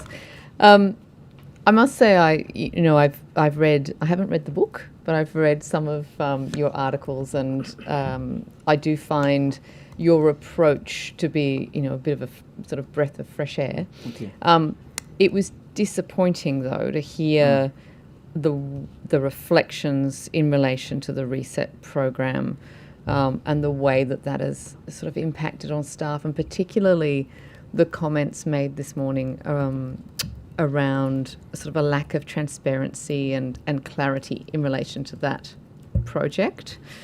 Would you admit that there were problems with the way that was rolled out? Would you have done it differently if you were to do it again? And let me say, absolutely there were problems. Absolutely. And this was a process run in 6 months at high pace with our own team leading it. And I would absolutely acknowledge, and I can give you examples if you like, of where actually it didn't go right. and we'll shortly be starting a full review of the whole process. We have to do so under our EA, but I want to know what went wrong, what we need to fix. And a good part of this year has been asking, well, where did we get it wrong, and how do we fix those? I'll give you one example where, I think took too many people out of some frontline IT areas. It led to a big spike in waiting times for IT services. We've fixed that now. We put extra staff in. We've given our students casual jobs to assist with that. At the granular level, absolutely. But in terms of the decision, no, it needed to be done. I wish it wasn't. It wasn't what I expected in coming into the job. And to be frank, a lot of my job is what's the least worst outcome in a broken system. In terms of the transparency, I feel as if, we communicated assiduously. If I look at what we did, I had 27 reset emails explaining. If you think about that over 6 months, we're talking about almost one a week, saying this is where we are, had the finances, what went to the board, went to our union, went to our staff. Same finances all the way through, and we were very clear in making through that transparency pretty much every week. I had 4 or 5 all-staff webinars averaging 1,300 people, so 5 for the whole community, average 1,300. I had 8 in-person town halls across all of our key campuses during that period. That was attended by a total of over 1,100 people. In addition, what I did throughout was I rang people directly across the organisation, particularly those most impacted, to ask if it was working for them. Sometimes it wasn't. I intervened, stepped in, made changes where needed. I had a feedback form. Many people wrote to me directly saying this seems unfair, it's not working. Had a team, let's get on to that. And, I really encouraged people to come forward, and I responded personally to those people where they came to me with that. So I feel as if we gave them extensive information. And one bit of feedback I have got from people consistently is that they were never in any doubt about what was happening and when. It was all mapped out with graphs and the like, and almost on a weekly basis they were told what's happening and why. Do you think, though, I hear... I should say I'm happy to give you some of those emails. If you want to see actually what we did, I'm very comfortable with giving the committee to show how we communicated, just so you get a sense of exactly what we're telling our people, including the financial material. That would be great. So we heard earlier that 1 in 5 staff had their jobs sort of potentially at risk, or at one point, particularly before the jobs guarantee was negotiated with the union. That sounds like an incredibly disruptive thing to put onto a sort of a community of workers. Was there, I guess, were you particularly taking action in relation to the well-being of staff? Were you keeping tabs on sort of whether, people had the support that they needed during this time? Very much so. And I'll talk about the formal bits, but this is also the informal, visiting teams, sometimes angry teams, recognising the morale impacts upon people, myself going directly and just being in a room with people. That was really tough, I'd have to say, but it was important to do it. I learnt a lot from that and changed course where needed based upon that. But we also formally managed the psychosocial and the like throughout, and it was telling for us that, we're in constant contact with Safe Work. I actually invited them on. Would you like to come onto campus? They didn't come on campus, but at any point we said, please come on. We want to know if there's a problem. And if you look at our psychosocial incidents at the critical time in the last quarter of last year, when we're in the middle of the change papers and the like, the number of incidents was lower than it was the previous year at the same time when there was no reset. So in fact, we did not see a big spike in those psychosocial incidents. It was lower than outside of reset, and I think it was because we were so assiduous in keeping on top of it. What I would say, though, is we saw a lot more illness, misadventure and things like that, people taking leave, particularly those who decided to exit the university. There was a big spike in that. And I suppose they decided they want to take a voluntary redundancy. And what I also did, I think, I think it's a bit like when you're at a hospital, you want to know why it's happening, what's going on. It's just constant communication, honest, direct communication, including the hard stuff, as you'll see about why we were doing it. And, that even included, we started at 400. Every time it went down, I said, it's now down to this. And the way I could communicate that is I said, it would be 400 unless we take these actions, is what I said. And the first thing is we are top heavy. We had a lot of senior people paid high salaries. I cut 1 in 4 of all of our senior staff, reduced the salaries. That saved a lot of money in doing that, reduced our divisions from 8 to 6. The second thing I did was a line-by-line analysis of all expenditure. catering, consultants, travel, even down to maintenance, how often we mow the lawns. We saved $23 million doing that. That took us a few months to go through that. So we saved a lot through those two things. And then we said, okay, it's now much, much lower. As a result, track it down. And then we had the fruitful discussion with the union, and I was able to say, yes, there's a jobs guarantee here. That wasn't easy to give, but I felt it was the right thing to do. And we had 187 people who did exit at the end, in addition with senior staff. But all of those were voluntary. And in fact, some of the problems we have are people who wanted a voluntary redundancy that we didn't give it to them. But we did what we needed. You're right, there was a larger number of people impacted for other things. But as I said, the other rationale was we need to restructure our student-facing teams and the like. And so we created new roles, and those people weren't under threat. Many got promotions, moved into better jobs and the like. And the other key part we needed to do was I dramatically needed to reduce our senior leaders and have more academic staff. I needed more people. We had 39% of our staff were academic staff. That's too low. We're a teaching and research organisation. So I said, I actually need that to increase. And post-reset, the number of academic staff is now approaching 43%. Many more people relative in the classrooms, actually a net increase in academics. So we're pulling out the profession cost. They do great work, but teaching's our lifeblood. The other thing, we have more Indigenous staff than when we started. It's actually increased because we're focused on our EDI obligations. We now have a majority of women in senior leadership roles. So we've gone through really carefully as we've gone, and we've actually improved, I think, our diversity and other stats. But that was, again, if you get your own people to run it with deep sensitivity, we were very alive to these things all the way through. And as much as it was awful, I wish we didn't have to do it, we did the best we could in keeping to our values about caring for students and our staff. I'm conscious of time. If I could just ask one more question.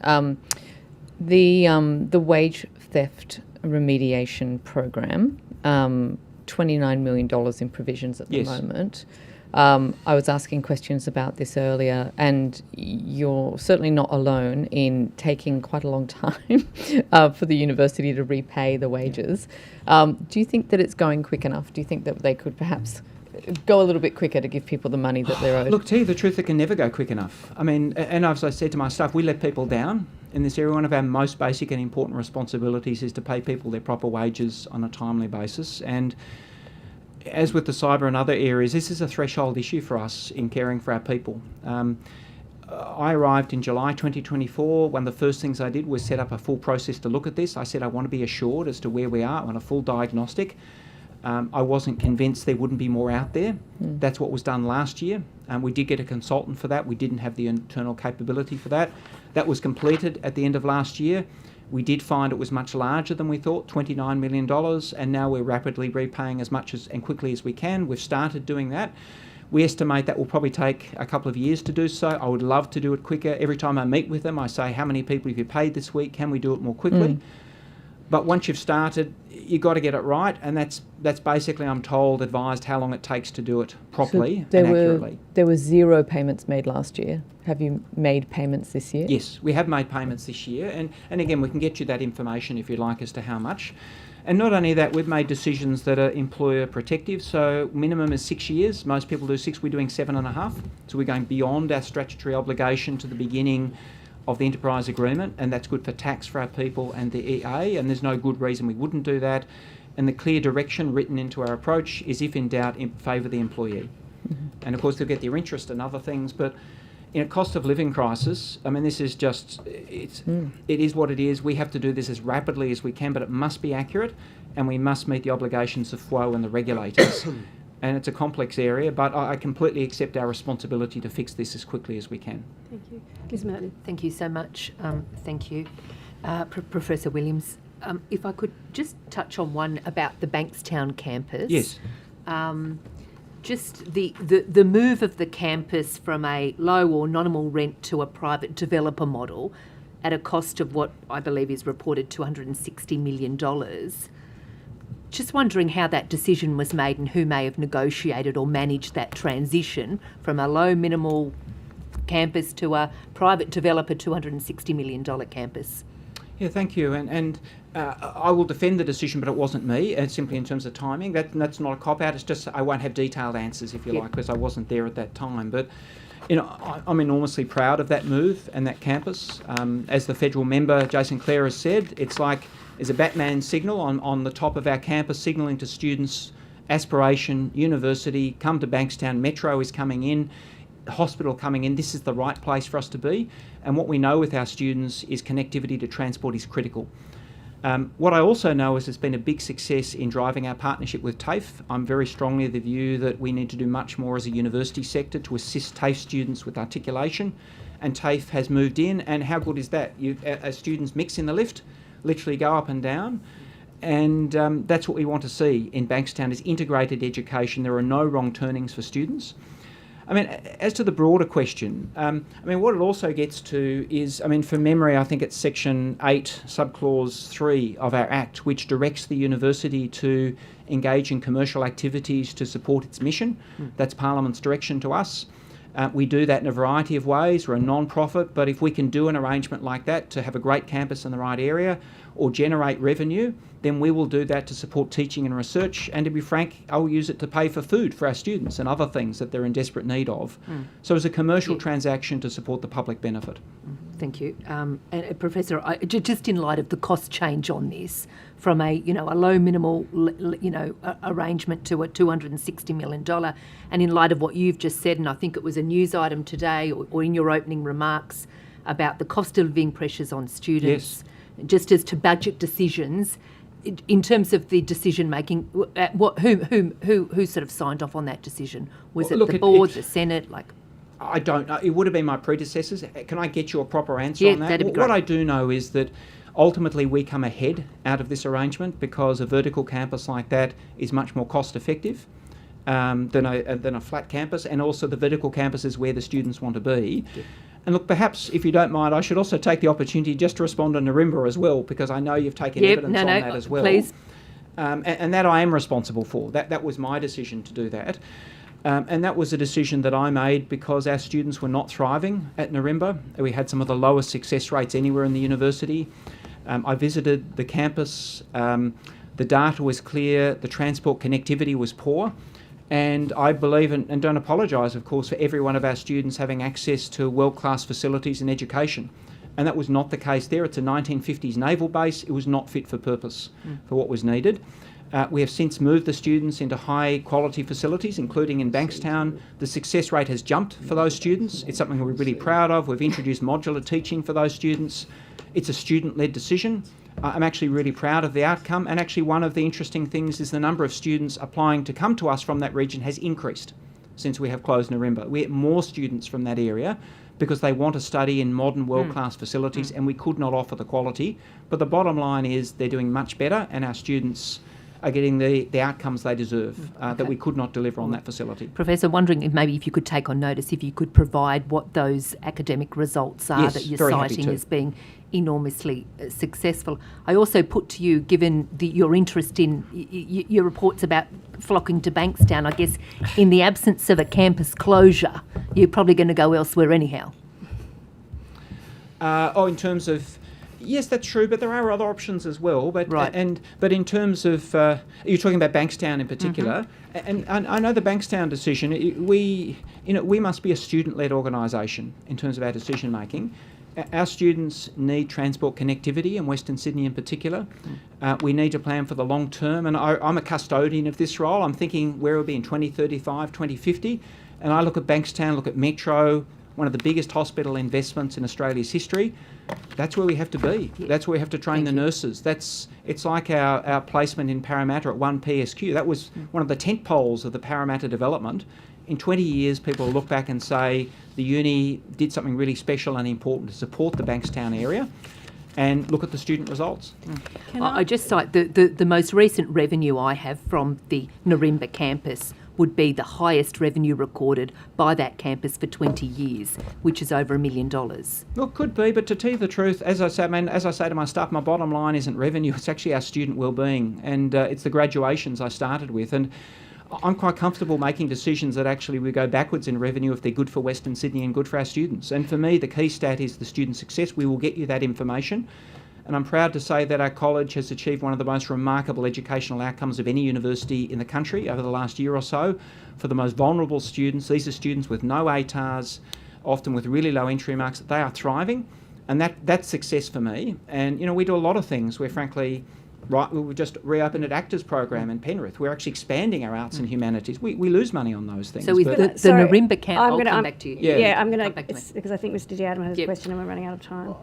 There was evidence earlier, just an observation which really struck me about this suggestion that the leadership of the university is not reflective of the community that it serves, that there's a sort of notion that the leadership is sort of transplanted into Western Sydney. And I just had a look at the Board of Trustees. It looks pretty white, looks pretty middle class, doesn't look like the Western Sydney that I live in.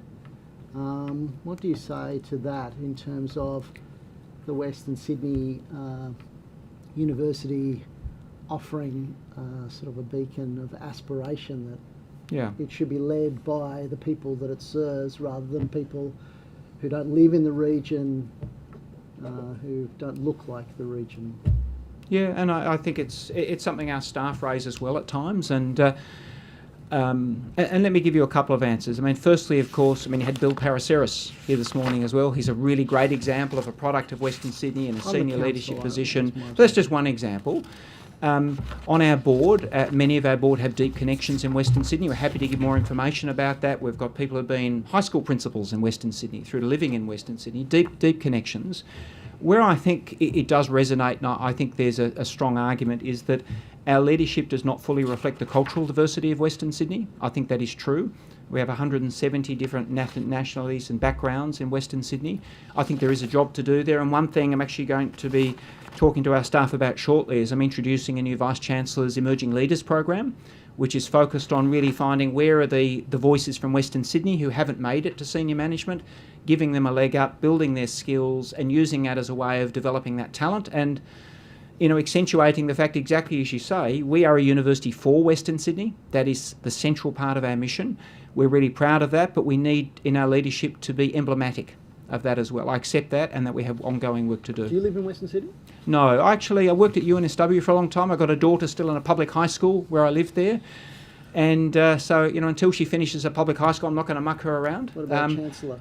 I don't, you'd have to ask her the address, but I think in my case I'm a great example of, you know, a lot of people talking about the West going east.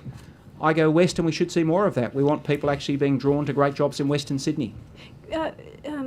Professor Williams, I'm conscious that we said we would be finished at 2:45, but I wondered if you would be able to grant us a few more minutes. Sure, that's fine. I just wanted to, because we had said it we Of would course. finish. So I've got a couple of questions. One is about the college, which I don't know that we've spoken about, but we mentioned when we were talking about Narimba.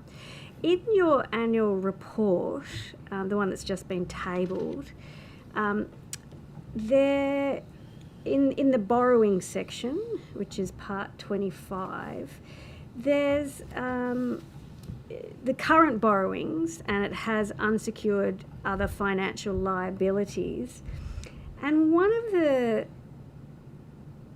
the line items that appears there, when you read the note about it, is actually from the college.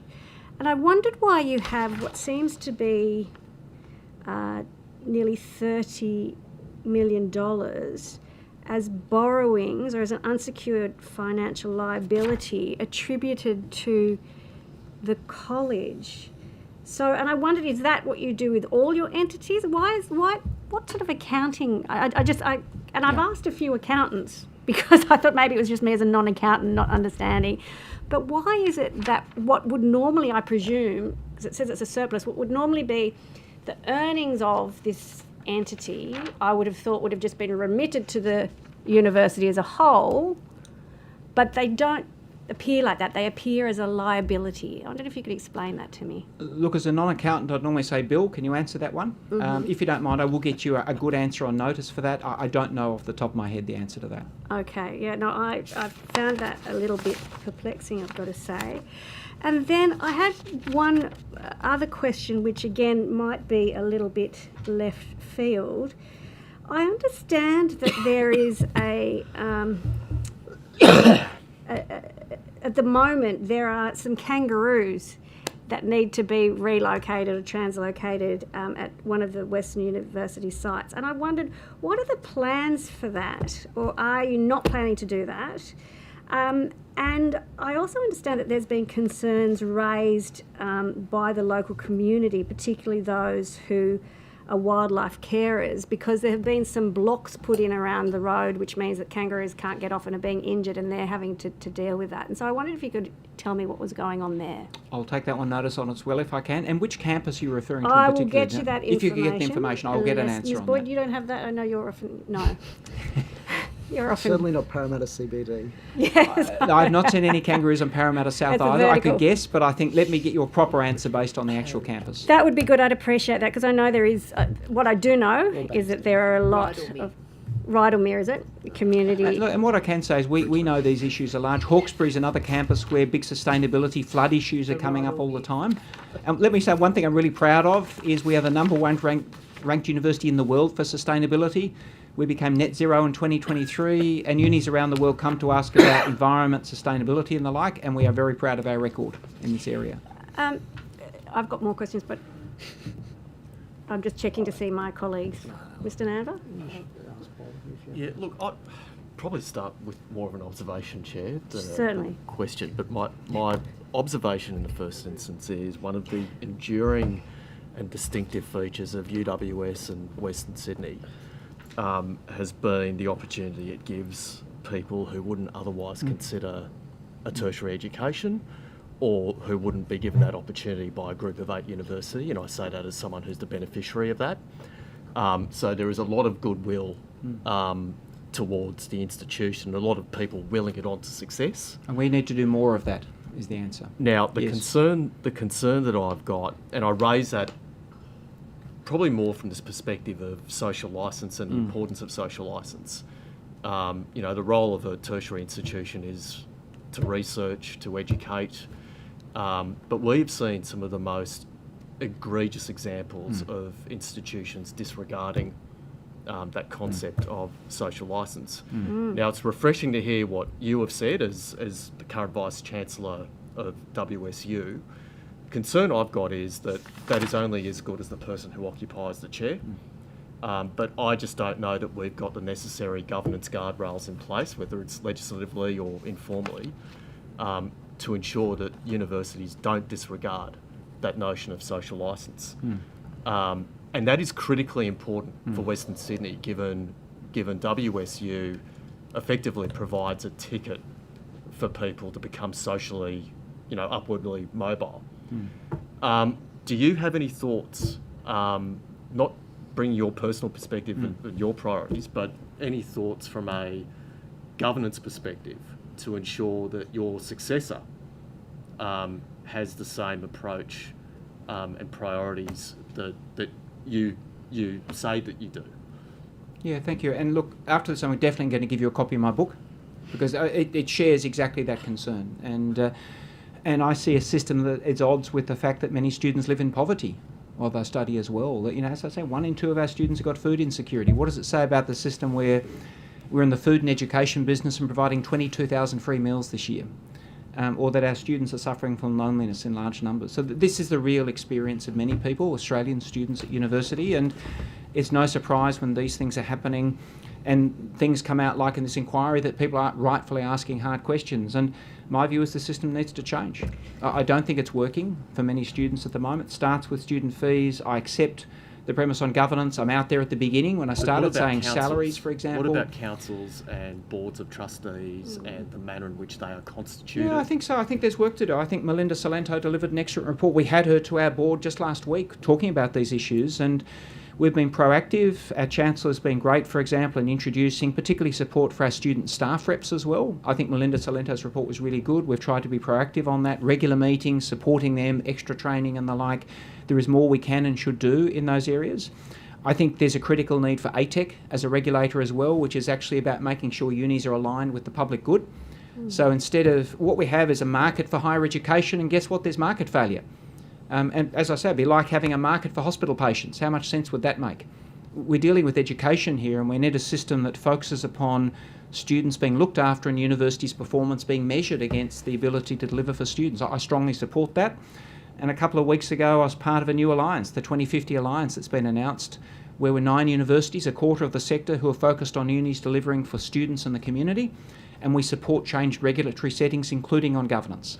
Could I pick up on that then? Because we have heard some frankly disturbing, if not chilling, accounts from staff and from other universities, and indeed very serious allegations that have landed elsewhere.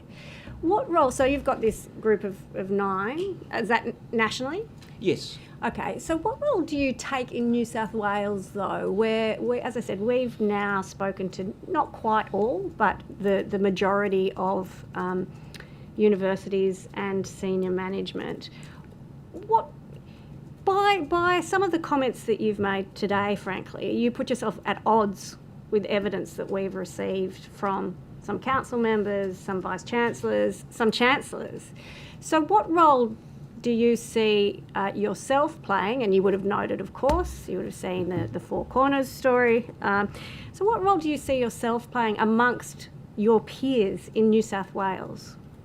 Yeah, and I suppose I would say that there's nothing I've said today that I wouldn't have said the day I arrived either. You know, these messages about student fees, social licence. You know, I come at this as someone who was 20 years an academic. And, you know, interestingly, I never aspired to senior management. I find myself here, so I have strong academic instincts about the students and looking after our staff. And I think, look, I think the other thing for me is it's not just the words, it's the action. You know, I completely accept that. I have to live up to those ideals, and ultimately I'll rightly be judged upon how well we deliver education for our students. Those 2/3 first in family we still have. Are we getting them great jobs, going on to great lives?